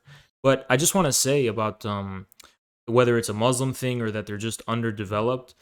I actually think it's not. I don't know if I think if anything, I think it's Eurocentric to look at it in terms of development because um, the issue is just that there is something that can be broadly called Islamic civilization. Like there's something that almost all Islamic societies, especially since we're talking about countries that were like ruled by one empire for a long time, the Ottoman Empire and then the Safavids, they do have something in common, right? It's and in contrast to Europe. And the reason Europe, I don't first so I can't actually identify Europe ever having a law of the tribes, so to speak, at least after the Roman Empire. So Europe took a very sharply different course of development than the Middle East and Islamic world because there, with its feudalism, you had a kind of extension of like Roman Empire's kind of colonialism of the landowning system, and this was kind of, and then it took the form of the Catholic Church. So you had this uneasy relationship between the natives of these former provinces of the Roman Empire, and then this purely centralized force. And so you had this kind of increasing differentiation, the rise of these small principalities and polities. Whereas in the Islamic world, you had universal states, like very big empires, that didn't really like impose themselves um, with such like with such specificity on the particular local realities. Like the tribal whatever realities were maintained, but they were just kind of sublimated in the form of these states. So and then European democracy obviously follows from a completely different course, a completely different projection. Like the sociological foundation of modern statehood, just forget about democracy, just modern statehood is very, very different in the Middle Eastern countries than in Europe. Because remember, a modern state means a universal and abstract state. It means a state um, that is absolute in a sense, right? It's completely elevated over all the particular interests of civil society, and it has the absolute right of the monopoly on violence, and that formally speaking, it's like everyone's life is in its hands, and so on and so on. So this modern state has had trouble being reconciled with the realities of the kind of Islamic civilization. Well, even say yeah, like take this for granted. I take this as true, right? I still don't view it as a compelling reason for why the polls would be wrong. Like cuz I don't think this idea that like they would just say like give answers like different answers depending on who's asking, especially when the pollsters have done like the most thorough job to reassure people being polled that they are in no danger, and they even send, for example, when they're polling women, the pollster will be a woman, right? And Yeah. they do things that will make people the most comfortable and like the least feel in danger as possible. No, I mean, Um, I have no doubt about that. It was the best intention of the pollsters to really see what was objectively going on, and they were trying to account for all of the things in their head, at least, that would dissuade people from answering objectively. But it's just from what I know about Afghanistan and other things, it's just that the Afghan people, it makes sense to me that they, regardless of all of those assurances and regardless of what that attempt to really get them to build trust and get them to trust them that it's safe, that the Afghan people will always see um, any interest as a private, specific interest and not like a site of giving universal expression to their opinion. Like it's not that they see like this pollster and think, okay, what is my real opinion? And then that's giving universal expression to my opinion, like in the abstract. It's like, okay, who is this person? Like, what do they want from me? Like, what would they want me to say?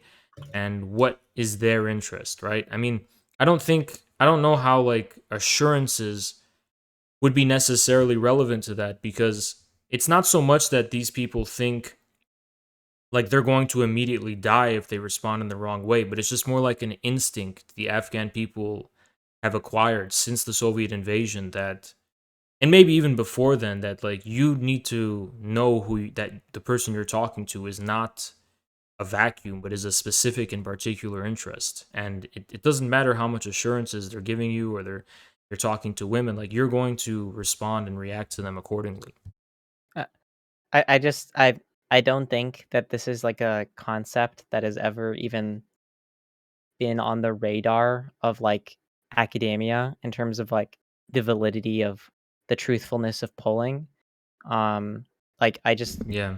Well, I I think just don't find it very convincing. Like right. Well, a lot of the criticisms of the poll were saying that, or the ones that I read were saying that they don't understand like the real deep subtleties of the Afghan culture and the Afghan society, which is kind of hard to it's really hard to kind of grasp those things, and even, like understand how to account for them, or even if they can be accounted for from the perspective of like Western academia, or even modern academia in general. Like this is just a completely different type of society that has not yet made itself transparent to any modern paradigm at all, right?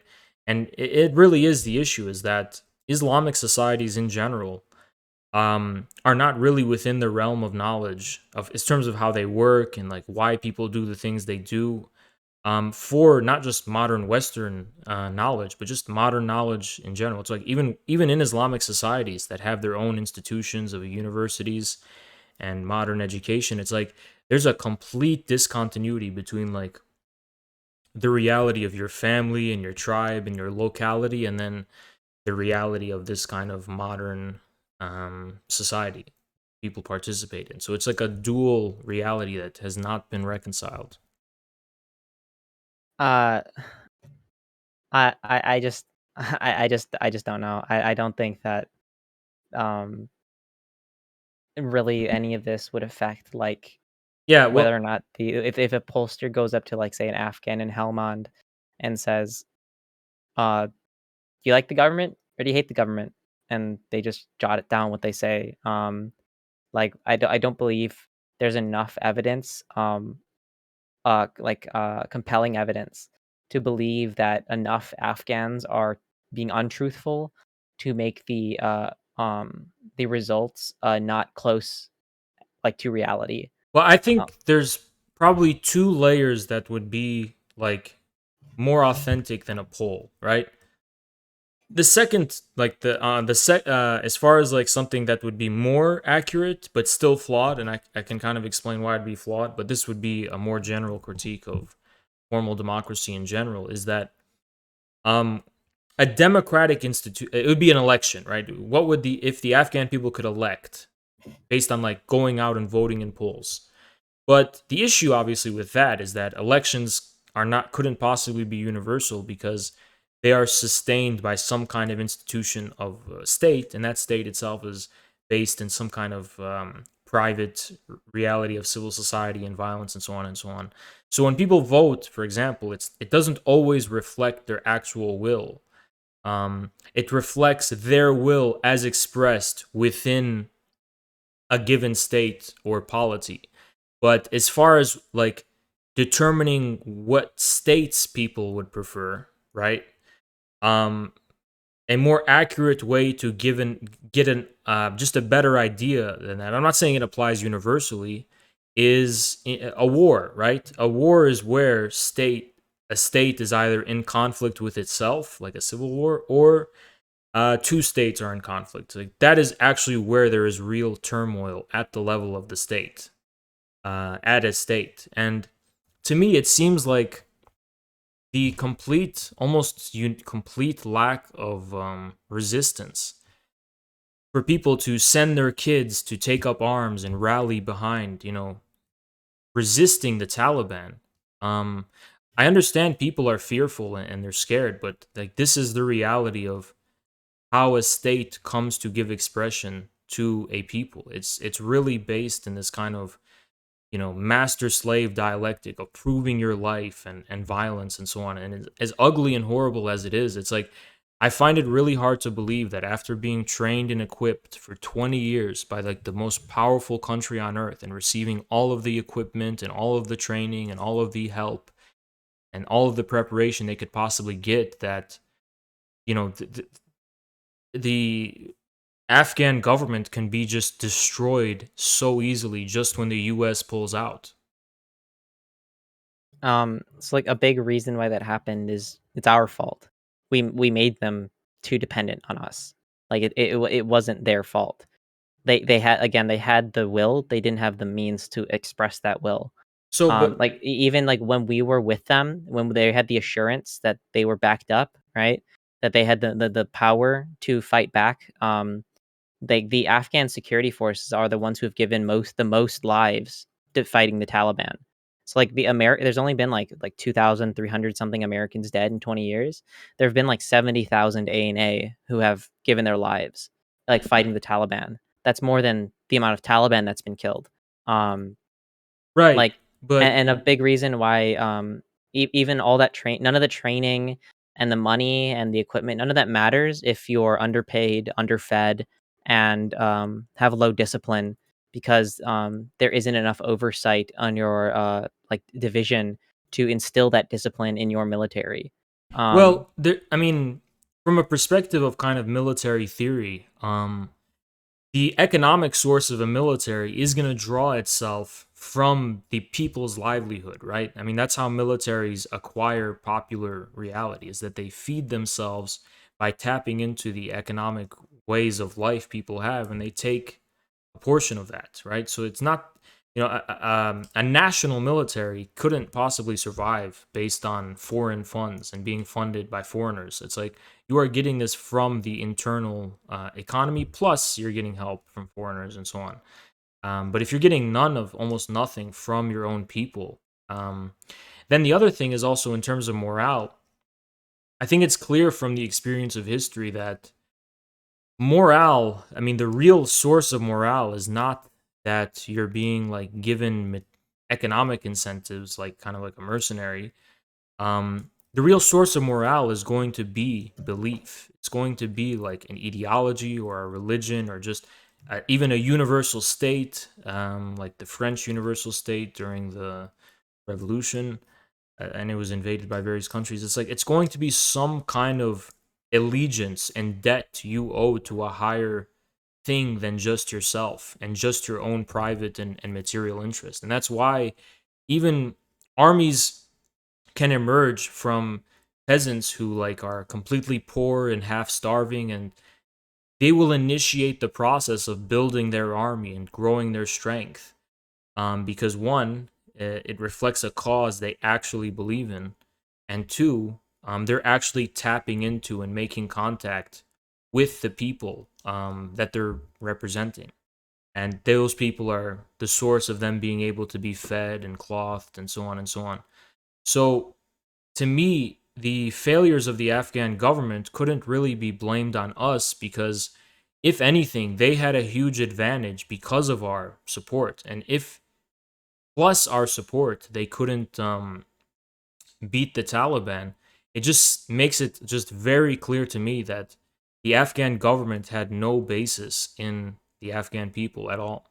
But that's with our while we were giving oversight, they were winning the vast majority of their operations.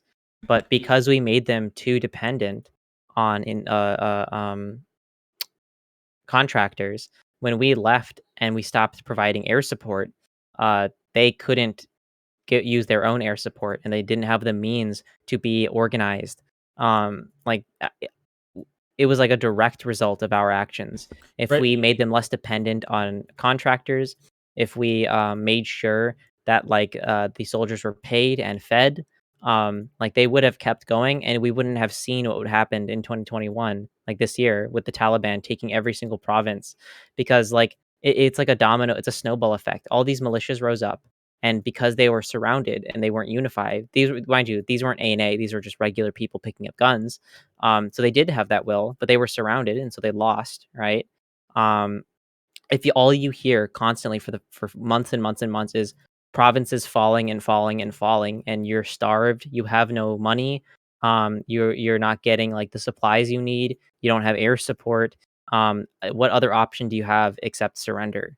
Um, Right. So a few things. So the first thing is that I just doesn't really make sense to me. Like if the problem was that we were making them too dependent, then I don't know how their military successes could be used as an argument for the underlying issue here, which is that, I mean, regardless of it sounds kind of crude, but it seems like the experience of history shows, regardless of like the relative circumstance of like how poor you are or whatever, if people truly do have a will to fight, they find and make the way, right? I mean, like, all forms of real resistance in history were based on this triumph, or this kind of when there's a will, there's a way, right? And it doesn't seem like it makes sense that like the way comes before the will from a perspective of the history of militaries and the history of armed conflict in general. I mean, even before modern times. So it's like the way never precedes the will is what I'm trying to say. It's like it's always the but will don't that. you think that like the like I think the morale, like it does matter, right? Like Yeah. if these people have lived under war for literally the past 40 years, right? If not almost 50 at by now, like they might not be willing. It's all the things stacked on top of each other, right? You were doing really good, and that with operational support from the Americans, with their small presence and just providing air support every once in a while with their like guidance, you were able to win like most operations that you engaged in without even having like U.S. troops on the ground with you. But then all of a sudden, the U.S. completely revokes all logistical support. The contractors stop leaving with before having taught you how to actually keep the machinery together. So the machinery becomes useless, and your whole logistics falls apart. And then all these different platoons out in the field, right? They are not getting their pay. They're not receiving food on time. They're like starved. There aren't enough of them. They don't have the means. They don't have the support. Like, I don't think that this means that we should just like leave them be to like be attacked and be taken by the Taliban, especially when to us it is like a measly like few 10 billions of dollars every year. Right. Um Sorry. it's like a very low cost, high reward kind of thing. Like we spend a couple tens of billions of dollars every year to continue our logistical support of them while their economy develops. Mind you, like a big reason the corruption was a thing was lack of oversight. Um, and from us not doing enough oversight from this like fledgling thing we helped build, and poverty. When you have an impoverished, war-torn country that without very much oversight, it's ripe for corruption, right? You will have like individuals in government who will take advantage of the situation to enrich themselves, right? And when this happens, it doesn't produce very good outcomes, which is oversight is required. Like us being there because they want us to be there. Um, it seems justified enough. If they want us, we should be there as long as they want us to be there. They want us to be there. It was working. It didn't cost that much money. It kept the Taliban out of power. It kept less Afghans from suffering under the Taliban. And for America's self interest, it was good for our national security. Like I don't see a reason why we shouldn't be there. Yeah, I mean, so the issue though is that the goal eventually for the occupation was to eliminate the Taliban. I think the issue is that why wasn't the Taliban able to have been just eliminated if they were so much success? I mean, no war has to last 20 years if the Taliban is surviving that long after being had a war waged upon them for 20 years with the backing of the world's greatest power on earth, it seems it's because there's some kind of basis within Afghanistan that is giving rise to the Taliban's operational and logistical and in Well, terms of morale, its existence. And the issue to me with this thing of like, well, the issue is that the country's war torn and that there's poverty and there's not a lot of morale. It's like I can't think of a state or a state of affairs more war torn and more dire than Afghanistan in the 90s after the aftermath of the extremely destructive Soviet war. And yet the Taliban, who had support from Pakistan, but still more or less built themselves from scratch just based on some kind of belief and some kind of idea. It seems like Well, they had an extreme motivator, which was religious extremism. But yeah, don't you think we wouldn't want regular people to be motivated the way they're motivated? Because we don't want yeah. people to be extremists, right? Well, the issue is that extreme is always relative, and I'll explain. Like it sounds like it doesn't make sense here, but I'll explain why. So, when it comes to the foundation of a state, the people who are like the unit of that state is always a military of some kind, right? Every state has its foundation in some kind of unifying like military force taking over somehow. Like it begins from like one of the best examples of this is the Mongols, right? The Mongols began from various disparate tribes in Mongolia, and then they fanatically rallied behind this kind of Genghis Khan as this unifying force. And this was like they were pretty much extremists, right? Or I mean, maybe in a contemporary modern sense, which makes more sense to us, like from a European perspective, I can't think of a people who are more extreme, more fanatical than the French volunteers during the French Revolution who were defending the French Republic. I mean, they were extremely zealous and fanatical. The same was true for the Americans Well, fighting the British in the War of Independence. So this had bad outcomes, right? Because during the while I agree the French Revolution yeah, in the wider picture was a good thing, they also like sort of mass murdered people in an what? unjustified way by like lopping off heads left and right. If you were even like slightly sus, right? They would just kill you. Like it's the same Yeah, thing with the but Taliban. There are people that when I say extremism, they are so like in depth in their ideology that they are willing to literally, if you oppose them and you're in front of them and you're opposing them, they'll just shoot you. Like you're just yeah, dead. but Like you. all I'm trying to say is that this is the foundation of every modern and universal state. Is just what I'm trying to say. Like this is where the state comes from, so to speak. It's this precise terror during the French Revolution that and I think the better example is probably the Vendée, right? The war in the Vendée, because the terror in Paris during the Reign of Terror was extremely over exaggerated. Like relative to the amount of executions that were happening before the French Revolution, it was not that much of a spike. And the reason it's over exaggerated in history was because for the first time the victims were disproportionately the upper classes, the middle classes, the aristocratic classes and the nobility and so on and so on. So it's given more exaggeration for that reason. But in general, every state has its origins in this kind of primordial violence and this primordial terror, even, right? I mean, that is how a state establishes itself above civil society and above the private and particular interests. Now, there are varying degrees of violence, like physical violence, depending on the circumstances that will correspond to this. But it is ultimately a very traumatic, abrupt, and if not in the form of physical violence, like widespread bloodshed, it's still a very violent thing in general. Like it's tearing people away, in a sense, from their completely local and particular and private and familial and individual circumstances and imposing upon them just this universal representative that completely stands above them. And I think that's something that is common to every modern state on earth. Wouldn't it be more preferable to not establish a state through like fanaticism and extreme violence, like the Taliban, where they will reproduce that violence consistently until like as long as we can think of, right? Uh, wouldn't it be more preferable to just have the United States, right, at the behest at the government and the people of Afghanistan who want our help, right, to help slowly build up the country over time, right? Just like gradually until things are able to hold their own. Like, for example, Afghanistan has like a functioning and efficient economy. It has like its democratic structures fully formed. As turnout increases, like their representation become like better. Like a big reason why the turnout was so low in 2019 compared to 2014 is because of the increased violence, right?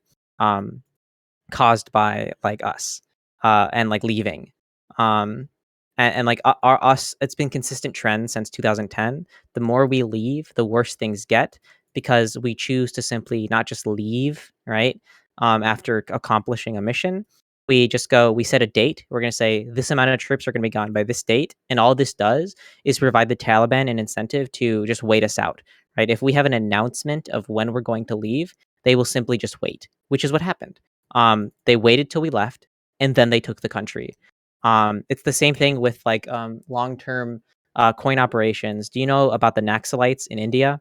Yeah. They've been waging a war for like 60 years, but like the country was allowed to develop around them to the point where they're no longer a threat anymore. So even if we never permanently got rid of the Taliban, they would eventually, once they dried up their economic resources like poppy, etc., after we continue our anti-poppy operations, like they will lose these resources and dwindle and dwindle and dwindle over time as the country develops around them, right, and sort of leaves them in the dust until like eventually they just become a nuisance group that unless we come to a peace deal with them, in a hypothetical that where we don't get a peace deal, they just become a nuisance group that every few months they like shoot a cop in the head and then run back into the mountain, which is what the Naxalites do. The Naxalites are a problem, but they aren't a threat to the Yeah. national sovereignty of India. Right. I understand that. So the first thing was Sorry, I forgot what I was gonna say. The first thing. What was the first thing you said? Um, Oh yeah, sorry. I remember now.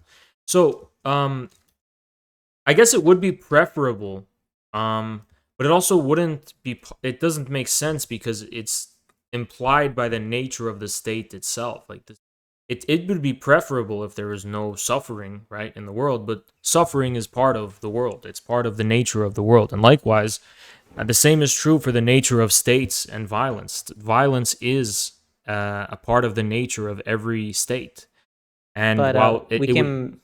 Oh, yeah, sorry. yeah, I know. I think basically your argument is like, oh, well, it doesn't have to be that way because we could do this, right? But the issue here, as far as like the development of Afghanistan is concerned, and outmoding the Taliban, well, the problem is that, in contrast to India, which is a sovereign state that has its basis in its own people and it's actually its own state, the problem is that the issue with in the case of Afghanistan is that the actual economic development is not just a matter of pouring money into a country.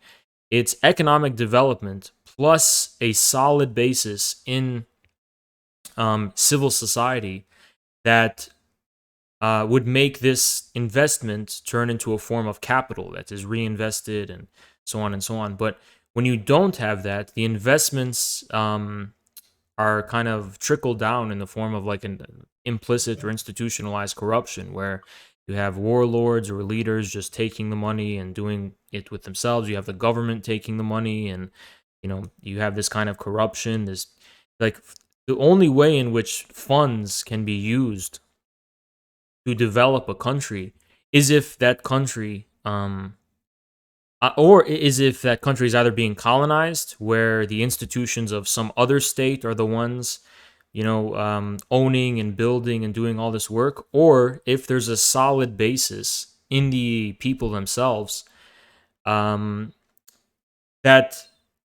in relationship to the state, that makes these makes, in terms of their economic way of life and in terms of their economic opportunities and so on, that allow this money to be channeled into a form of like universal capital, right? Like people can build up businesses and there can be a You mean like thriving. making their economy self-sustaining, right? It's like, Yeah, more or less, yeah. And well, but I would respond to that with that we were doing that. So it was just those kinds of things because of the nature of we were simultaneously helping them build a country, but also at the same time doing a military operation. It's necessarily going to be slower than, for example, in Japan where the war was over, right? There was no conflict, so we just can solely focus on rebuilding, right? In Afghanistan, do you know Bamiyan, the province? Beforehand, they were having a really hard time growing stuff, and like their economy was pretty shit.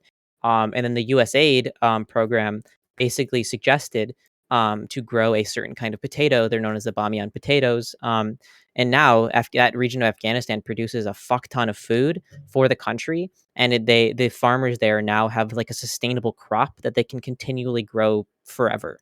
It's like this is an example of like the U.S. nation building that's helping the Afghan economy come into its own, basically, like aiding in the construction of like water access for everybody, connecting things through roads, which a lot of them were destroyed, but mind you, by the Taliban, right? So that's why the military operation is so important because you need to continually beat them down to stop them from blowing up all the stuff you're building for the good of people.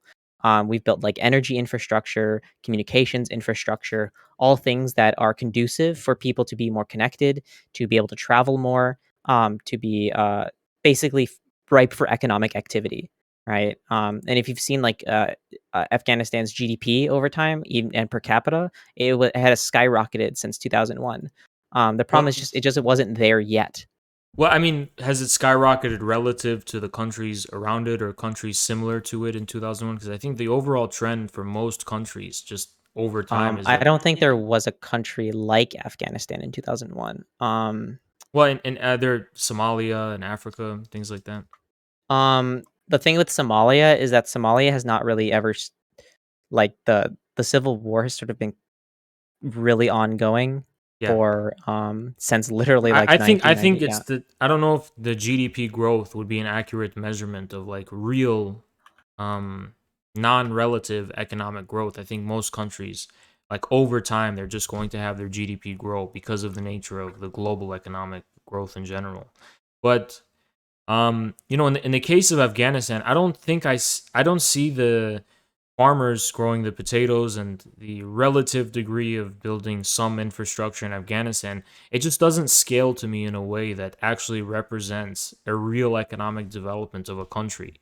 Um, Now, I think you mentioned that the Taliban relied on poppy fields to fund its operations, which it did after the U.S. intervention.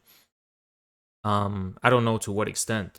I don't think it's It completely. makes up of probably, as far as I remember, a pretty strong majority of the money that they use every year. They basically run the global Yeah. heroin market. Yeah, I don't know about that. I've never. I mean, do you have a source or is it? Yeah. Yeah.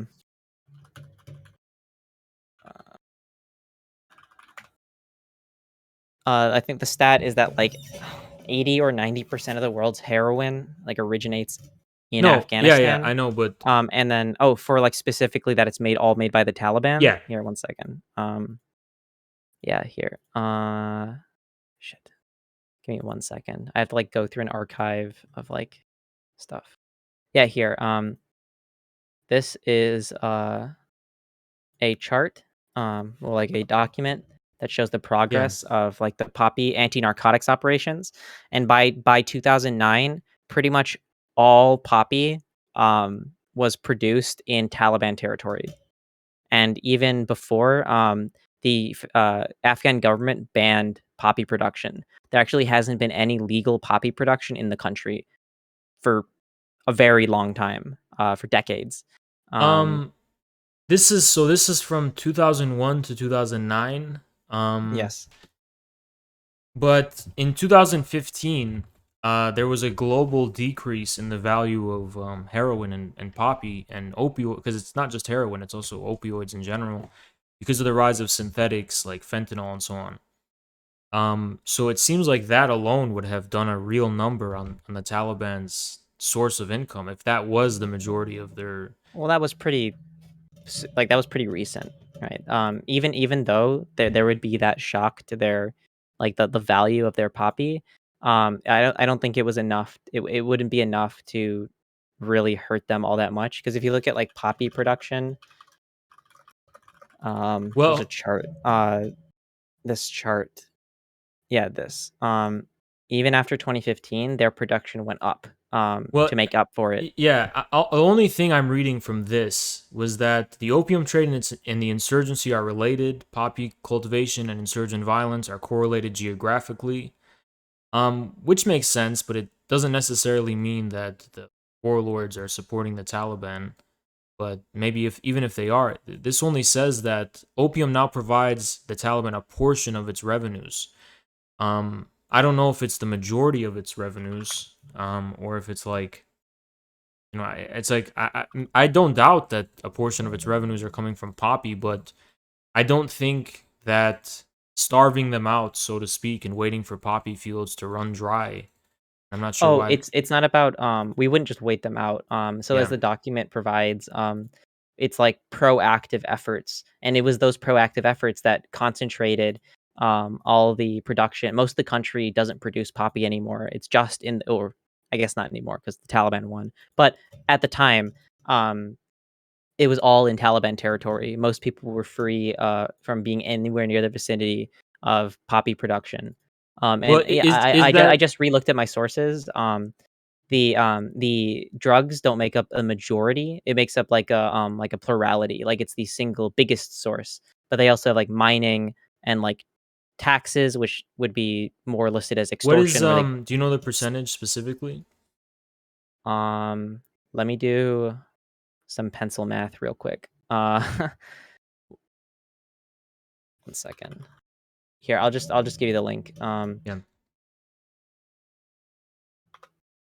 This one goes over some the reports that list all their. So basically, from largest to smallest, it's drugs, so poppy, mining, extortion, charitable donations from like the Islamic world, um, exports, real estate. So they actually have like real estate, Yeah. and states giving them money. Yeah. So the group imposes a 10% tax on every link in the drug personally, according to the report. Independent research and organization in Kabul. That includes the Afghan farmers who cultivate poppy. So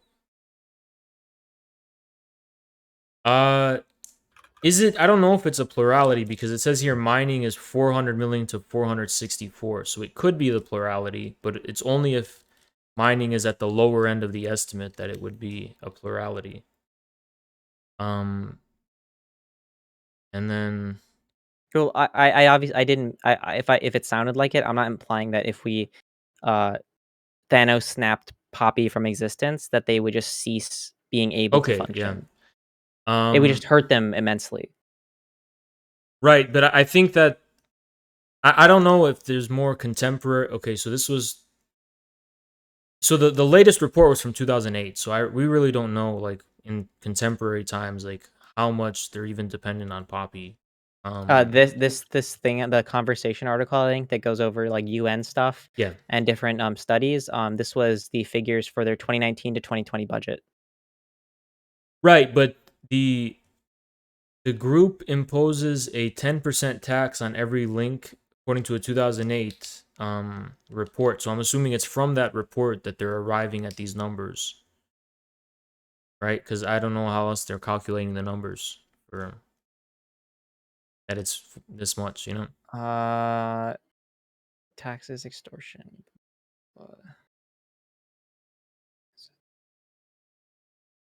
And also, well, that was a 2001 survey. So yeah, someone in chat is telling me that Badakhshan province has The 2080. article in the conversation for the extortion and taxes for their 2020 revenue was in 2020. Right. So where's that?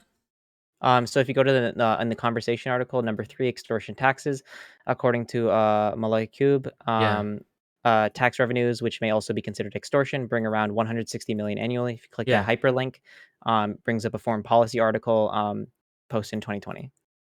Right, but how are they calculating the amount of drugs? Oh, the drugs? Yeah.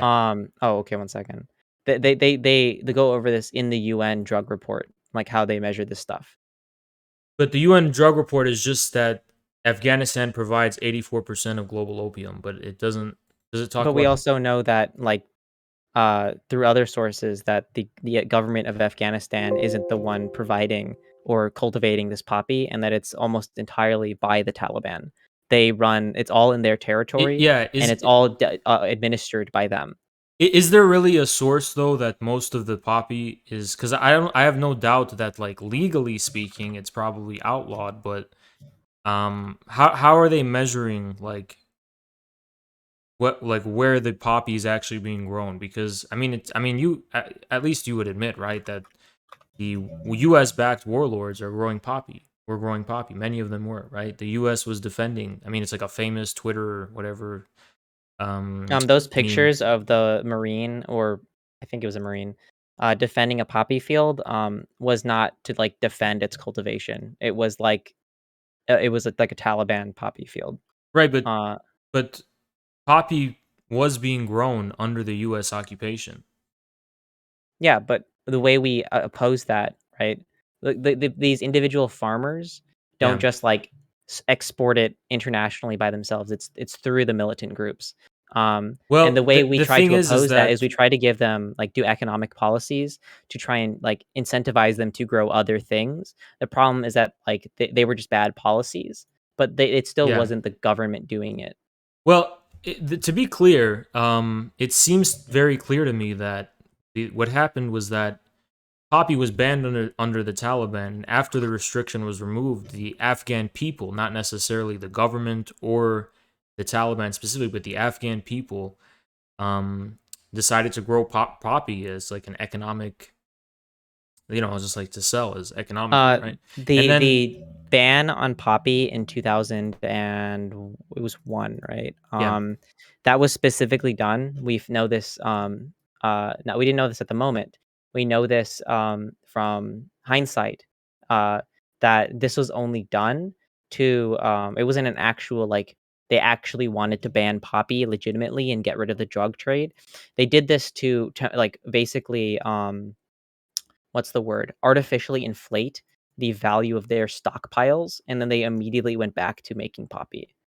It was never a permanent thing, and it wasn't actually like a genuine ban. So how do we know this? Here, let me link it to you. Yeah.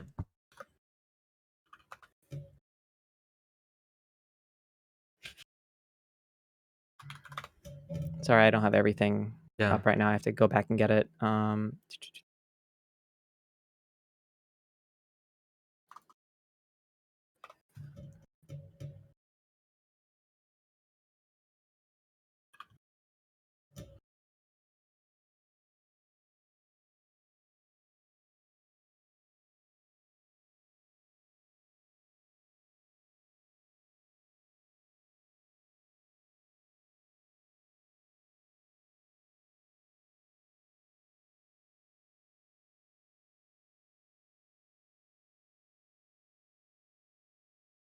Yeah, here.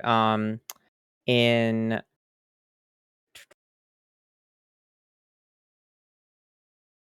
I'm trying to like paraphrase. I don't want to read this whole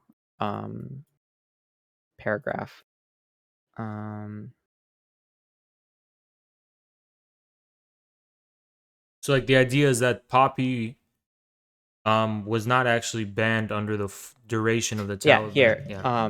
Many observers say the ban, which came in bid for international recognition at the United Nations, was only issued in order to raise opium prices and increase profit from the sale of large existing stockpiles in 1999, had yielded a record crop and had been followed by a lower but still large 2000 harvest. The trafficking accumulated stocks by the Taliban continued in 2000 and 2001. In 2002, the UN mentioned the quote existence of significant stocks of opiates accumulated during previous years of bumper harvests. In September 2001, before 9/11 attacks on the United States. The Taliban allegedly authorized Afghan peasants to sow opium again. So the UN is said that basically before 9/11 even happened, basically like it wouldn't the increase like their reproduction wasn't caused by the invasion, that they were already starting to ramp up Well, production again there was before the invasion. yeah, but it seems like that was just an allegation that there's no actual proof that Well, like they were all producing it. stuff like this will always be framed as an alleging, right? So, like for example, Yeah. even like Human Rights Watch report on say like Israel doing apartheid, they will frame it and we allege or like we believe, right?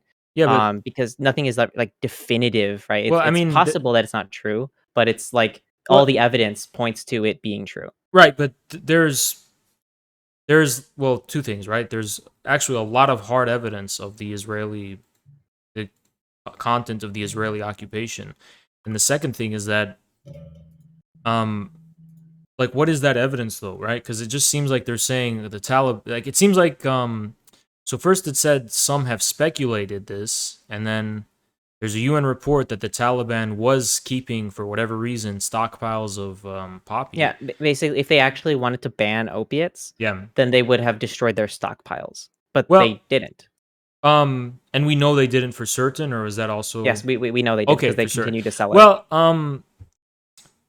I think the main thing is that they banned the production, right? And then that's what's really the question here is like, so some allege that they were allowing peasants to regrow it, but I think that would be like the most convincing thing, which would be that like even before the U.S. invasion, the Taliban lifted its ban on poppy and allowed, basically like just lifted the ban, right? But I haven't seen any evidence of that.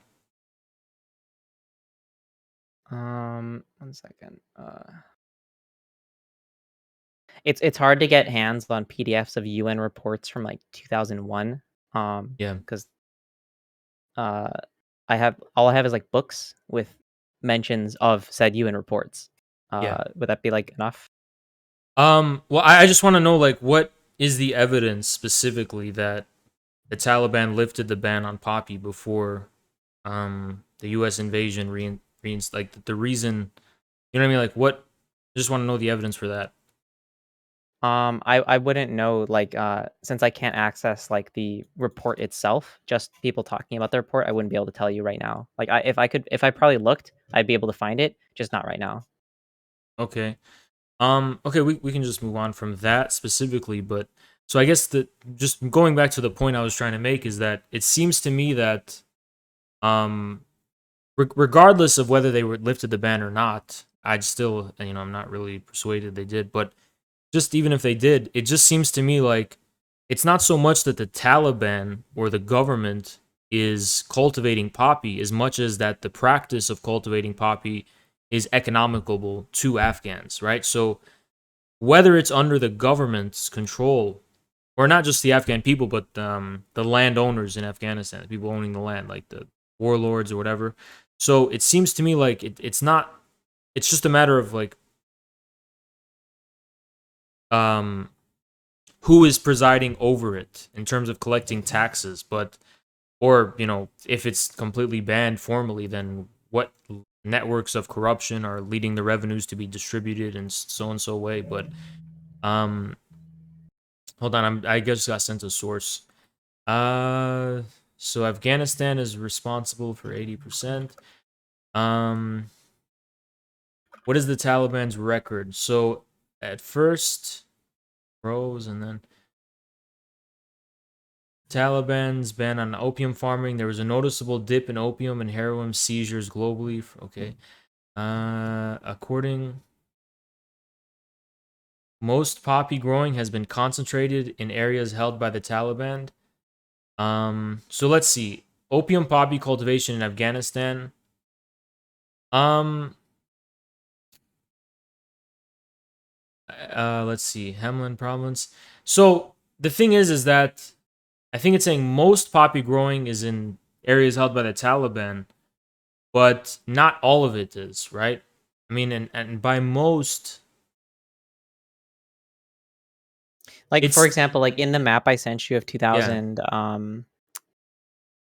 2009 or whatever, or, yeah, 2008. Um, yeah, like, look at the, it's really hard to read the key because it's pretty low res, but the, like, dark blue is poppy free, right? It's like no poppy.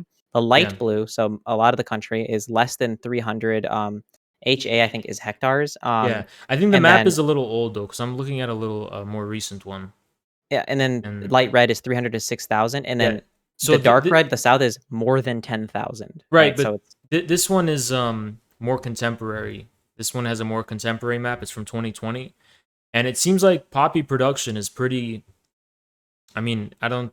yeah, if you see if in Helmand, like 115,000 hectares versus all the other places that aren't controlled by the Taliban have much, much, much Right, less. but this is hectares used by province.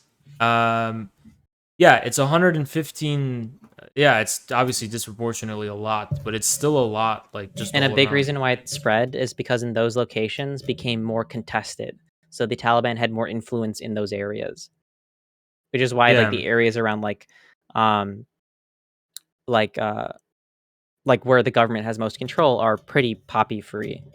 Well, yeah, but the lands controlled by the Taliban are not like completely controlled by them. You know that, right? It's like there's Um also federal government there. There's troops there. It's like in places where the Taliban have firm control, the government has almost no right, but I don't presence. think in these territories where poppy's being produced the most, I think it's precisely the ambiguity that allows poppy growers to really take advantage of it. And I don't think Yeah, it well, can a lot of be, them what they do is they'll grow it in between the actual crops to hide it. Like it's like illicit. It's yeah. like illegal. Well, but the issue is that like the government also has control in those places too.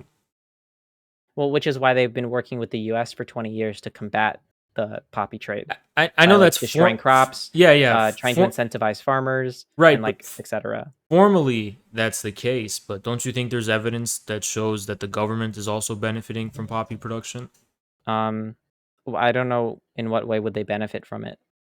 Hold on. It's like the drug abuse, and drug addiction, and like the how much it gives to the Taliban is a really big problem. See this, I didn't mention this before, but in the ANA, because of Yeah, how common opiates are in the ANA. Like Afghanistan is like the Midwest of the Middle East, or like South Asia and slash the Middle East, right? Yeah. Like this, I think like 60 or 70% of people in the army had like an opiate addiction. Um, which like isn't really it's not their fault, Yeah. right? Like over time, So people consume opiates and they get addicted yeah, to well, it. the Brookings Institute says that Taliban is profiting from it. There are also various criminal gangs, sometimes connected to the government, the Afghan police, militias, tribal elites, and many ex-warlords come government officials at various levels of the government. So I agree that it's an informal thing, but it still makes up a huge, amount and portion. Like Um, obviously the Afghan government has not legalized poppy production. I mean, that's very clear to me that it's but not. I think also think it's pretty explicit that it's like they would benefit severely, like if poppy just didn't exist. Like it would be Yeah, like I don't. they want very badly for it not to be a thing because it causes so much problem.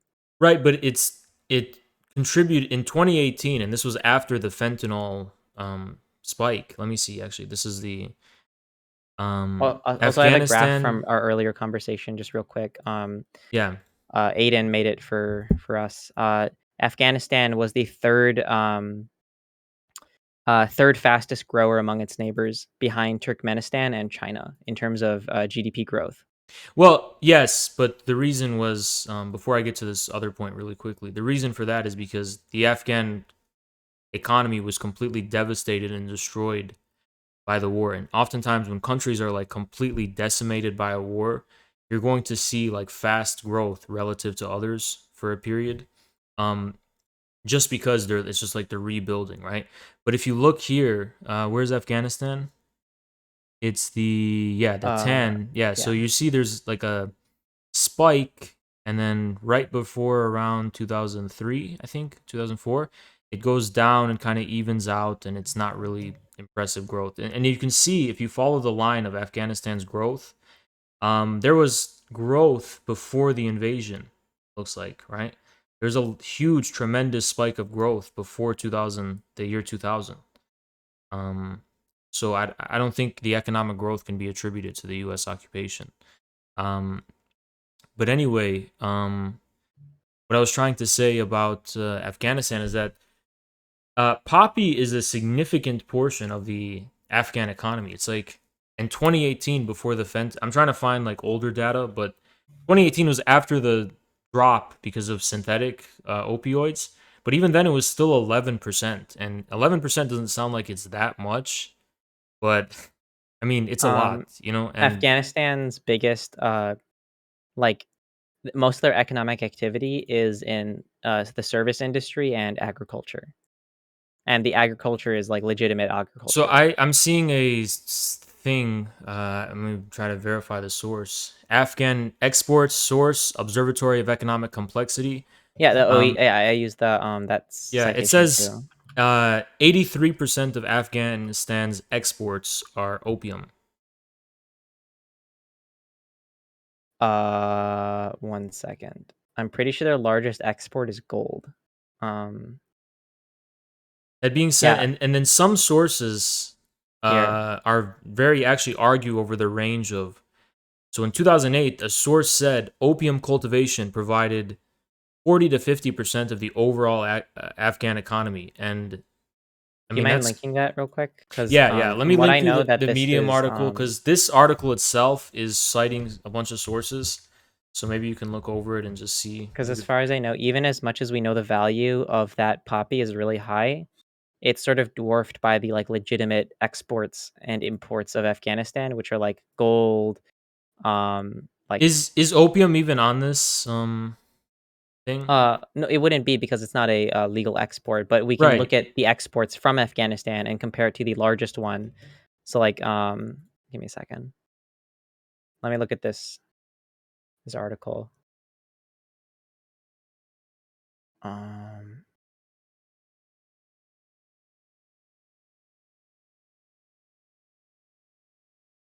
does it break down by dollar amount? Uh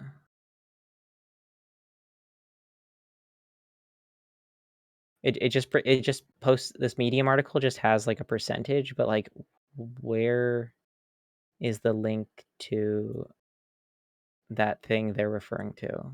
The references are below the source. So in terms of the percentage, 40 to 50%, that's going to be Hamid 2008, page 107. So let's go down. Hamid. Yeah, so that's going to be endangered livelihoods, questions of opium and integration for the Afghan economy, policy perspectives. That's going to be the study for that. Wait a second. The source they're using, Afghan exports source, Observatory of Economic Complexity, right? Yeah. That's the thing I just linked. Those screenshots. That's the website that's from. Yeah. And that isn't on there. So I'm trying to figure out where they got that. If that's the source for this table. The Because table the one. table they linked is this. Yeah, let's go down and see the observatory because they probably link it down here. Observatory. No, they don't. The UNODC. Maybe that's the one. UNOD. United Nations Office on Drugs and Crime. This is probably what they're referring. Yeah, they linked it. It's a thing from 2007. Let's see. Yeah. The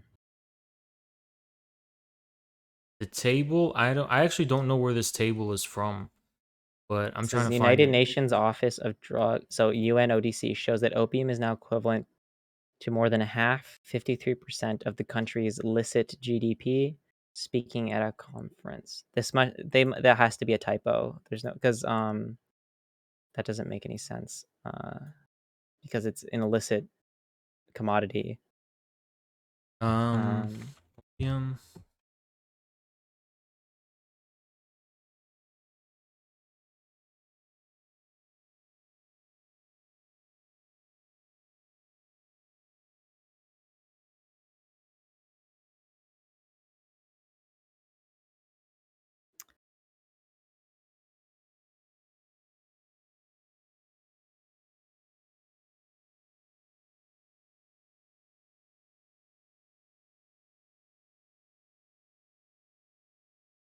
Total export value of opiates produced and trafficked in Afghanistan is about 4 billion.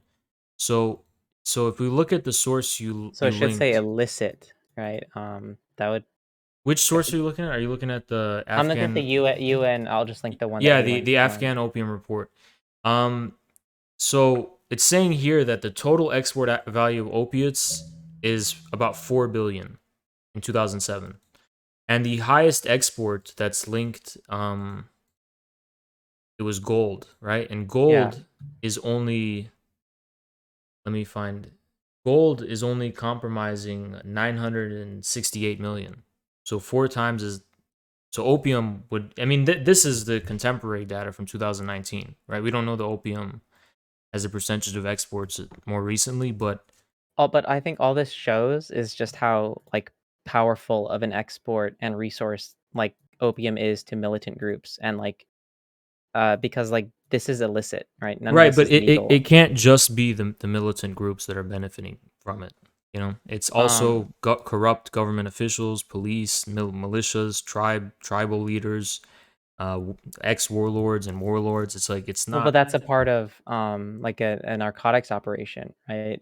To weed out corruption. It can be both. I mean, corruption is an intrinsic part of the Afghan state.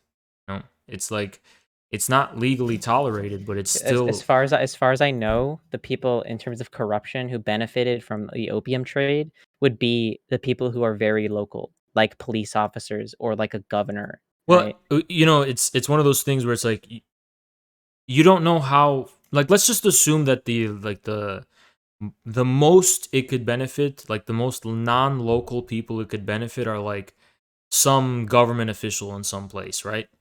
And at the highest center of power, the central government is not directly benefiting from it. They can still be the ones benefiting from it though, because even at the local level, that is how people are making money, and that is like what is maintaining the order, the economic order. It's what's allowing people to feed themselves. It's what's allowing money Um, to be distributed locally. It's allowing the flow of but that's That part of the underscore these. anti-narcotics operation we're doing. We were providing alternatives to replace people's right, livelihoods that were dependent on poppy, and it was working. but I mean, I don't know. I actually don't know if it was really working though, because it's such. I mean, like those operations. Like I'll tell you how corruption works in terms of drugs. Right, a government will have anti-narcotics operations and stuff like to show formally that we're combating this, but on the low key, they're not actually going to take those operations to the level of actually eradicating and eliminating drugs. They're just going to do it selectively, right? It's not like they're not actually taking the measures to um, actually like fully eliminate it. NATO and the Afghan government, like the federal government, went pretty hard for a lot of years doing this. They spent a lot of resources on it. The problem is that we pulled out our like troops, so it made these operations much harder. Notice how like the document is from 2001 to 2009. That period is when Obama did the surge, and then he did the immediate pullout, right? Yeah, Like when you don't have the men to do these anti-narcotics operations, they sort of stop working, especially when like these like poor farmers, if drugs are a really good source of income, of course they're gonna and keep doing it, well, right? it's not just income. You know, it's also jobs. Like the same Brookings source says, provided up to almost 600,000 full time equivalent jobs. Um, and which is more people that are in the AND, the defense. So I don't know. It's like on the one hand, there may be like a formal political war on drugs, but on the other hand, like drugs are still part of the machine and part of like the system, basically. So But I you wouldn't say if there were no drugs, like, the government would, if anything, function better. I Like, just because it's like it's a hindrance on the function of the government and the economy because it only benefits, in reality, like, the criminals and the militant groups. yeah, but I think that the issue with that is that it takes too much for granted in terms of the real premises of the government, not the formal premises of the government. Like if the Afghan government was just the formal institutions and the institution that it creates for itself, then yes, obviously that would be the case. But those gangs and criminal elements and warlords and so on, that underground provides like a basis for the Afghan government itself. So, and that is the nature of corruption in general. Like governments that are corrupt are not like corrupt because their institutions are directly allowing. I mean, at that point, it wouldn't be corruption; it would just be legal, right? Well, corruption is driven by incentives, right? And, Right. like, Yeah. like, I like, mean, I over guess. time, have we seen, Yeah. like, Yeah. the Let more me put it. developed the country is, generally, the less corrupt it is. Yeah. Yeah. Like, Let because me put it this way, right? I think this is a simple way to put it.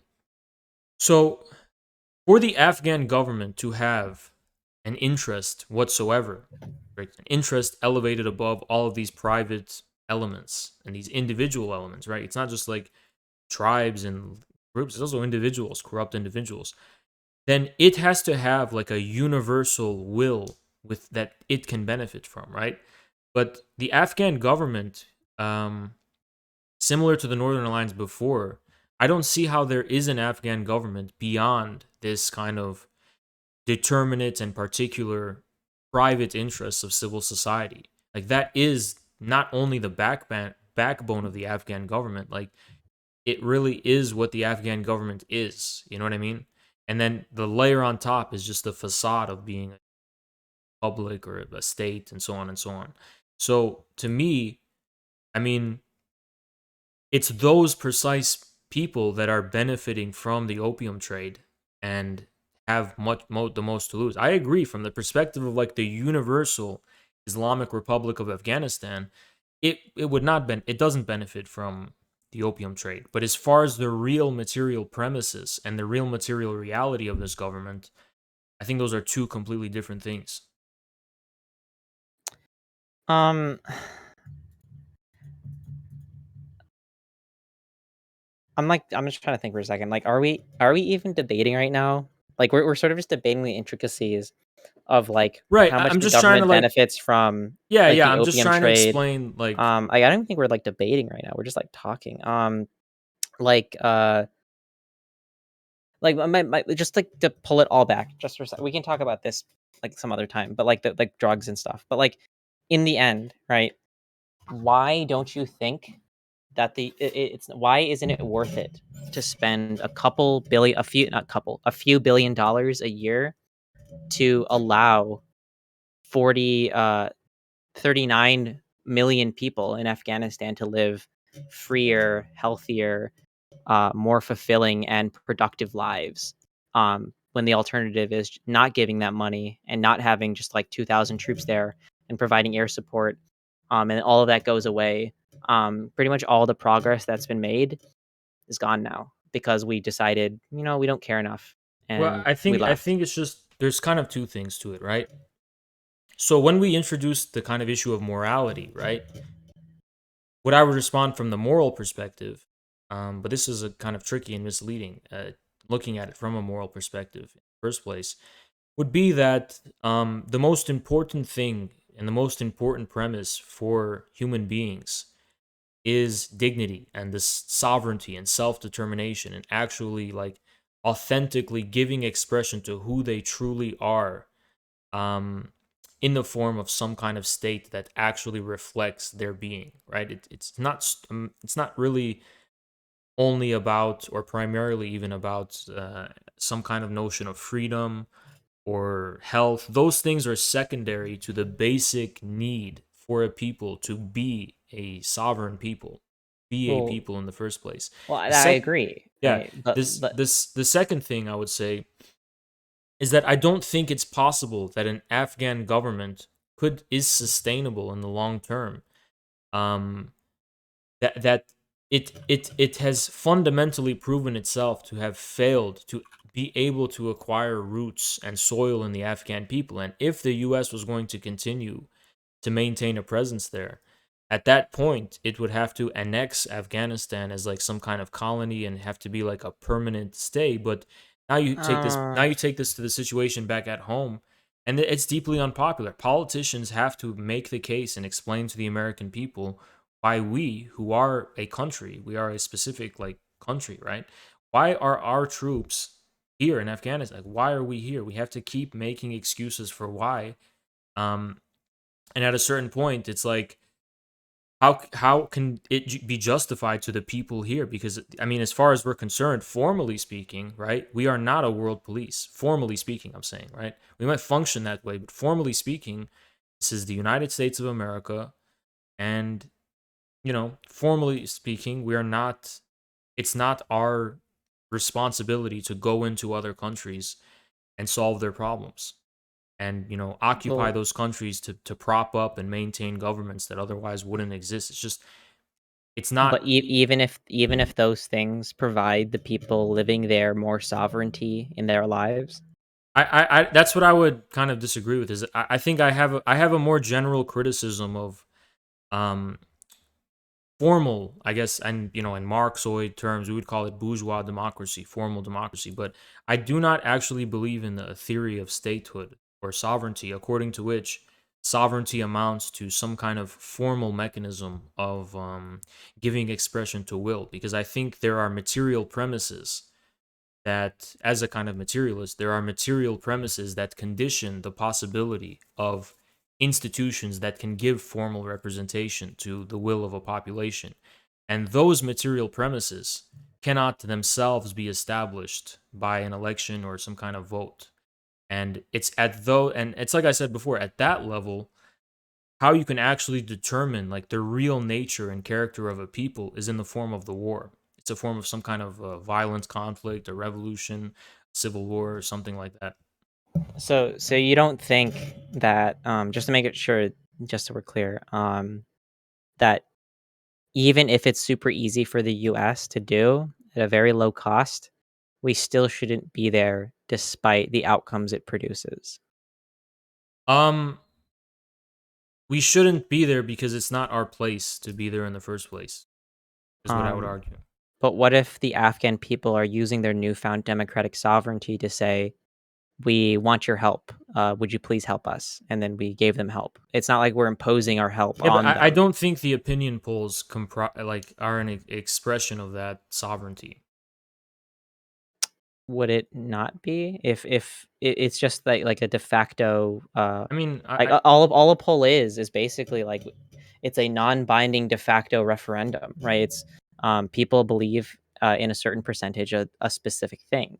For right, example, the Afghan people wanted NATO to stay at least until a peace deal with the right. Taliban. Look, even from a perspective of like a kind of like liberal democratic or neoliberal democratic kind of like perspective, like I don't know, a poll could not possibly be an expression of sovereignty. A poll, an election would have to do that. A poll itself has no political or state legitimacy or validity. It's only valid for media. It has nothing to do with like an But actual we state and can make its governments. inferences. For example, so we have the polls that say they want NATO to stay. We also have polls showing that Ghani, relative to most world leaders, is very popular. We have polls showing that the government is popular, and like we have polls showing that they Yeah, don't view well, Americans and foreign forces as a security threat, and that they yeah, really yeah, don't well, like the Taliban. of What else course, is but this not except expressing that they well, want I foreign think help to again, fight the Taliban? I think there's two extra steps. So for me, there has to be two extra steps as a kind of like materialist. I need two extra steps to be proven. And I think a kind of like, I don't know, liberal democratic or Western democratic perspective, there would have to be another step than just polls to determine, like, make a political decision that reflects the people's sovereignty. You need an election. You need some kind of actual formal referendum where people are going to go out and vote and cast their vote. See, but It's this like this a is where I poll. think we disagree. Like this is like a fundamental disagreement we Yeah. have over the validity of scientific polling. Well, Like I don't think scientific polling, I mean, it's see the issue is that the Afghan people are not just objects, right? So science deals with objects, right? The Afghan people are subjects, and that's the idea of democracy, is that subjects are determining and expressing their own will through some kind of formal mechanism. And a poll may is kind of an attempt to get an objective insight, right? But you cannot make a subjective decision as a foreign state based on that objective insight for it to be democratic. For it to be democratic, the Afghan people have to express through their own active expression of their will, through some kind of actual election, and through some kind of actual like institutionalized state expression of their will, they have to actually like act in such a way that they wait, are expressing their will. so if we had a poll in America that said 90% of people want marijuana to be legal, right? Yeah. And then the politicians look at that and go, "Okay, we're going to introduce legislation because of this polling, right? To Hmm. pass this legislation." Would you then, by the nature of what you just said, not view that as the democratic will of the people being expressed, like just because it Um, wasn't a referendum? no, I mean it would, but the reason that it would be expressed is because the only parties involved in that are politicians who have already been elected and tasked with the purpose of representing their people and the people. But the troubling thing with Afghanistan is that the government in Afghanistan did not, the state, I should say, the state of the Islamic Republic of Afghanistan came to power under circumstances of a foreign military intervention. And moreover, the actual decision at hand of whether the occupation should remain or not is being decided at the level of a foreign power. So a poll would not be enough for a politician in America to act upon that, because that wouldn't be democratic, because the Afghan people don't elect our politicians. I mean, but they elect their own though, right? They elect people into the house. Well, they did because democracy was abolished 2 weeks ago. But Well, I mean, they the issue is that Afghanistan there's two issues, right? The two issues with that is that one, this kind of referendum was not, never took place. And two, Afghanistan has to be very modest and like be very charitable about it, is has a very imperfect democracy. And what I mean by that is that, you know, it's a situation of conflict with low voter turnout. It is very difficult to actually discern. But again, that would kind of at least fulfill the like liberal democratic standard of sovereignty, which would be like there's an Well, election. even in the US, like in 1930, 1925. So the 2019 election, I think, had like a 35% turnout, right? The it was basically that was the turnout of like the 1925 midterm elections for in the United States. Like Yeah, the turnout was low, but it's not like for a country where this is literally like it's like third or fourth election since literally the 1960s, right? And in a country that's still plagued with violence, I don't think that this is actually low turnout. It's low turnout as it's in and of itself, right? 30%. But like given the circumstances and over time, turnout will go up, right? This is pretty good for like a second presidential election. yeah. I don't know how that would be measured, or how that, that would be, how that would really be understood. But again, turnout has been decreasing since then, at the very least. And yeah, it just seems that, even if I agreed with you that Afghanistan had a relatively good democracy, um, again, no referendum was conducted on which the Afghan people voted for the troops to stay or not stay, and that would be a necessary step to determine their sovereignty. I mean, An opinion I poll. agree that if it was possible to do a referendum just like on the fly for like every major decision, but the thing is that's like kind of something that's like not Well, possible because if yeah, yeah, for a it's referendum you would have the same turnout as you would have for an election anyway. So well, I the mean, best way to get to what people believe or what they would vote for if there was possible for them and to vote yeah, would be to poll that's, them. but that comes with my critique of like why I have a materialist critique of formal democracy in general, is for that precise reason, because it doesn't actually address the real material premises of the state. It just addresses the premises of the state formally as it formally establishes for itself. It doesn't actually address whether that state, like at the level of its material premises, represent the people. But anyway, what I was trying to say, basically, would be that this isn't just like any other major decision. This is about like whether the Afghan people want their country to be occupied by a foreign force, and that would be something. I think like sovereignty itself, democratic sovereignty itself presupposes that the people are independent. Like there's not a foreign power that is elected by a foreign people that is ruling over you. So like that is like the bare minimum of determining whether the Afghan people have sovereignty in the matter, is like, can they actually vote on whether they want, this foreign power to leave or not, right? I mean, like if they can't vote on that, like they can't really vote on anything at that point. But the thing is, so that's the point of representative democracy, right? It's kind of logistically, it would be kind of a bitch logistically if democracy was all through referendum, right? But that's why, like, if the Afghan people wanted the U.S. and NATO to leave in any sort of meaningful way, right?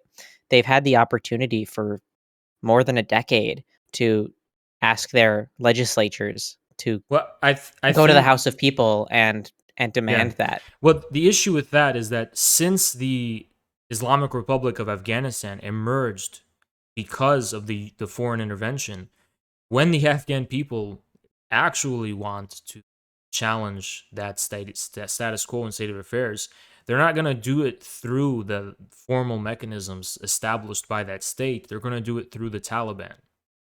Like that's going But to the thing be, is, like, but yeah. we know. Well, like, actually, I can't bring this up because it's just a poll. But like, I don't know. Like, I think that all most of this disagreement is caused by our belief in the validity of these polls. Like, Well, it's specifically not only the validity, or it's not only about the reliability of the polls. Also, it's about whether those polls are meaningful expressions of the people's democratic sovereignty, right? And I just think it's a really bizarre and kind of outlandish, from like a perspective of like a liberal or neoliberal democracy, to judge the will of the people like in a decisive and active and political sense, like you would act upon this politically from a poll. Like, because if you can't vote on whether you can be independent or not, again, I think even from the basic classical liberalism of the 18th and 17th century theorists of democracy, like you don't have any sovereignty to begin with. If you can't choose something as elementary as your own national sovereignty and whether foreign troops are allowed to occupy your country or not, you have no sovereignty to begin with, like whatsoever. Like you need to be able, at the very minimum, have some kind of formal means of deciding that as far as the population is concerned. Yeah, I think this is like sort of, I don't know where to go from here because this is sort of a bridge that like I don't think can be crossed. This is like a pretty harsh, like, um, how would I would say it? Like epistemic disagreement, like on how we can derive what people like truly want, and how they express that thing. Um, so like I don't know, like I don't know where to go from here, to be honest. Like, Yeah, I mean, also I just started smoking, so I yeah, for sure. Well, I took edibles yesterday, so yeah, I heard uh that you were fucked up and were awake till 7 a.m. You said, yelling at people. yeah, yeah, it was fucked up. Also, you should shave your shoulders. I think they would look nicer. Nah, yeah, I don't know. I mean, maybe I will tonight, maybe I won't. All right. I think I'm pretty beat. Yeah. Well, Uh, I mean, it was a nice discussion. You know, I'm glad yeah. there was no. I'm gonna be honest. From our previous conversation, I was expecting you to start yelling at me and calling me a pedophile. No, no. I That mean, was that. I listen. To be honest, I don't take anything personally. Like, on the internet, you know, it's all water under the bridge. All But right. yeah, I guess I'll talk to you later. Maybe probably on a panel or sometime. yeah. Okay, Uh, yeah, that'd be good. all right. Good night. All right, bye. Okay. Wow, that was long. It was like 3 hours or something, right? At least I filled up my stream time. Got so many tabs open. Oh, let's check the Reddit, guys. There's a lot of shit on the Reddit. There's a lot of stuff on the Reddit, you know?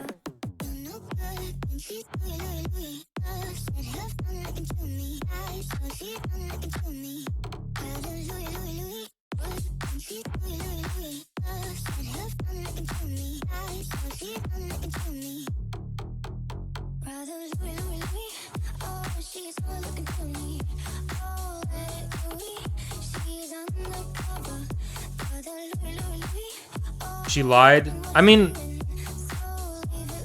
just back it up with a source, okay? You have to, because I could bring up whatever source, you know.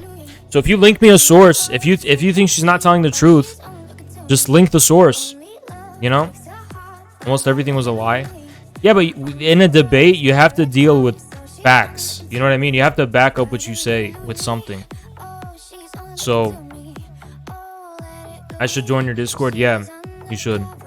A lot of people always get mad at me like, oh, you should have said this and you should have done it. It's like, dude,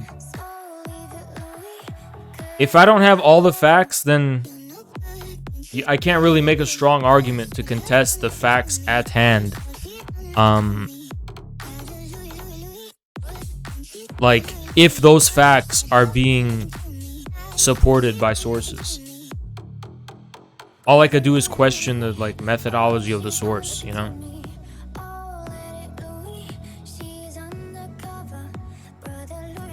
Yeah, I think a lot of you guys expect me to get like super mad and shit, but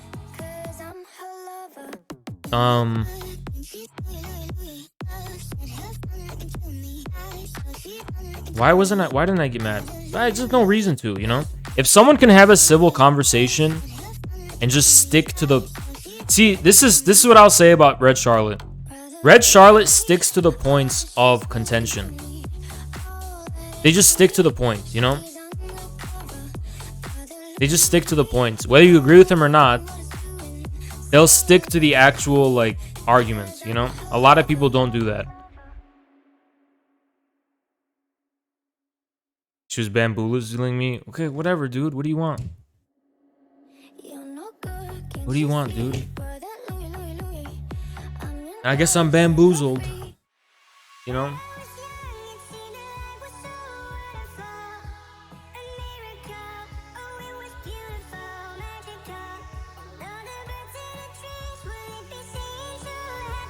It is necessary to explain capital in the imperialist war. Well, guys, I've researched this like before, a long time.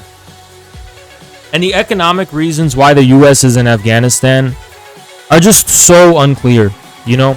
I've heard a lot of people say it's for the minerals. The minerals were not being exploited under the U.S. occupation. So, the most compelling reason for why we were in Afghanistan is from Brzezinski, which is his thing about the global chessboard, and the theory of heartland. This kind of ideas. That's what makes the most sense to me, is the geopolitical. Trying to say a $2 trillion occupation was cheap. I don't listen. That's the thing, is that I don't know. See, you guys are too emotional. Like, when I don't know something, I don't talk, or else I'll look stupid. You know, like. I was just assuming, okay, maybe it would be cheap to maintain a small presence there, and that small presence would be enough. I was conceding that because I don't have access to the record books and the check.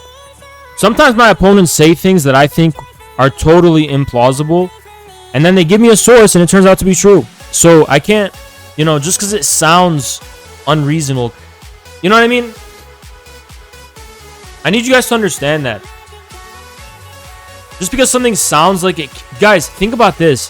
When I go on streams and I say China's super libertarian, that sounds ridiculous, dude. People just dismiss me, right? Sometimes you can be wrong about things. I want the most critically thinking chat on Twitch. I want you guys to be smart. Think critically. You're not always right about everything. You talk about Soviet and Afghanistan. She thinks the current Mujahideen had nothing to do with the current Taliban. No, I don't think she thinks that. It's just that the Mujahideen is not the same as the Taliban. The Taliban came from the madrasas from Pakistan. They were educated there. So they're not the same. They're not. The Mujahideen's more ambiguous than that. But yeah, is it a lot of the same people? Yes, of course. Obviously. But dude, the truth is, it's more complicated. Dude, listen. You know how people get you? They get you based on popular narratives. So she's already heard all of the popular narratives, okay? She's heard everything there is to say that people on Twitter and on the internet are saying about this subject. So she's heard it all, okay? And she has responses to all those things. So I'm not just going to repeat those things, It's easy to see the point was to launder money through the bases in Afghanistan to build millions. I agree with that. The defense contractors, I agree with that, dude. Makes total sense. Taliban's leadership is almost entirely from the Mujahideen of the Soviet era. Yeah, I didn't know that, okay? So, I just can't assume.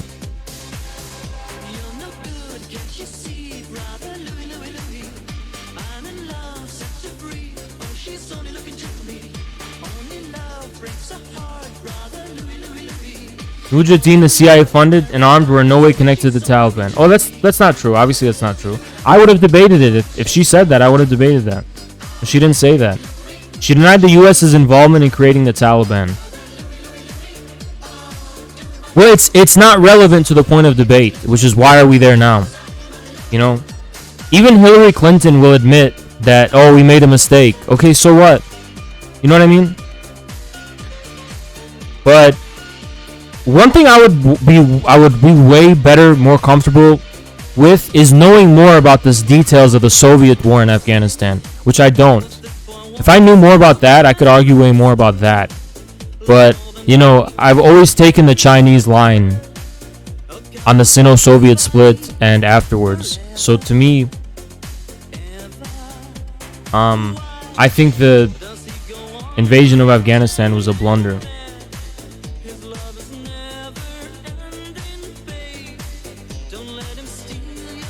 Research stream? Dude, I'm not vouch. I do my fucking research offline. Why do you think we're leaving Afghanistan? I think we're leaving because of the decline of the 3 reasons. There's 3 reasons. The decline of opiates because of the rise of synthetics from China. Second reason is geopolitics. The US probably finds it geopolitically advantageous to just pack up and go and leave the mess for China and other countries to deal with and clean up. Especially the Central Asian republics bordering Afghanistan. Think like Tajikistan. Then the third reason is that the war was supposed to end at some point. It wasn't supposed to last this long in general. The real question, why were we there for so long? That's the real question. And the thing that changed was Trump. Trump negotiated and he did some kind of thing to get out of Afghanistan. Isn't the fact that the Afghan government is collapsing a self-evident point that shouldn't debunk everything? I think so, but we're still debating, so I can't just say, we have to debate about that, But I think so, that it's pretty self-evident.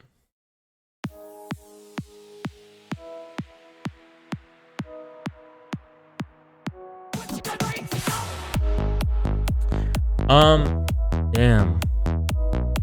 Okay, so guys, let's check this Reddit, because we have a lot of shit on the Reddit.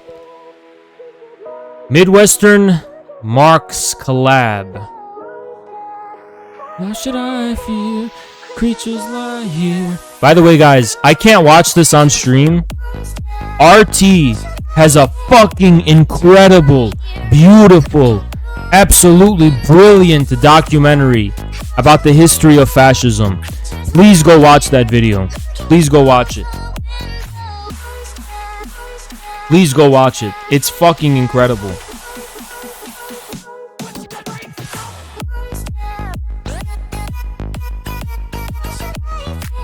Communists in Canada made it to local debates and shit. Check. The Taliban's Emir, Vice Emir were involved in the Soviet Mujahideen. Yeah, I have no doubt about that.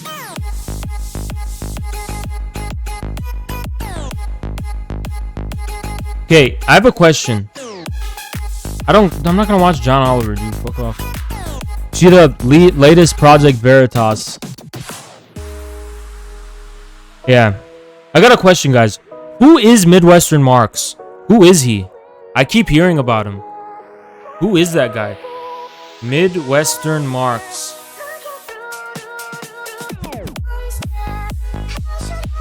Damn! Where did he come from?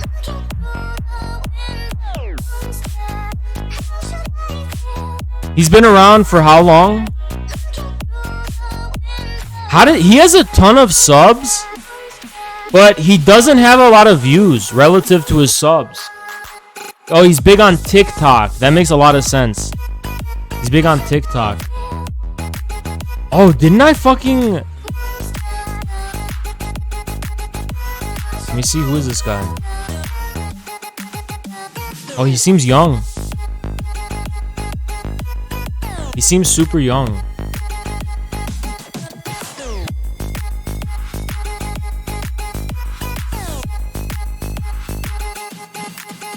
Let me see his Insta. He's got a website? Why don't he link his TikTok? Damn, he's got an Instagram following.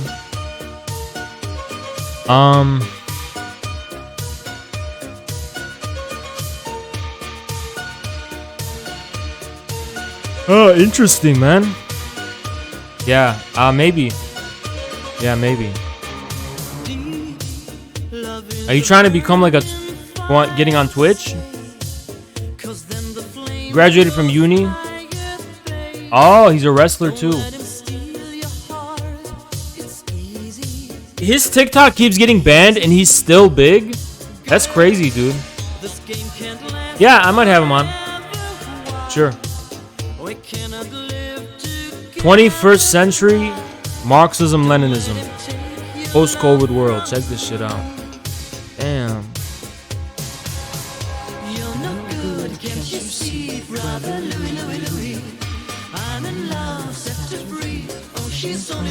me. Only love breaks a heart, brother Louie, Louie, Louie. Only love's paradise. Oh, she's only looking to me. Brother Louie, Louie, Louie. Oh, she's only looking to me.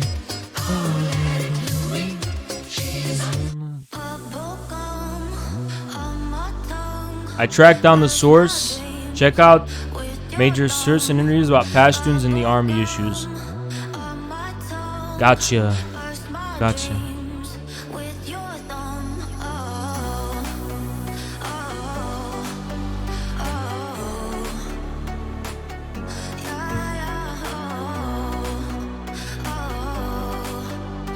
We got a Durham operations banger. Everybody get cozy, get comfy. We got a Durham operations banger, dude. Damn, dude. Wow. Let me fix my fucking... I fucking hate Vaporwave. Fuck Vaporwave. Damn. Okay, we got a Durham operations banger. Let's check it out. Monster, how could I feel creatures light here? How is China libertarian? Because the government leaves the people alone, more or less.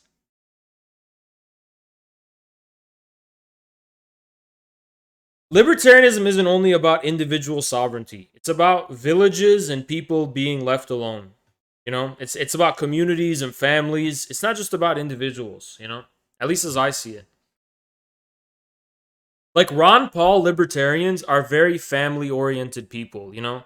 Yeah, let me clarify something. Not a lot of people understand this. There's two types of libertarians in America, right?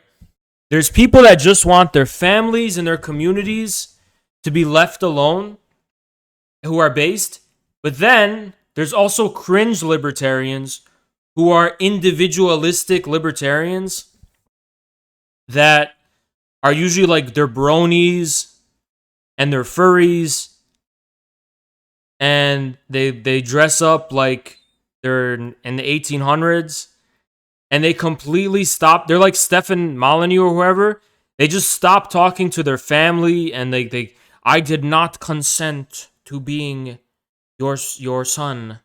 And like those people are cringe as fuck. I'm not talking about them.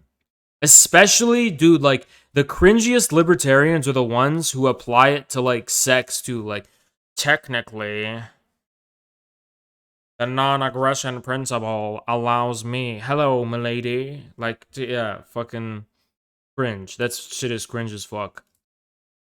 The Ron Paul libertarians are based though. You know, but there's a strong difference. Monster, should I feel?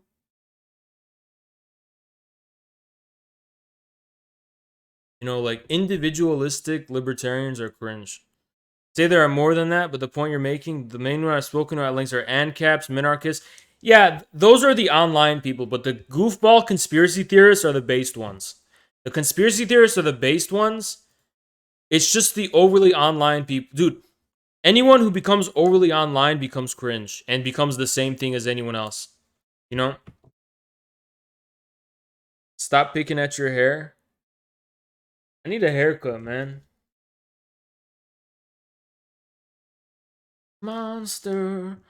Like, everyone get cozy, get comfy. We're watching the Durham operations vid. Get cozy and comfy. We're watching it. Hold on. Soy boy. You sound like you were so fucking tough. You sound like the biggest fucking soy boy I ever fucking talked to. You ain't stop fucking shit about me. Because I can talk to the fucking girls you donate to. And I can talk to them for free. Just because I got clout. Look at that, how much motherfucking money you fucking have. You're not gonna have my fucking clout, little boy. We have to rewatch that VOD, dude. I got so mad. We have to rewatch. I was fucking high as shit, dude. You have no idea. I was so fucking high. I went all the way. I went all the fucking way, dude. I was high as shit, dude.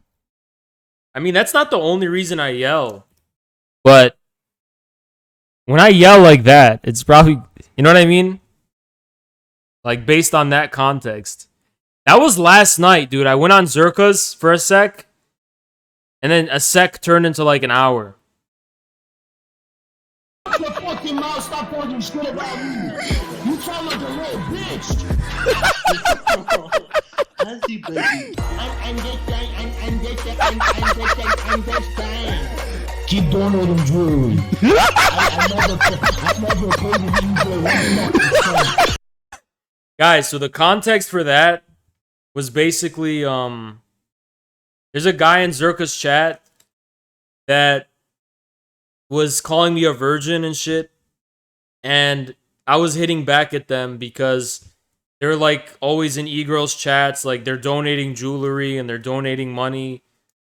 And I think this dude is a virgin. Because it makes sense why they keep calling me one, but it seems like they're very insecure and self-conscious about their virginity, so they're projecting it on me. So that's my theory. Because honestly, being a virgin is not a big deal. It's honestly not. Are there virgins in chat? How many of y'all are virgins? If you're a virgin by choice, I respect you.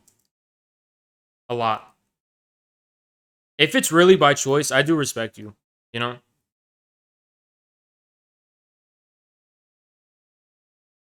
Nope. By choice, yes. Nice. Yes, yes.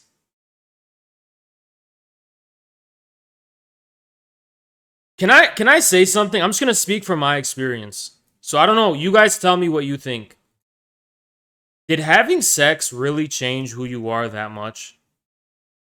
Did it like, was it really that much of an experience that like, oh my god, I'm totally different now? Because I feel like I was the same. I'm always been the same.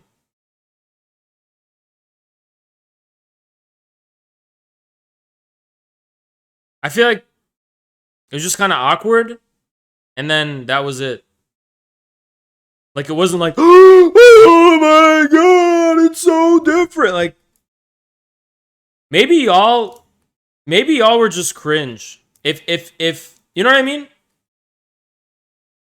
I was expecting more for sure. Yeah. Felt very confident. Yeah, because the social stigma or whatever, the social thing. But I told my friends when I lost it, and it didn't really make me feel any better.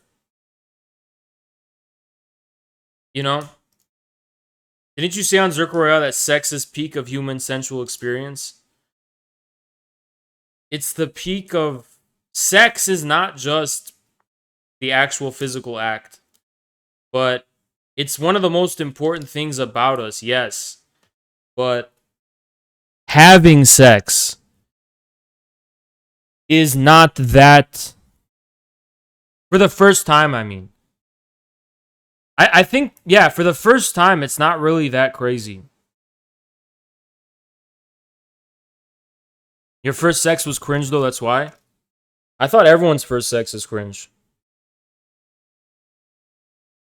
First time I didn't even know what the fuck I was doing. Neither did I, dude. Neither did I. It was a great experience. Picked up and all congratulated me. I think that's what it is. It's the social thing. It's not actually about the physical act. I feel like for women, it's different. I will say that. For women, I feel like sex is a really big deal and it does change them a lot. But I don't really think it changes guys that much. I think guys just grow up and they change because they grow up. Maybe I'm wrong.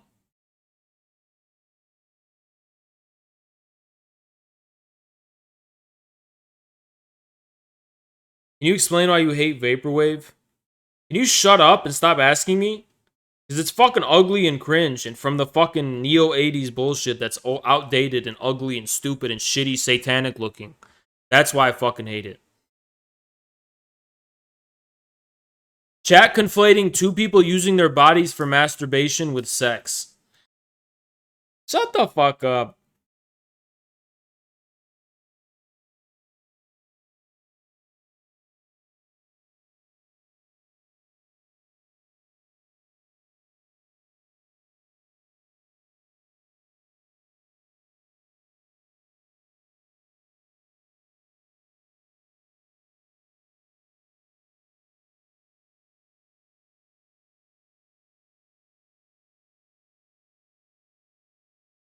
I've answered 2010s, yeah. What's your relationship with Destiny? I just know him.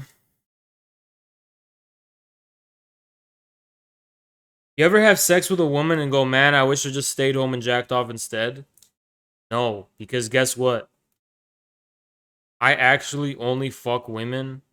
I've only ever fucked women that were hot. I'm not like you guys I'm not like you guys who fuck just to say they fuck. It has to be better than fucking jacking off. You know?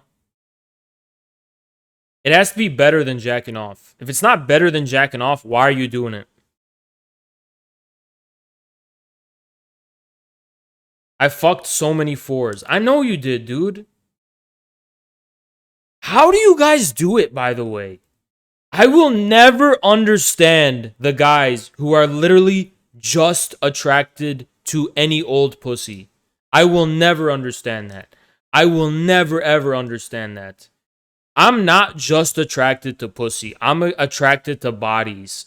They have to have a body and it's never just like some of y'all are literally freaks. And if there was literally you're literally like attracted to like a fleshlight, just a hole. It could just be any hole in a pillow. You are low T? No, you're fucking low T, dude. If you aren't also attracted to the body and you just need the fucking pussy, you're fucking weird. Thank you, Winez. I don't understand it, dude. Dude, you know how I think? Let me describe. This is graphic. Kids get out. Kids get out. I'm gonna describe it to you. The poetry of pussy. I'll describe it to you. Ready? The truth is, by itself, a pussy is ugly. It's actually ugly. By itself, it's very ugly. Nah, shut up. Everyone knows it's true. But there is beauty. There is beauty to it. There is beauty to it. But by itself, in a vacuum, like, let's say there is just a pussy creature. It's literally a fucking face hugger from Alien. It's literally disgusting. Okay? But if you have a beautiful woman, right? And she's got her body, then all of a sudden, it becomes a flower that is growing from a garden. It becomes the culmination, the creme de la crop, the point of opening. You know what I mean? Like when you contextualize it, yes. But only when you contextualize it is it attractive. In a vacuum, a vagina is not attractive. It's very ugly and stinky. But with the whole body, that is what makes it. That's what makes me crave it. That's what makes me want it. It's like the body. You know, without the body, there's nothing. So I'm trying to understand chat who just need pussy. And they don't care what she looks like. They have no standards. They don't care. And they just need pussy. Like, they just need a pussy. They can even fuck a fucking pillow. Can you please explain to me how that works? Because I literally don't understand that. Have you ever been in real love? I don't want to talk about it. This is why blowjobs are better. It feels different each time depending on the person. Pussy just feels the same every time. Dude, I've only had 2 or 3. I've had 3 bodies. I've only had 3. Okay? The first one, I don't even know if that one counts though. I never count that one. Because that one was not in a relationship and that one was the most awkward. I think I repressed that one, dude. I repressed that one. Because I was 17 and yeah. That one doesn't count. I only had 2. 2 The two were in relationships. And each one was different. Each one felt different. So I don't know what the fuck you're talking about. Each one felt different.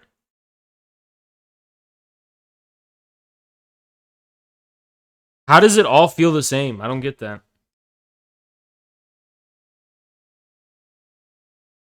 It doesn't? It does, dude. First time story time? No. How about no? Let's just say summer going into senior year, I had a fake ID. And I literally was on a quest to lose my virginity. Because I felt like I was a loser. And that if I went and became a senior in high school as a virgin, I would be the biggest fucking loser ever. And I didn't pay. I did not pay. Was she in her 30s? I don't know. She wasn't. Unless she was lying. No, she wasn't. I can't even talk. I was 17, dude. I can't talk about that shit. Damn.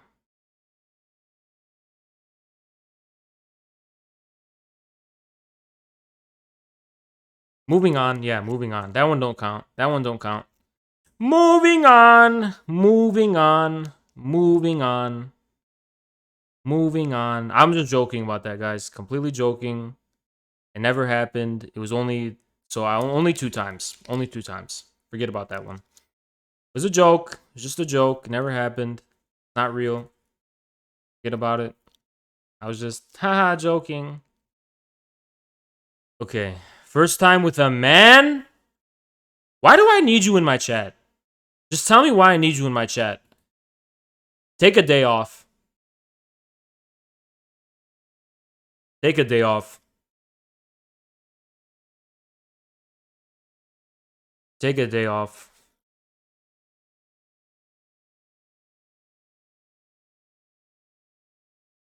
You guys want me to start reversing the roles? Should I start being spicy and reverse the roles? Why are people allowed to harass straight men about their sexuality, but you can't do the reverse?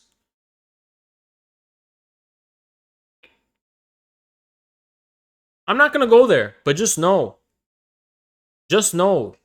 It ain't fair. I'm not gonna go there and complain about it. I know there's a double standard. I'm not gonna complain about the double standard.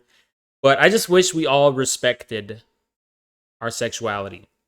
You know? I just wish we could just all respect our sexuality. That's it. But yeah.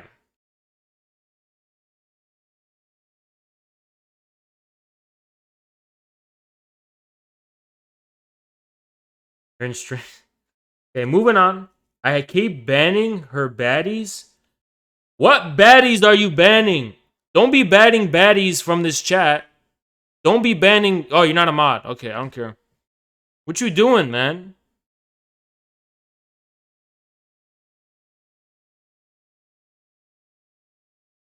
Ever ate vagina? Yes.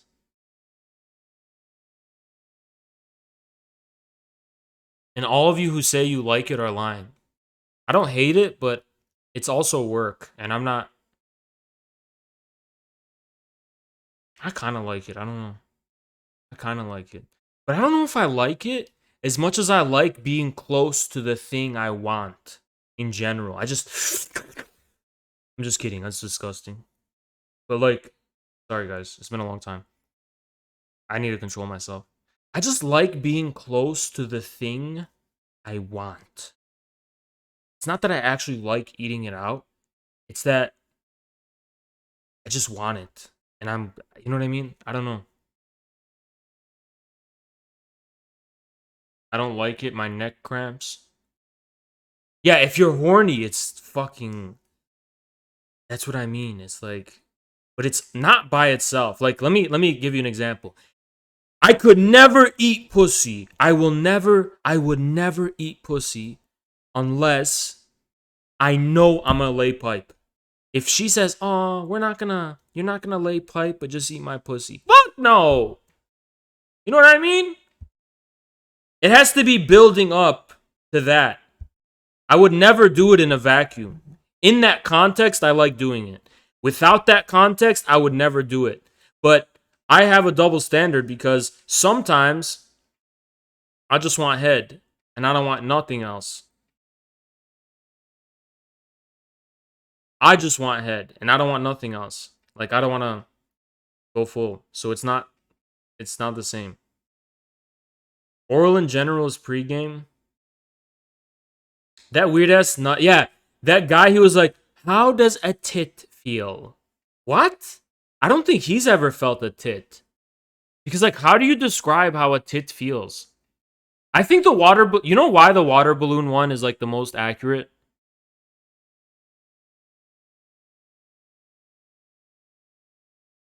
I feel like the water balloon one is the most accurate. I still feel like it is. You know why? Because, like, with when you have a water balloon, you can... It's like has this... It has this just... What do you call the word? This jiggleness about it. Like, even when you're holding it, it doesn't feel fully stable. Does that make sense? Even when you feel it, it isn't fully stable.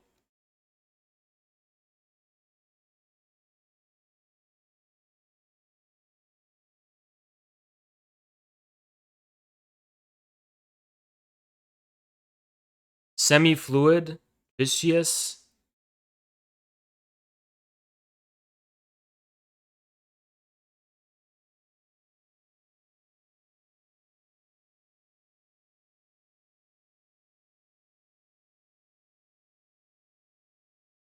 Bruh, you know what's crazy? It doesn't matter how big a tit is. If there is a tit, it feels nice. You ever notice that? Like, I can play with any titties. If they're small titties, it don't matter. I'll still play with them and go crazy. You know what I mean?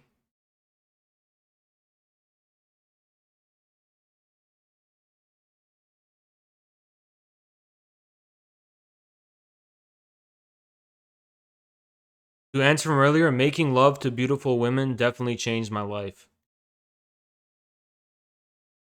It just made me more confident. That's it. That's all. But it wasn't just fucking that did that. You know, it was also having those women, like having them, like going out with them, be like, yeah, this is my girl. That is, you know, it's also that. It's not just the fact that you fuck them. If you just fuck them, I don't think it would make a difference.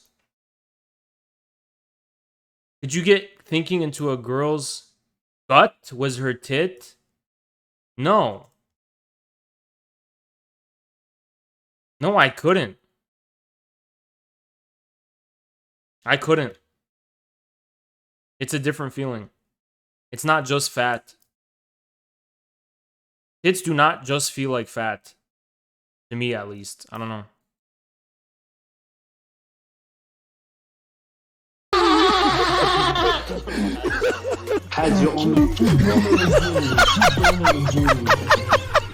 Dude, Oz, you're even better when you're on edibles. And I'm Natty, by the way. Hey, you've been talking so much shit in chat. We're just talking shit now. Let's go. What makes you hate me so much you spend money on hating on me? Go ahead. What cringes me? What cringes me? What cringes me? So that was the guy. He was some Australian guy. What cringes me? It cringes me. I spend money and infrared on the day at night. It cringes me. As in my case, I'm a connoisseur. It cringes me of judging the man's virginity. I am obsessed with a man's perceived virginity. I know how to measure it. I have all the movie references to having bought an eye for it. Maybe because I'm projecting, because I myself am a virgin, and I'm obsessed with the social perception that everyone sees me as a virgin. So I have to find the things that are compelling of virgins in society and intentionally avoid those, and then project that onto Haas. Ooh, I'm obsessed with Haas. Ooh, the virginity. Oh, the virginity. It's like the closer string. He talks shit after you left the stream. Dude, this is the most cringe fucking guy. Honestly. This dude is cringe as fuck. For hours. I need you guys to know, I look like the crazy one here. This dude right here. This dude, every single day in Zerka's chat, he bitches about me. And he donated like $20 to Zerka. Multiple $5 donations to talk shit about me. And he literally told Zerka, infrared is the thing I hate most in life. Like, he actually has a fucking hate boner for me. And he actually, like, he takes, it's personal. Like, he actually has Haas derangement syndrome. But the weird thing that doesn't make any sense here is that he didn't maintain that same energy. So you know what that means? If they don't keep the energy, is that this dude is a fucking snake and a fake. If someone doesn't keep their energy, then this dude is the type to shake your hand and stab you in the back at the same time. You know? It's the same thing.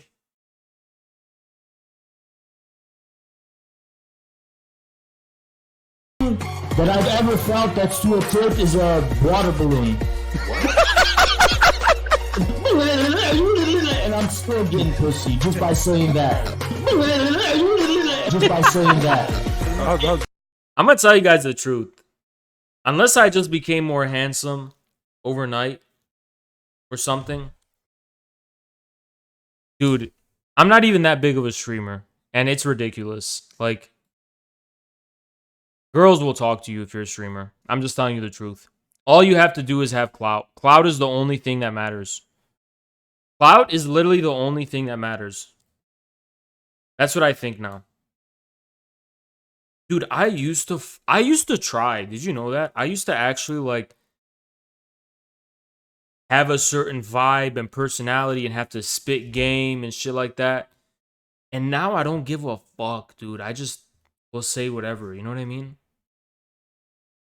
All you have to do is just be a streamer. That's it.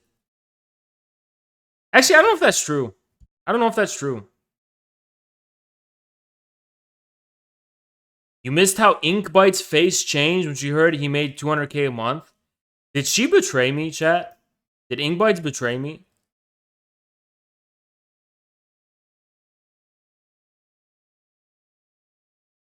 When I left? No? Why are they lying about your views being comprised of Zerka's banned ones? I don't know. How many of you were banned in Zerka's chat? I don't even know where the fuck that came from. How many of you are banned in Zerka's chat?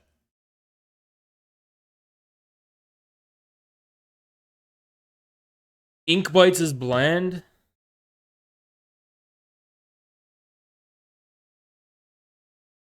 I like her, dude. I actually like Inkbites. Not even gonna lie. I actually like her. Anavar was calling out Raccoonhead for being Machiavellian. Nice. I discovered Zerka through Haas. She's taken, dude. Please move on.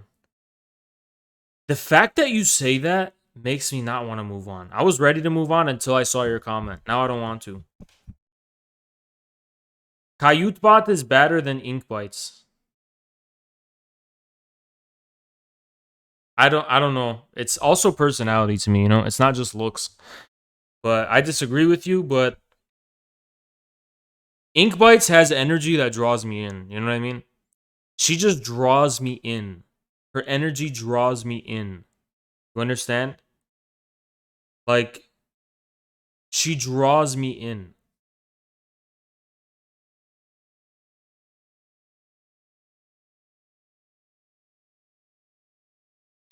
Bot is cool, but she's like friend energy. She has a lot of friend energy.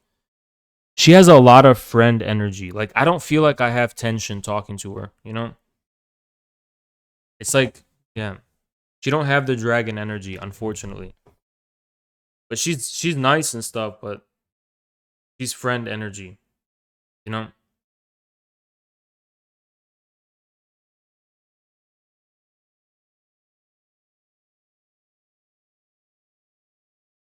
It's because she expressed Gnosticism. I think it is a Middle Eastern thing. It's just we Middle Eastern people are very similar to each other in a way, and like we have a common understanding. I guess that's it. We just have a common understanding about something. And what is that something? I don't know. I don't know. My experience. Thank Anonymous send me $1. Why do you sound like when you talk to girls? And that's why I'm talking to them and you're not. So keep coping, bitch. I'll take your $1 too. You just said some nasty shit. Some bad shit. I can't say it. Keep coping, you fucking loser. I'll take that $1 too. Thanks for your money, bitch. I got banned in Melina's chat for saying Zerka has more subs than her. Yeah, you know that's her mods, right? Does being a YouTuber get girls? No. I mean, it depends how big. If you're a big YouTuber, yes. But not as much. Maybe the reason I moved to Twitch is because I'm a coomer. Damn, dude, all the fine girls are on Twitch. Who the fuck is on YouTube? Name one YouTuber. All the fine ass women are on Twitch, so maybe that's why I moved to Twitch. You know what I mean? Think about it. I'm just kidding, guys. No one is finer than Anivore?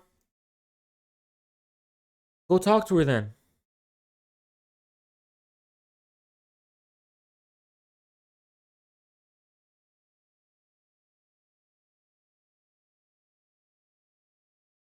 Sniper Wolf? Damn, you're right. Sniper Wolf's fine as hell. You're right, dude. Sniper Wolf is. But I don't think she's on Twitch anymore.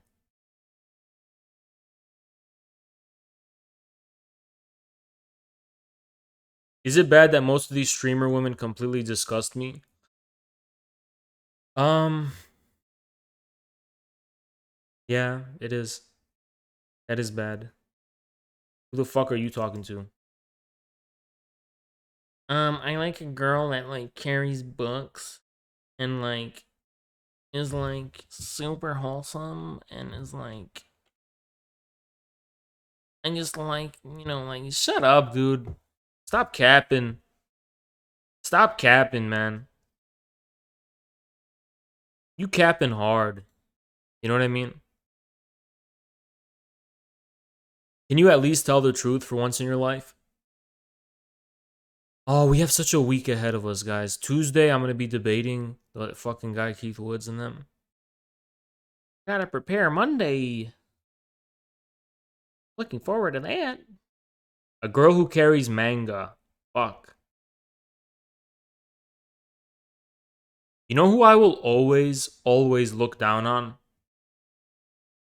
And I just hate you guys? Discord daters. If you are using... You're so fucked up. You know, like...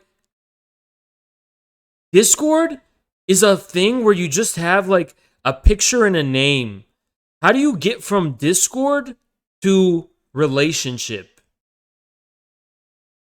Twitch, you see their face and everything on stream. So it makes sense that streamers are with streamers. That makes a lot of sense, right?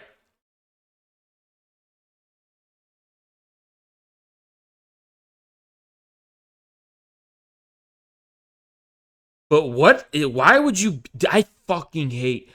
If I see one ooh-woo in my chat, you get fucking banned. I'm blocking that term right away. I'm blocking that fucking term. I'm blocking that fucking term. You weird fucking Discord Zoomers. You are literally the worst. I don't want you in my community. I don't want you anywhere near me. I'm so disgusted by these type of people. Ooh woo, anime. I'm an anime. Ooh woo, ooh woo. Get the fuck out of here. I'm banning ooh woo. Lowercase, uppercase.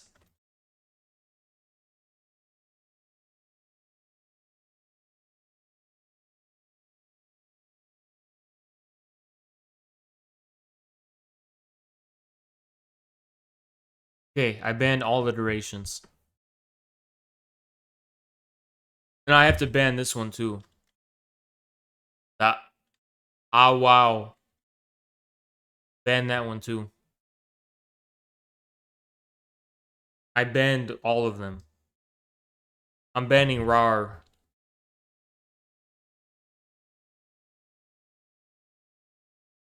And you know what? Since we have emotes, XD is also getting banned. We have fucking emotes. You don't need XD. Just use a fucking emote.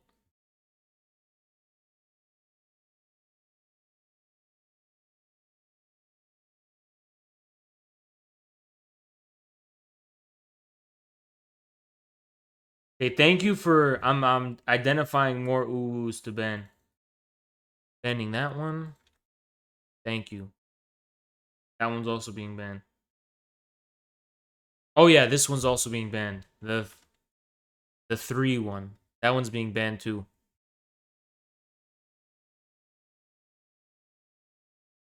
And the one with the 0.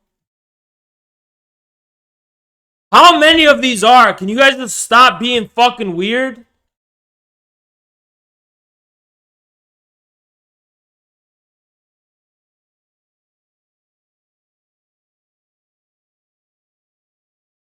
Stop! What is that shit? Y'all are so annoying.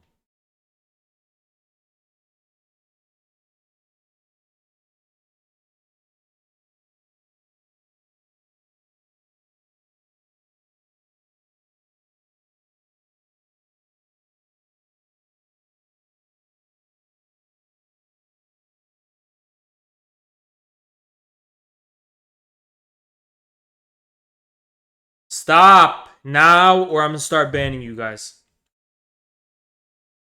You about to start getting banned. You about to start getting banned.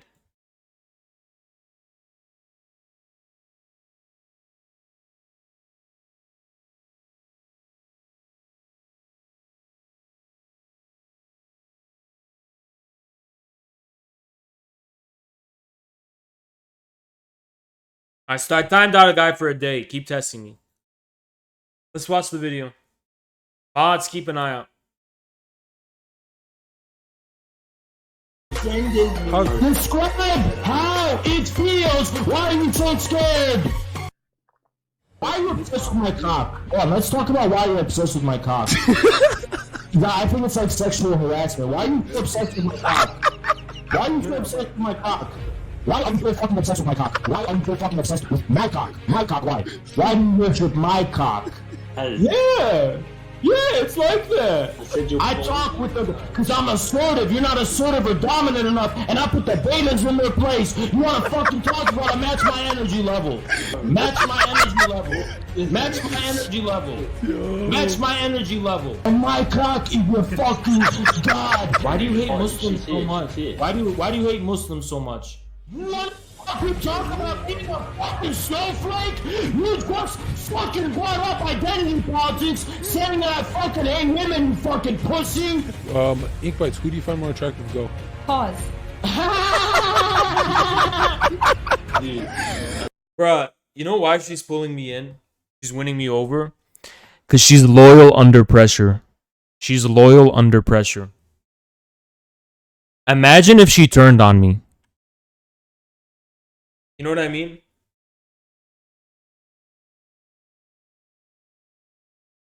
This is not good. This is not good. This is not. If you don't know what to do Thank you, Bearded Drake. Appreciate you. in life, because you tried everything people told you to do, then maybe you should try figure it out yourself.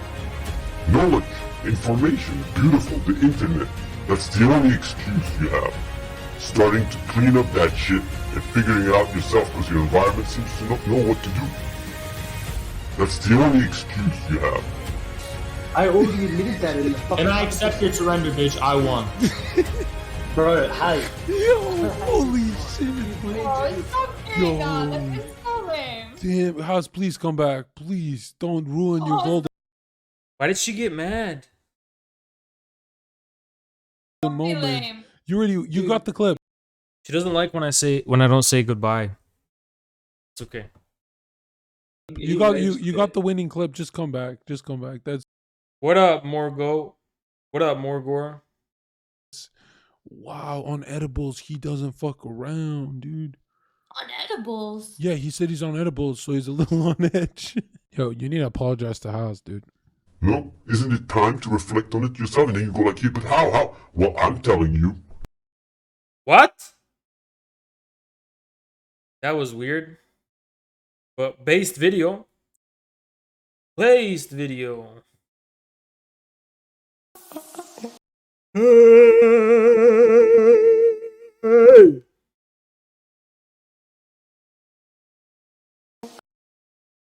There's another Durham operations video. There's literally another one. Everyone get cozy, get comfy. There's literally another one. We're not even finished with it. There's literally another one. Is that a cigar? No, it's a cigar holder.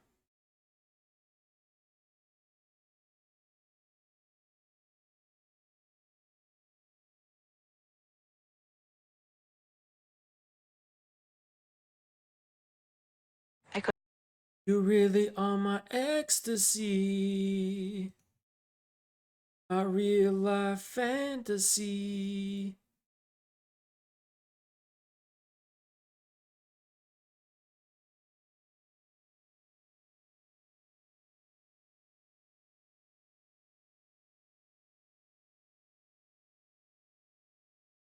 Really are my fantasy.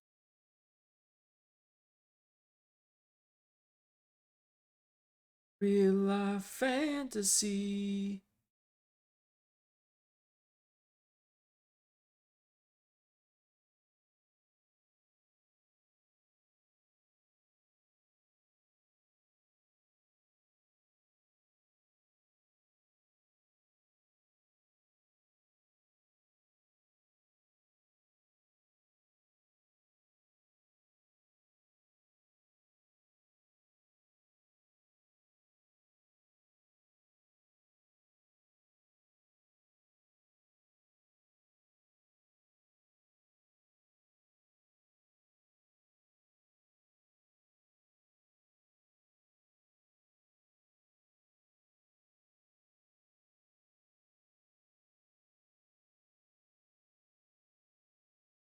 Um,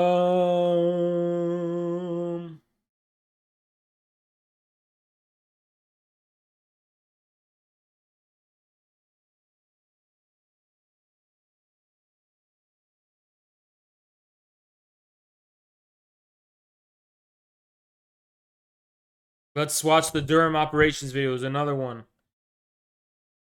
There's a lot of stuff I want to talk about, though. Hey, we'll talk about it later. Got a lot on my mind. I got a lot on my mind. On my mind. 'Cause now is the time. I got a debate on Tuesday that is gonna be really intense. And I got a lot on my mind. I got a lot to prepare for. Hey, my God damn it. God damn it. I've got a lot.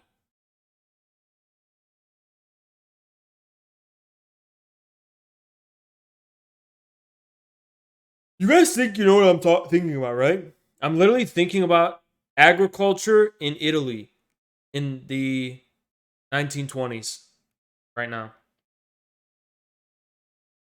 Is what I'm thinking about.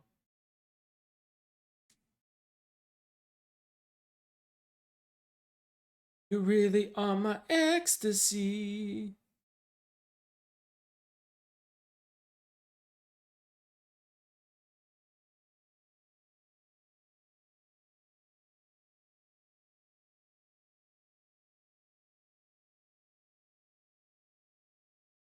Okay, let's watch this.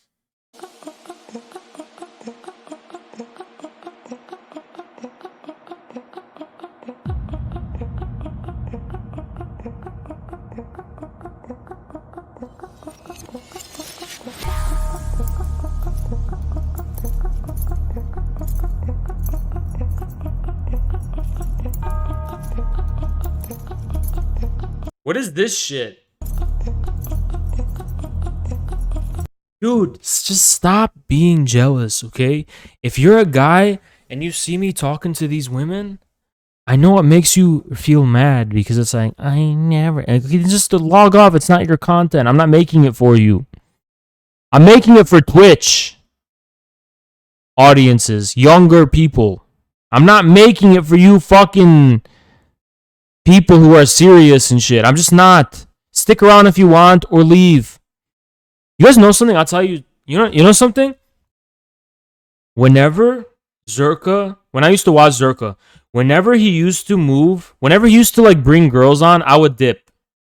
The reason I would dip is because it's weird, but I was like, I'm cucking my own content by saying this, but like my mentality was like, okay, he's talking to his girl now. I'm gonna leave him be. Like I'm not gonna. It's not my business. You know what I mean? You guys ever feel like that? Of course you don't, because you guys love to see everything. You gotta see look, it's just like Zerka's emote. You guys gotta You guys gotta see everything. People who stay are cringe. That's not true. That's not true. They're just probably young, like 18 years old. I'm nosy, so what? Ain't nothing wrong with it. I mean, I want your views. I need your views. But I'm just saying that for those of you who are special enough to feel like, oh, this is not my content and I'm uncomfortable, just leave. It's fine. You can just leave because I used to leave too. It's a private conversation. Yeah. It kind of is private, honestly. Like, when I'm talking to Inkbites, like, y'all can see me and stuff, but that's for me. Honestly, it's for me. You know?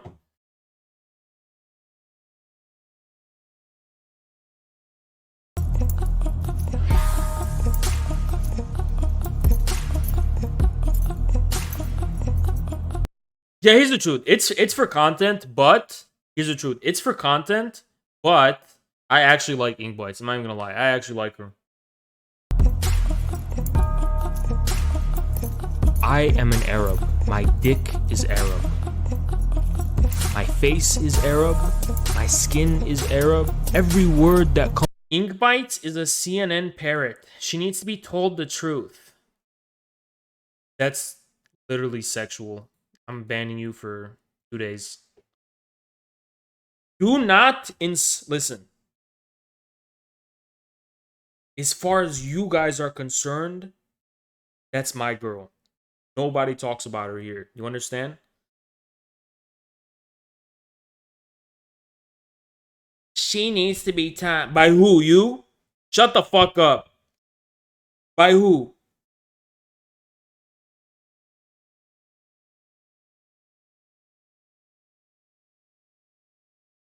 What about her boyfriend? Excuse me? My own mods are talking about her boyfriend. My own mods. My own mods are acknowledging her boyfriend. Just like countries don't recognize certain countries, like disputed territory, like Kashmir, I do not recognize the boyfriend. We do not recognize the boyfriend. Okay, that's our embassy, the infrared embassy, does not recognize the boyfriend. Okay, we don't talk about that here. We don't talk about that here. We don't recognize that in our embassy. Okay, our embassy don't. It's illegitimate. We don't recognize it. Especially my mods. Especially my mods. Guys, do not ever. Here, I'm going to say one warning. One warning, though. I am going to tell you one warning. Do not ever, ever, ever, ever go in her chat and bother her. If any of you go in her chat and bother her, I will find out and you will be banned. Do not. Do not. This is just here. Okay? Do not be going into her chat and, doing things on my behalf, because you're not. I do what I... Listen, y'all literally went in her chat and started that whole thing. I will contact those I wish to contact. Do not do things on my behalf.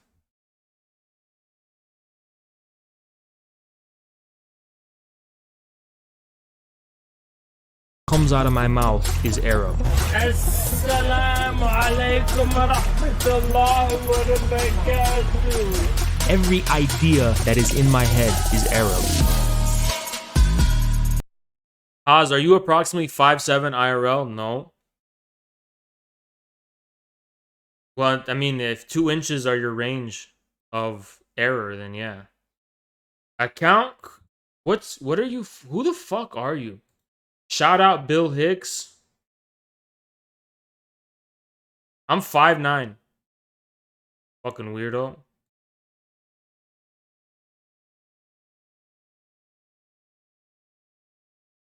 Account created September 3rd. Let me look at your messages. Let's see this fucking weirdo's messages. Hold on. What's your religious beliefs? What? Are you 5'7"? Are you 5'7"? Why are you so obsessed with my height? Being 5'7". I'm looking at their logs.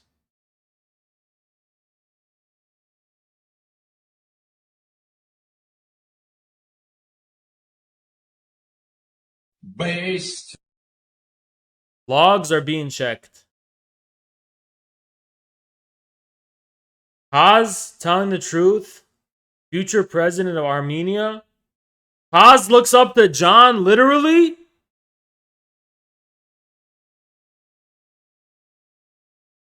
Someone was a rumor someone else said on another stream. Why do people lie about my height? Thank you, Boo. Appreciate you. Thank you, dictator. Why the fuck do people lie? Even at 5'7", I'm fine. I'd be fine at 5'7". That's okay. That's a lie I can take. What's your religious beliefs? What religion are you? You weirdo. Are you even subbed to me? And he's not even subbed.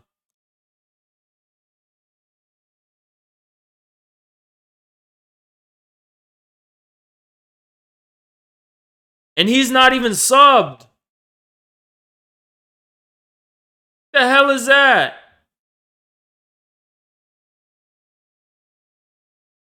With Air Force Ones, you are... I don't know what centimeters mean. There's a height command.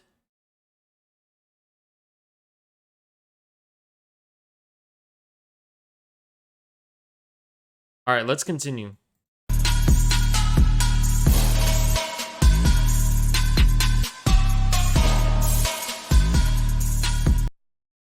Just got a link from Hinkle. Is this political? Jackson just gave you a link. Nice. Thank you, Jackson. Appreciate you, man. It's somewhat political. It's politically themed, but we veer off in the direction. We veer off into directions. I'll just say that. We very much veer. We are. Our main ship is political, but we take detours all the time. When have I lied? When have I lied about that? Honestly, politics is such a good thing for a stream if you know how to balance it, because it's such a like simple way to unify people. You know, politics is such a good theme. It's such a good place to fucking unify. We got a bit of manosphere stuff. What? Manosphere? No, we don't. Isn't that the fucking involuntary celibate? Wild man, thank you. Appreciate you. Thank you. Will a podcast between you and Jackson ever happen? Yeah. I think we've done one before.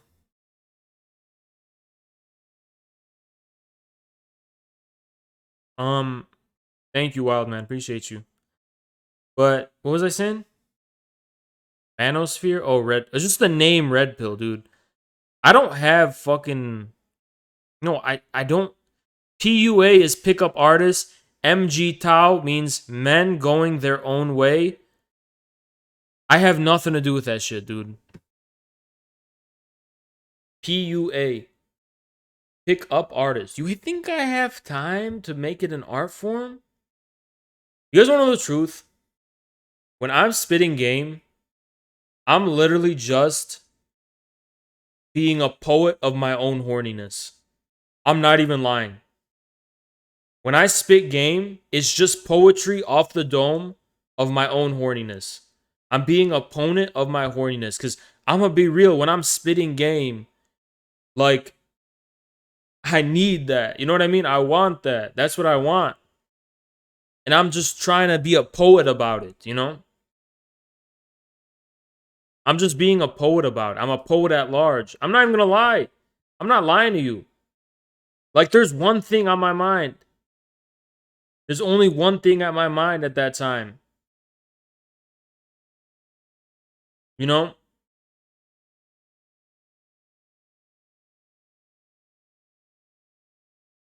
I am the poet at large.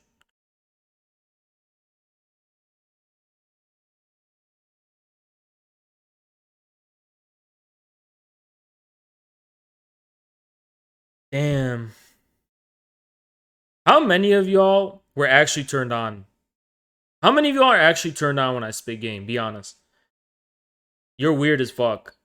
But be honest still. Zero good. Because I saw people in the chat talking about how they're beating their meat. There was people literally in chat being like, oh shit, I'm hard as fuck right now. Like, what the fuck?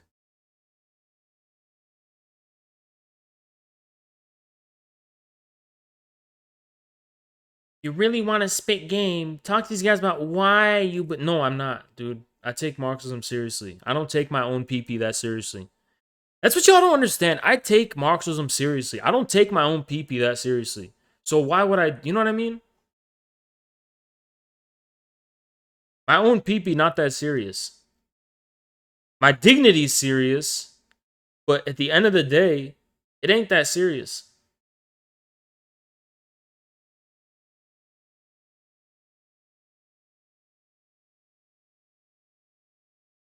It ain't that serious.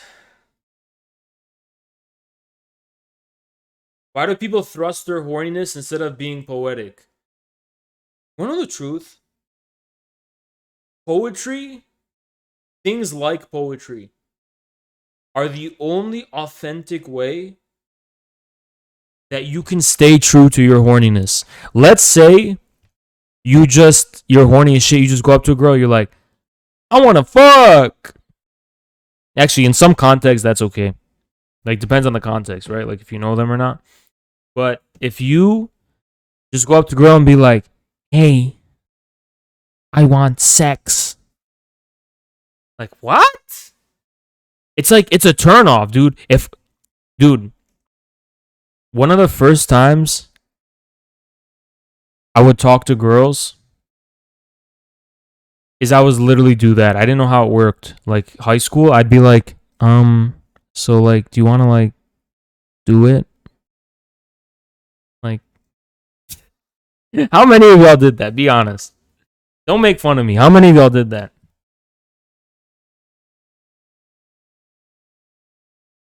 And then, dude, there was one that said yes. That literally said yes. And then I just didn't want to anymore. I was like, they're like, yes, next time we will. Next time we're going to do it. And then they came, and I didn't want to anymore. I was like, okay, I just don't want to. Like, because I wasn't expressing it correctly, you know? Just if you're direct about it, it doesn't work when you're direct, you know? You're going to turn yourself off when you're direct. Unless you're a pervert and a psycho. Have you ever seen the Iraqi... Yeah, because he's a pervert. He has psychopathic problems.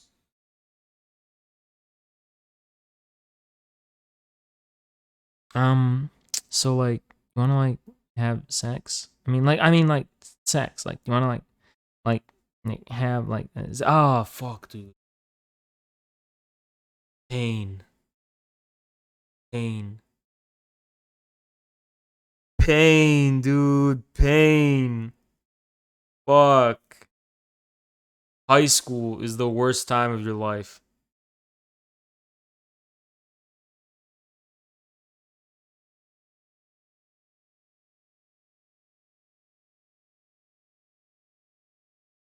Internet leftists are too horny? No. Everyone is equally horny on the internet. Some are open about it and some are hidden about it.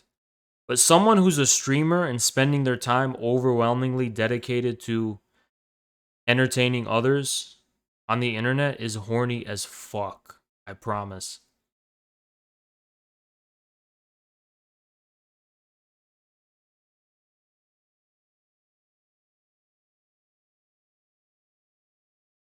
That's how people get caught into scandals and shit.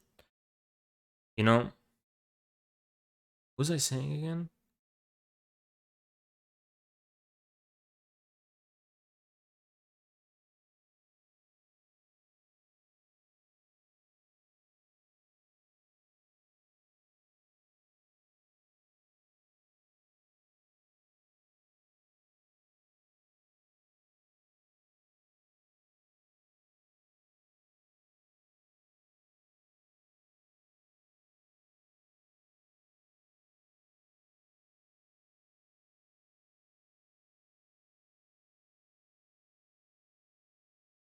Alright, let's continue the video. Let's continue the video.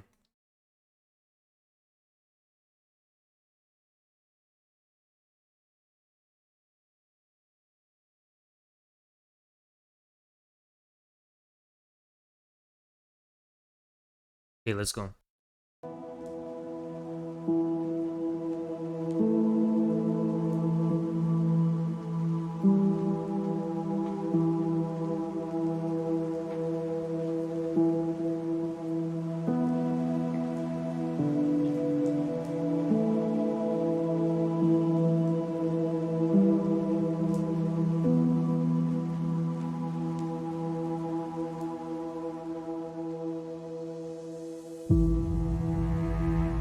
The brave one will fight.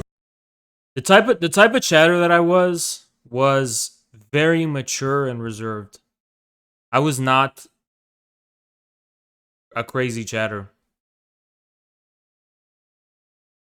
I was really mature.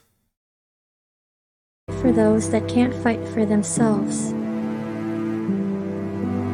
The only reason I have things in common with you and other people is because we have common humanity. We find our common humanity. The brave one.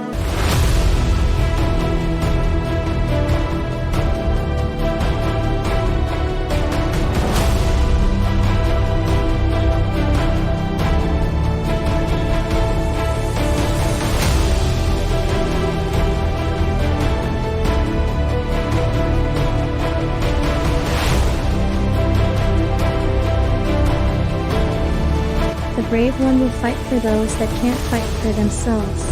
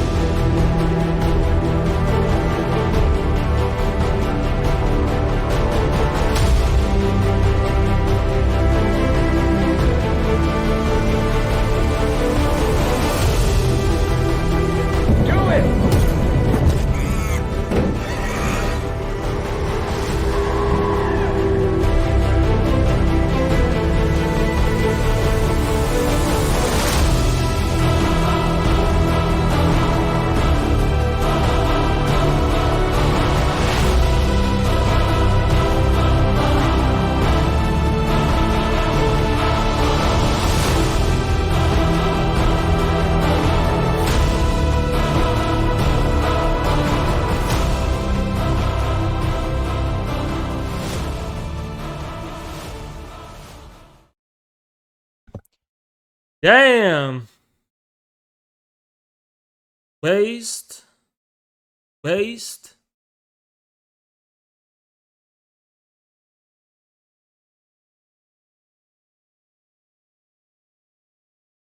Based. This recent essay is, oh dude, I want to talk about this shit. There's a new era of Xi Jinping's China. I'm going to talk about it next stream tomorrow. We'll talk about it next stream. There's a lot of crackdowns and shit in China. Super based. Lot of crazy cool things going on. I want to talk about it.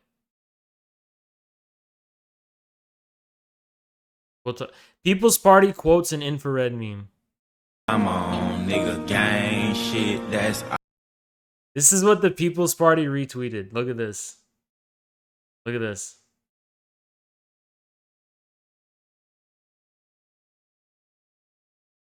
Check this out. All I'm on. Gang shit, that's all I'm on. Nigga, gang shit, that's all I'm on. Gang shit, that's all I'm on. Nigga, gang shit, that's all I'm on. Gang shit, that's all I'm on. Let it bang bang, let it bang bang, till his brains hang, and his mama sang, and the pastor sang. This is literally my favorite part. It's like the beat drops and his logo. That's my favorite part. It's so least expected, but I love it. And them choppers sang, and the choir sang. I'm on everything. Jacob charged me $450 for a tennis chain. US Open had it on the set. All I'm on, nigga, gang shit. Alright, that's based. Let me just see there's more on the Reddit. I missed 2 days, so. US spent 1.5 trillion in Afghanistan. What did they get in return? Nothing. We'll save that one. Put this on my on-stream links. True like Mao? What's this? It's ink bites. What is this?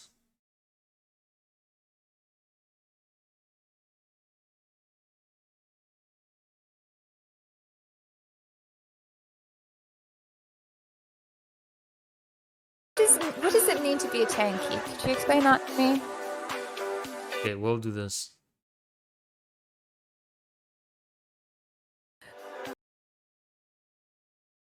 What does it mean to be a tanky? Could you explain that to me? A tanky is basically a man who... Bruh, I didn't even consider that women can be tankies. I didn't even consider women can be tankies. You know that? In this video. It's fucking crazy. Whoops! Has this roughness about them. This leatheriness about their skin that makes them comparable to the strength of a tank, but like a tank, they're very mobile and stationary, and similar to a tank, when the heat of battle calls forth, they have a cannon protrude, and this cannon releases fire. This is so blasphemous. This will be banned in China.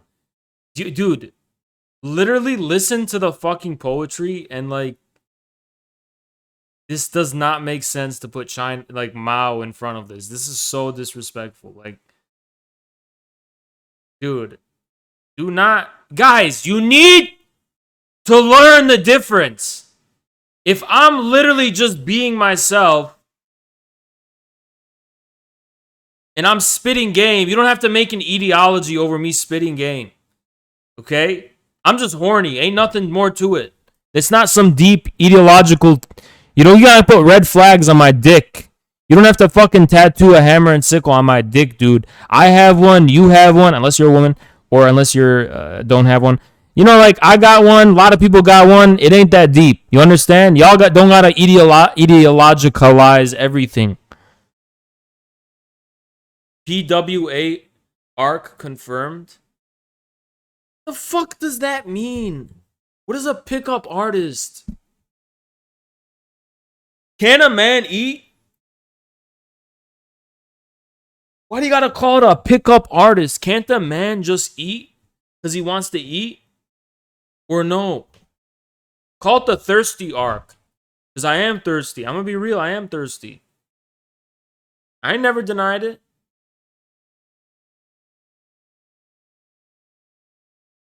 Can you stop spamming your fucking blogs on the Reddit, by the way? Just stop spamming your blogs. Infrared tanky grind. If you're the real conservative. Subway thoughts? I don't give a fuck.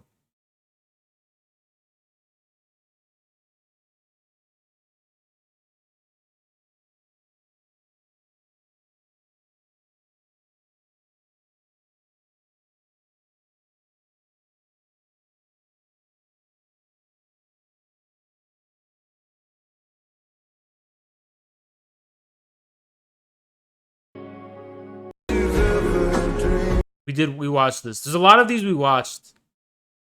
Okay. Let's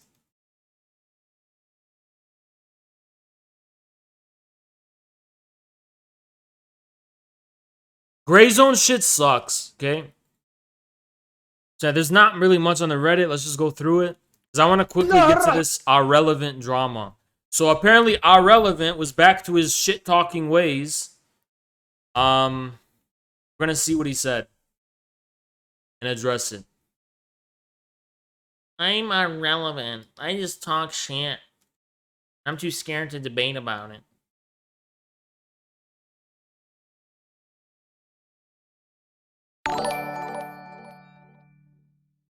Muslim Tanky donated $5.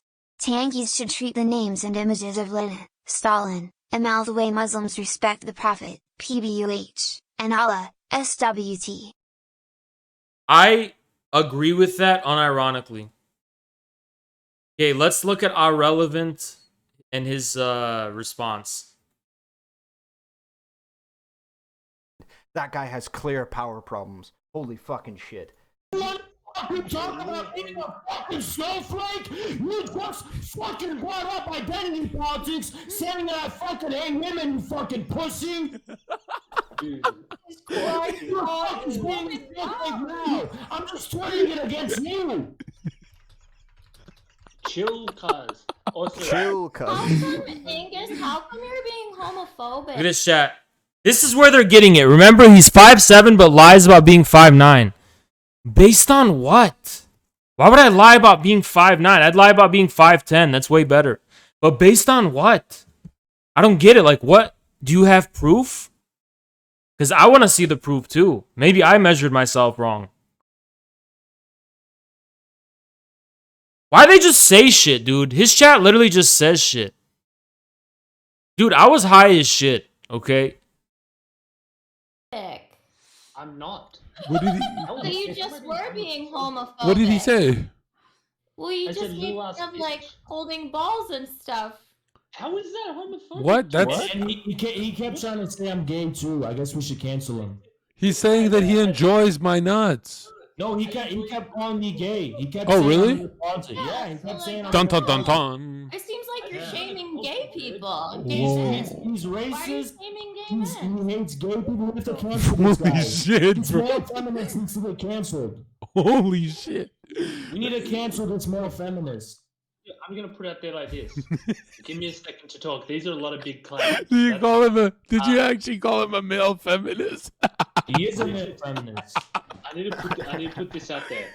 One, if anything's been taken that way, Anna, 100% not the case. I'm just very Disco Blitz. How would Thank you for I'm a big the fan first of time John's. I've sub. been a sub for ages. Male feminist has a problem with gay people. Male feminist has a problem with Arabic people. Male feminist needs to be canceled. Male feminist. This is a weird id-pull bit that he's trying to do here. I don't know. He tried to do it with me as well. You know the truth? I'm gonna tell you guys the truth. Our relevant is literally just not smart. I am so shocked at like how like unable this guy is able to think critically or just look past the surface about anything. Like, our relevant. Don't you understand the whole point was that I was demonstrating that two can play the id-pull game? He thinks he's actually making a point. Like, why would you even say that? It's just self-evident that's what I'm doing. You're making it seem like you're making some kind of insight here, and you're not. It just shows how much you lack critical analysis. Like, you're unable to see the deeper meaning behind things. You know? He's just not smart. I promise you, he's just not smart. Anna's based and protecting Haas while Ink is ambivalent. No, I'm telling you what's going on. Ink is backing off because she knows I'm taking care of it, you know? That's why. She's backing off because she knows I can take care of it. I don't know. It's just really weird. Canceled. I'm getting some male feminist vibes from him. I gotta say, I'm getting some male feminist vibes from him. Like that fake, like, male feminist thing. Yeah. Oh, This whole Anna show is is so again. weird. It is very weird. All right, you said Bookie is. Why he immediately exited out when it was proven the girls like me more and so were siding with me. Wow. Because remember, this dude literally came on call to talk about how he didn't approve of how I was talking to these girls, and they literally took my side over him. And our relevant has to leave. Let's see what his chat says. Coping. Do they even respond to it? Is on Destiny stream. Cool. This is how you know his chat is stupid. Genuinely just stupid people. Just the stupid community. Tuned in to Infrared's stream and he was getting so mad about people saying 5'9" was short. I have never actually gotten mad about anything related to height. I am just a fucking loud, assertive person. Would be in line with your psychoanalyst take. It's not that short. Dude, I've called myself a short guy so many times. I literally called myself a short guy so many times. You literally... People... Based. Thank you, party chairman. You know what I fucking hate? I fucking hate amateur psychologists. Like, you think you're making some psychologically profound insight?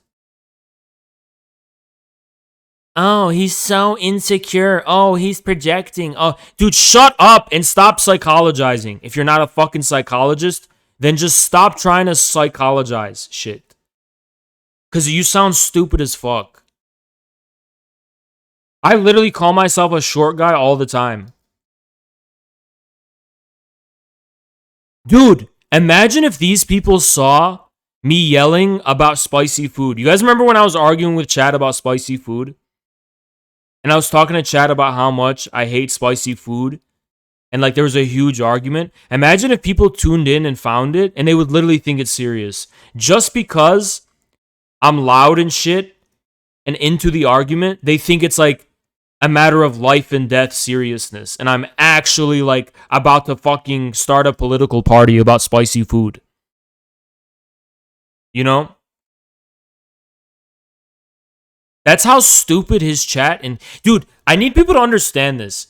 They veer between two extremes. Oh, is everything about infrared a fake joke or is he 100% serious? The truth is that it's neither. There's different layers and levels to seriousness based on context. A normal human being knows how to fucking judge that.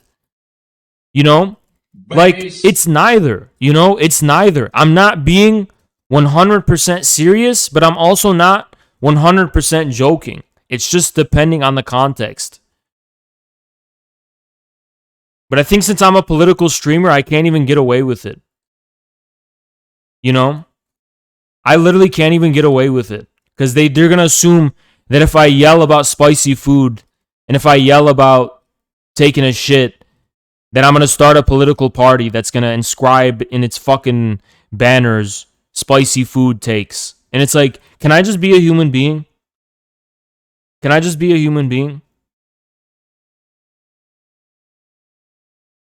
Thick Coogie, thank you for the sub. I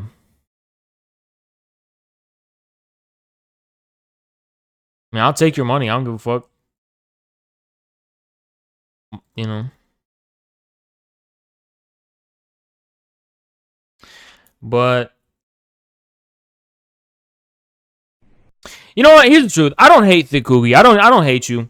I just got a problem with people who got hate boners for me. That's it. I don't hate nobody. I really don't give a fuck.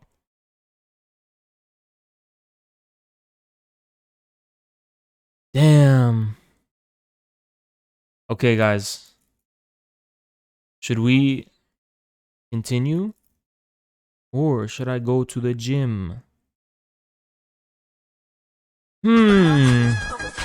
Damn! What the fuck? Okay. Okay. Okay. Thank you, Thick Coogie. Appreciate you.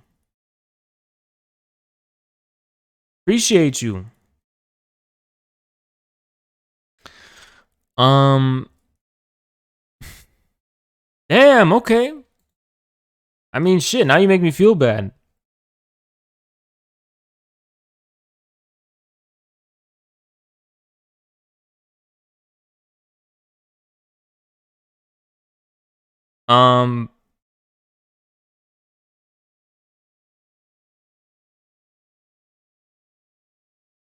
Continue, please. I'm thinking continue so I can get to the 7-hour mark.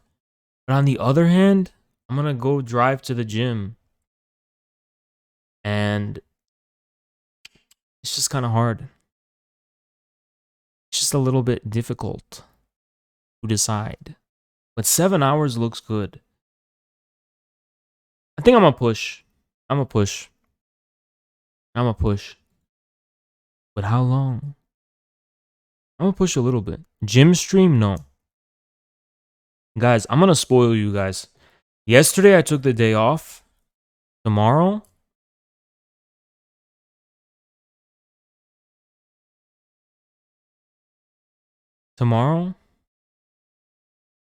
I'm gonna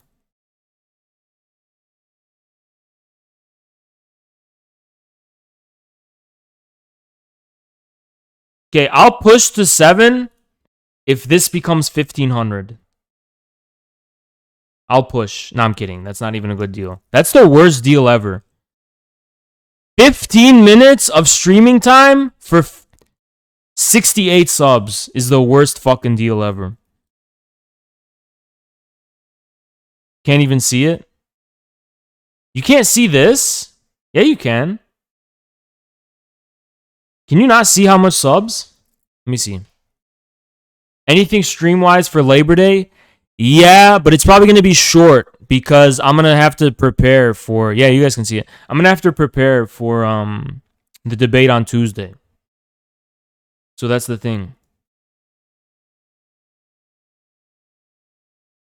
You know?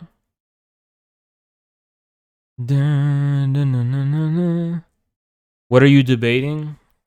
It's not gonna be on Twitch. It's gonna be I can't even talk about it because it's like, yeah. I'll talk. I guess you'll know more on YouTube or Discord, but I'll stream it on YouTube. I cannot stream. I don't even know if I could stream it on YouTube. That's the thing. I'm gonna be debating Keith Woods and some other fucking guy. And yeah, this is like apparently all of those right third position people are like all rallying behind this. They're like making posters about it. They're fucking hyping themselves up. And they're getting so excited. And meanwhile, and they're preparing all these sources and shit. Dude, me and Logo haven't even talked about it. I gotta talk to him, dude. At this point, tomorrow or Monday, I gotta reach out to Logo and be like, okay, dude, what's our battle plan? we have not prepared for this. I haven't prepared, and I have not even been thinking about it that much until today. About like what to anticipate they're gonna. I need to watch one of Keith Wood's videos to see like where he's coming from, because I've never seen his videos. What's the topic? The topic is China fascist, and were capitalists instrumental for Italian fascism? So it's gonna be, but it's mainly about whether China's fascist or not. That's gonna be the main thing they're gonna try to argue.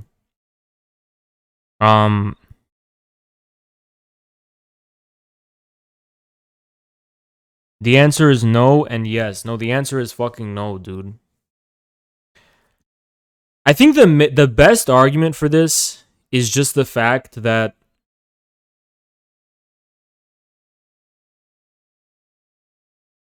I don't know, there's a lot of things. There's so many things. All you need to do is have more detail. Look, let me just tell you how I'm going to win this debate. Detail. The devil's in the detail. If you know more about the complexities of how China works, you go from broad to narrow, you win. You know, they're going to win by being, oh, China's a corporate society where they have corporates and there's class collaboration. They're going to say that kind of shit.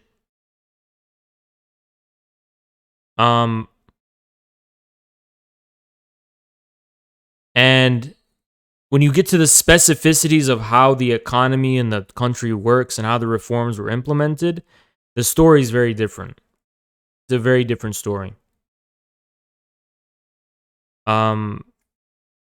But okay.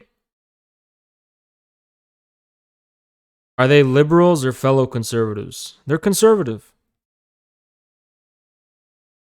Oh, the people I'm debating? No, the people I'm debating are fucking like fascists, basically. That's what they call themselves. Yeah. Okay, guys. We'll say hi to Jackson.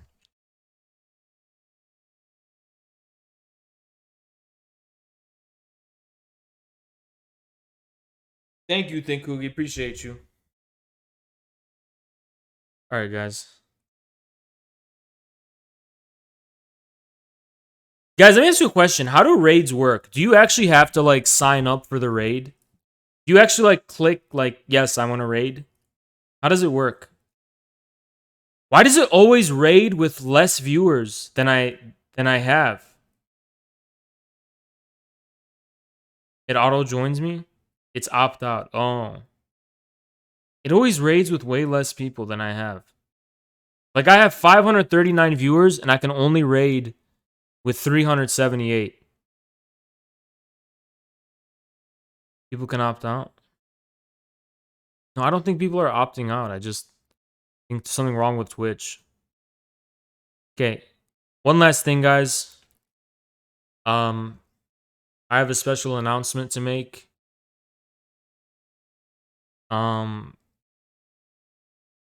Tomorrow, I'm going to be officially